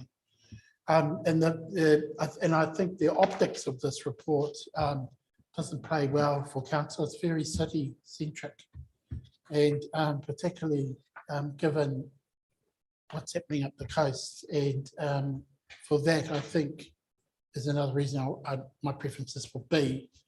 And but I'm heartened by the policy redirection that's going to come, and yeah, there really has to be a look at the source, and hopefully that will come through with that. So as soon as that can happen, but again, we do this before Christmas. By New Year, we're probably having a similar meeting, the way everything's going. But appreciate the effort that's gone. Thank you for that. Councillor Tibble, are you here? Okay, Councillor Wharehinga. Thank you very much, Your Worship. It's been said a lot in our community, and it's true every time it's said. Te Tairāwhiti, Gisborne, we are our beaches, but also Gisborne is very fiscally constrained. Our ratepayer is very fiscally constrained. That's why I can't in good faith support C. I do have an appetite to support B because some stuff needs to be done. Last time, actually, that this issue came across this table, I asked whether or not we needed to increase our budgets. Clearly, we needed to, and I'd really like us to relook at how we do this work moving forward in this triennium. Personally, I would like to see us increase the budget to include all of our beaches around cleanup, but also apply a rating model that rates accordingly for those things. You know, like a community is fine to pay for the things that are done in its community, right? You know, but whānau that live next to beaches would obviously want those beaches to be clean and free of debris. We know this problem's going to get worse just because of climate change, let alone all of the additional things that have been shared around the table. This is just a reality of living with the climate that we have at the moment. So we need to adjust our budgets accordingly, and also apply a rate model accordingly as well. That it's at a level of us getting there, I'm happy for us to do this middle ground part in order to be able to provide access to not only actually it's less about the city access and more about the visitor access who tend to flock to these beaches down here. But I agree, it's inequitable. I absolutely agree, it's inequitable, and again, it's been said around this table previously by previous councils, and we need to relook at that model in order to be able to provide equity across our beaches. Kia ora tātou. Thank you for that. Councillor Cranston. Similar vein, really, I thought, I mean, I'd like to see the beaches pristine and clean and that, but at the end of the day, there's $100,000 difference between those two options. So the question goes back to the CE of where does the money come from? Santa. There is no money, and Yeah, we've made that really exactly. clear. This is unbudgeted work, so it'll go into notice.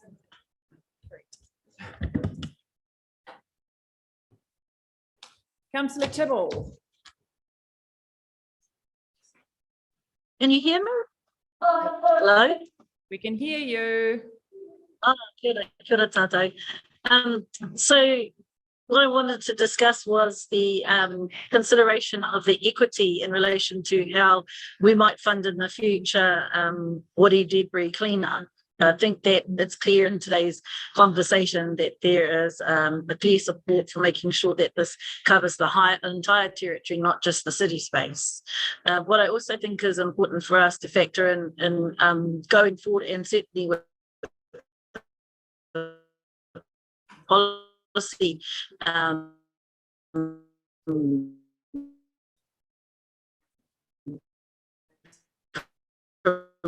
provision.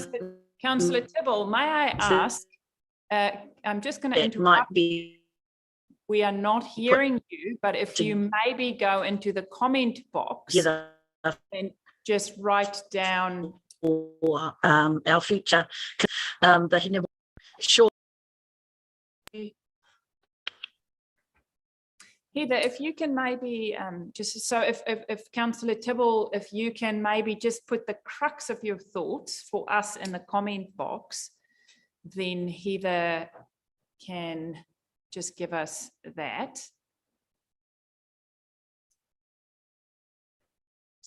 Andy, have you spoken? Yes. Thank you. Councillor Alder. Thank you, Your Worship. I just feel like we have to mention that pre-European and pre-Maori debris on the beach would have been an issue. It is and does help create a good sand dune. It helps create biodiversity. Who grubs sandhoppers, which go on to feed birds and fish. And a pristine beach is actually a very unnatural environment in a forested area, natural forests or pine forests. I think to compromise, we need to set aside areas of the beach where the wood can be accumulated in the dunes. This will help raise the dunes and mitigate long-term seawater rise, cut the cost of chipping it, which is very climate friendly. The diesel that's going into that will be phenomenal. So I think we just need to look at that opposite option, a win-win. Thank you. No, you can't. Can I haven't spoken, Larry. Just give me a tiny little opportunity to speak as well. Thank you very much.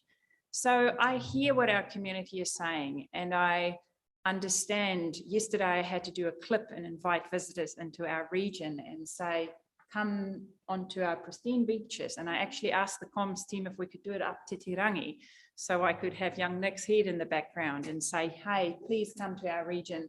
I do hear the call from our community. I hear the call from our surf clubs who patrol those areas.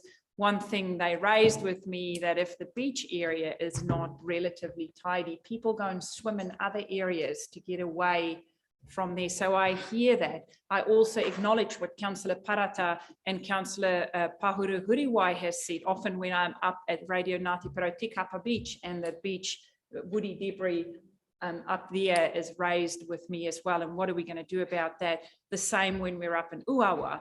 I know there are a lot of issues there.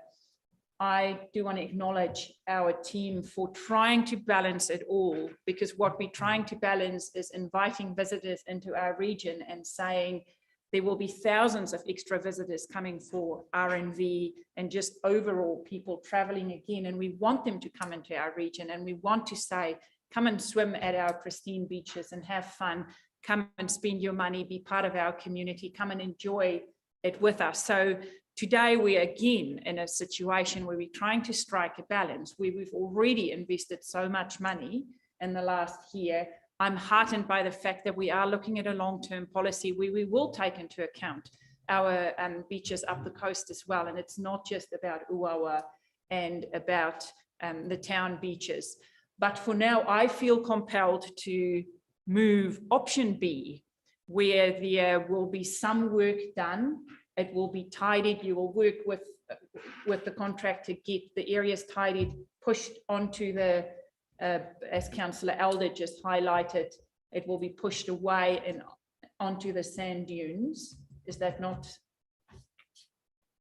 It says here enables clear access for beach, provide a minimum wide access width above high tide from grade to midway, stack up debris. Through you in response to your question, Your Worship. So the work will, so we don't have consent to put the debris actually on the dune, the natural dune form itself. What we'll be doing is shifting the larger woody debris from above the high tide mark to 2 meters in front of the toe of the dune, and then putting the smaller debris in behind. So to your point, creating a natural environment with the debris, but not putting it on the dune itself. And then just a supplementary question to that. Why am I asking myself to ask a supplementary question? Will there also be some tidying in front of the bits? And so overall, there will be some tidying, and those smaller bits will be pushed in behind. Okay, yes. So I feel comfortable with us tidying the beaches. It's not a 100% effort, because in 2 weeks' time, we can have a weather event again, and we are dealing with it. But I will not be true to what I'm selling to the rest of the country. What we are trying to say to the rest of the country is, here are our beautiful beaches. We want everyone to go and enjoy those. And unfortunately, we are prioritizing it to the areas where there will be the highest use, and where we will be inviting 20,000 extra visitors into our place. So that's my kōrero, and I'm happy to move option B. Can you read? Rhonda supports option B. Also, that we should move to support woody debris removal policy development, and the policy should factor access and equity variables across the region. Thank you. Councillor Ria.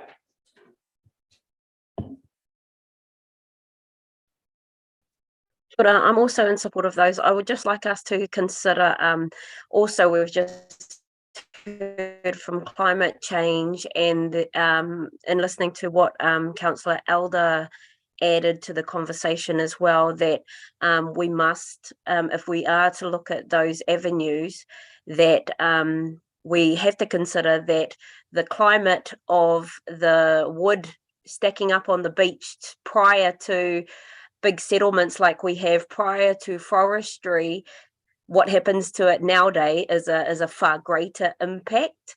And also in creating those sand dunes with the woody debris, that it could be detrimental, and that it could actually create funnels that when the sea does rise, that it could actually funnel and then cause some disaster somewhere else. So just very mindful that I'm in support of what Rhonda said about creating a policy and a strategy around this. I'm in support of the option B that you have put on the table, Your Worship, and also just to take into considerations the climate change and those types of things when we move forward in the strategy.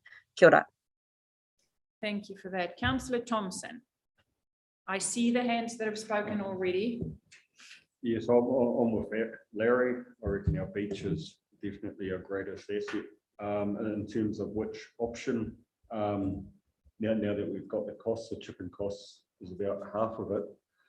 Is there the possibility of a mix between B and C? Because to me, B is just moving it up higher on the beach. Would it be better if we could shift it down towards the green light past the Pacific Street? So sort of a mix between B and C, instead of just moving it up higher, moving it down the beach. So maybe a little bit more expensive than option B, but not as much as C.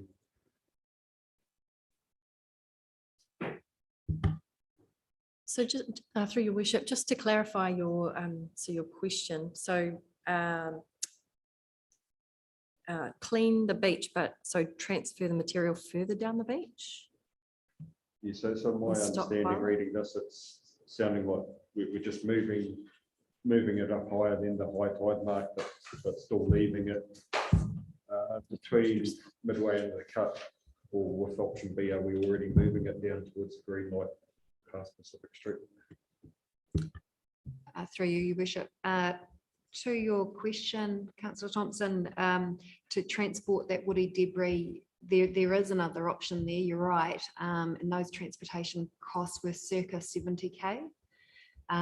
What we haven't done with that cost is recognised how that would be spread, and whether there would be any further engagement with the landowner that then adjoins that space.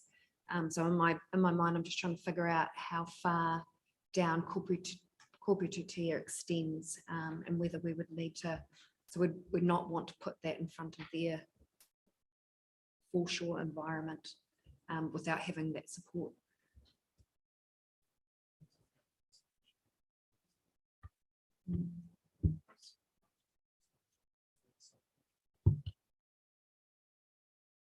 Yeah, I'm just thinking the further we can move it away from that most used area, that the better, like just as far down in the most used area, the better, rather than leave it there in piles. Through your worship, so if there was a decision today that the council was satisfied or endorsed a mixed approach, which would be those transportation costs, to shift it further along, so something between B and C, then that could be tabled potentially. I'm not sure of the correct language, sorry, Your Worship.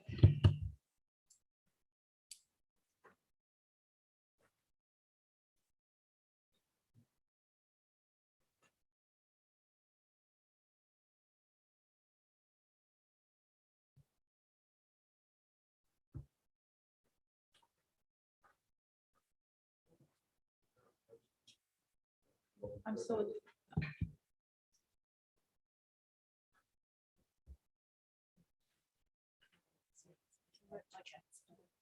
So through your worship, what the team is saying is that it will be a 70k to move it along. So that's an option D. 70k to move the debris from the midway just towards where? And the from between Grace, so the debris that's like currently located between Grace Street and Beacon Street Reserve, where option B talks to stacking that up. Rather than stacking it up, the machinery would transport that material further along the beach to where we currently would store it, and for option C, and not chip it, it would be stored there. So let me just clarify, are you saying an extra 70k, or are you saying it is an extra 18k? Extra 18k. So it takes the total cost to 70k if option B and C combine and the woody debris is not pushed onto the dunes, but it is just pushed further away where it will be stored to be chipped later. Does it make sense to everyone? Is it clear to everyone?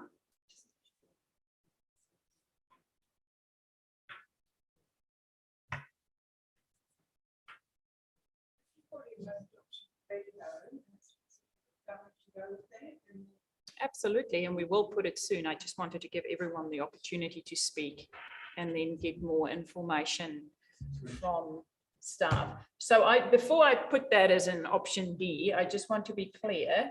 So what you are saying is that option D is a combination of option B, and C, and it is $70,000, which means the dunes will be tidied and all debris will be removed and it will be pushed to the river mouth, close to the river mouth, halfway to the river It'll mouth. be pushed towards the boundary of council's land, which was just before Pacific Street. Beacon Street. No, Beacon. Yeah. The pipe, so past Midway Beach. Okay, now that we've got option D on the table.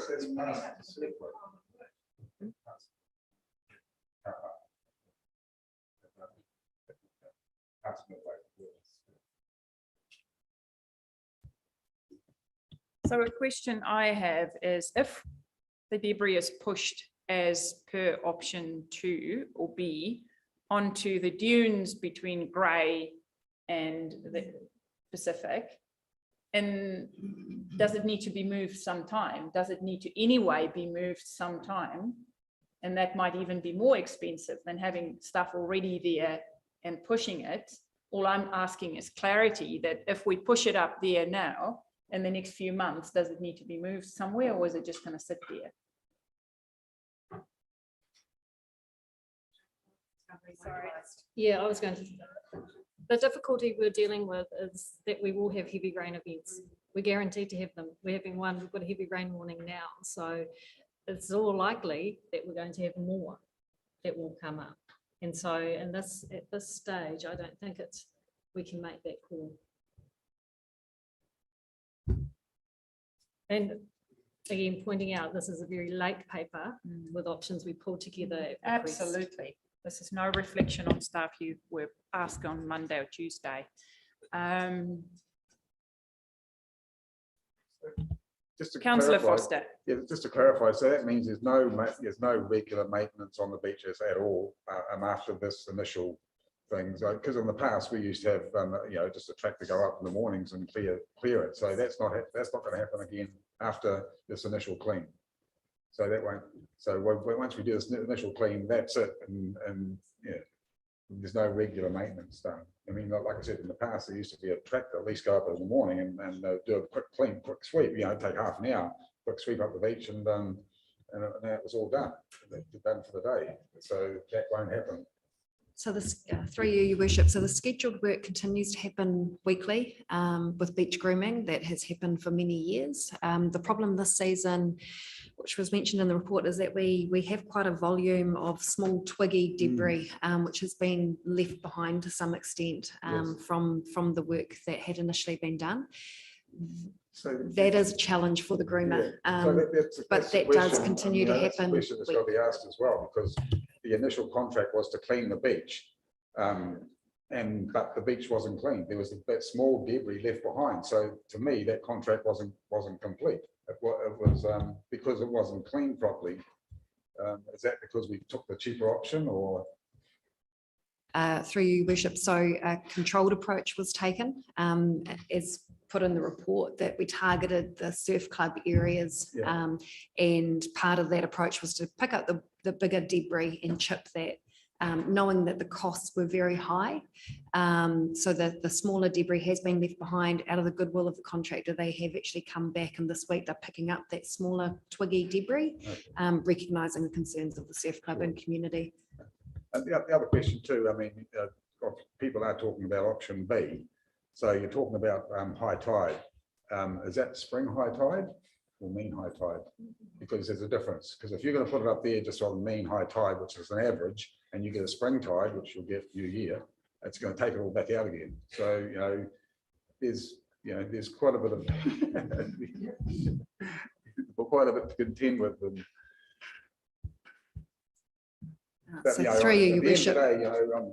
I'm hoping there's a compromise. If that all could be moved down for 70k, I'll be totally in favour of that, and I'll backtrack my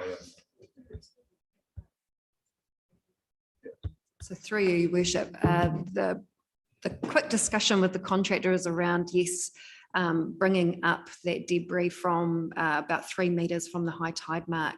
That was a compromise that we heard from the community that we met with down on site at the end of last week, that would enable them to have access between Grey Street and Beacon Street Reserve for their surf club patrols. Predominantly, it wasn't their preferred option. Their preferred option was to have the beach looking pristine. But that pristine outcome that potentially the community is seeking is only pristine for that matter of time. So to your point, a spring tide could remobilize debris. We could have further flush onto the beach the very next day after the work. So all of these options are not without risk. Okay, last comment, Councillor Tupara, and then Councillor Telfer. Just the last one. I might have missed this earlier on. So if you're pushing it up onto the dunes and it's just going to remain there, does it become a hazard in itself? Is there a fire risk with all the beach users that come down, especially, you know, summertime, like a bonfire, suddenly all the dunes are on fire. So if we go for option B and it gets left there, even if it's just for the summer, we're creating another hazard.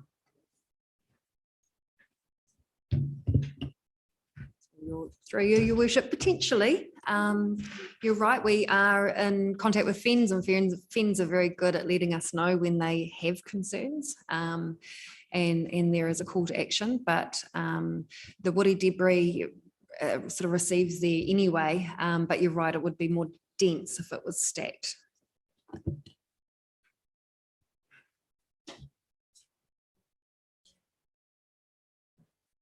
Yeah, I'm probably in the back of my mind already know the answer to this, but I was just wondering, we just had an announcement last week around the fines that were imposed on Burnsdorf. I think off the top of my head, was it 350,000 or something like that? Where does that money go to? Is that available for beach camp? Because that was actually the cause of a lot of that debris coming down the river. So Thank you, through your worship. I thought this question would come up. So in total, we've had $833,000 or thereabouts awarded in fines as a result of prosecutions. The actual net cost to council for undertaking the investigation has been $1 million. So we never recoup the amount of money that has been spent undertaking forestry investigations. So that is on, are you telling me that that's $1 million on lawyers' fees?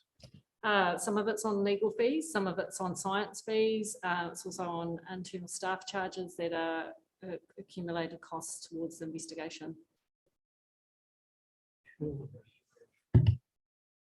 Councillor Robinson. Your worship, you spoke about marketing our beaches and telling people the story about our beautiful pristine beaches.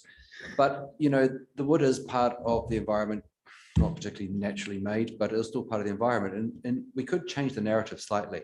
You know, we don't have to have a pristine beach from one end to the other end. There could be pristine patches and there could be bits that are au naturel. It's certainly a way to have a cost-effective outcome. And people, I think, in today's day and age, when we're acting responsibly for particularly the climate costs involved in all of this machinery, et cetera, you know, there's an argument to be said, look, actually, we're doing a bit for the climate. We're just stockpiling the wood and letting nature do its thing.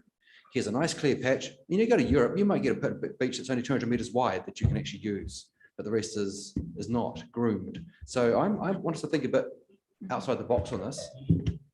Well, and also our community is aware of the cost, because I have had a discussion with a few of our councillors where last week we discussed some clearing and cleaning of some waterways, which was for a similar amount, which would clean, you know, a whole area up.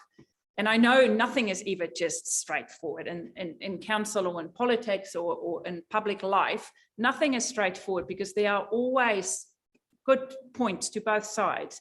Like today, we can debate both sides and there are valid points to both sides. So I agree that this is a lot of money. And remember this when we sit down talking about our 10-year plan, because every bit of money that we spend need to come from somewhere. We don't have a pot of gold sitting in my office that we can, for extra stuff, like $56 million for roads that are flooded, that we can just pull out. So every cent that we spend here is our money, is our community's money. So just keep that at the back of your mind. Saying that, I see that we have a summer coming up. I want to make sure it is an enjoyable summer on our city beaches. So I stick to option B that I have moved. I heard what Councillor Alders said about pushing, you know, being part, and then hopefully in our longer term policy, which staff are working on, we can then address that, like Councillor Pahura said, at source, because we can do whatever on this side. If we don't address what goes into the ocean, and this problem will come our way all the time. So we are hearing, I'm hearing what our community is saying. I know our staff hear it all the time, and I do want to thank both of you for going and doing a site visit and meeting also the CEO and myself. We've been there, taken a look, see what is going on there. And there is room for improvement, but unfortunately, it can be undone. I know we're looking at weather events and heavy rain events coming our way again, but at this stage, I feel comfortable with option B. Any last comments, Councillor Cranston? Thanks, option B is favourable to me for the reason, and I was going to make Councillor Foster's point, but he's talking about spring tides, but I lived down there for 12 years and I saw a lot of king tides as well, and they're a lot higher again. So if the option to cart it all, I would look at the option which gets it furthest away from the potential of a king tide and that, because those king tides down at Waikanae, they go halfway up the dunes.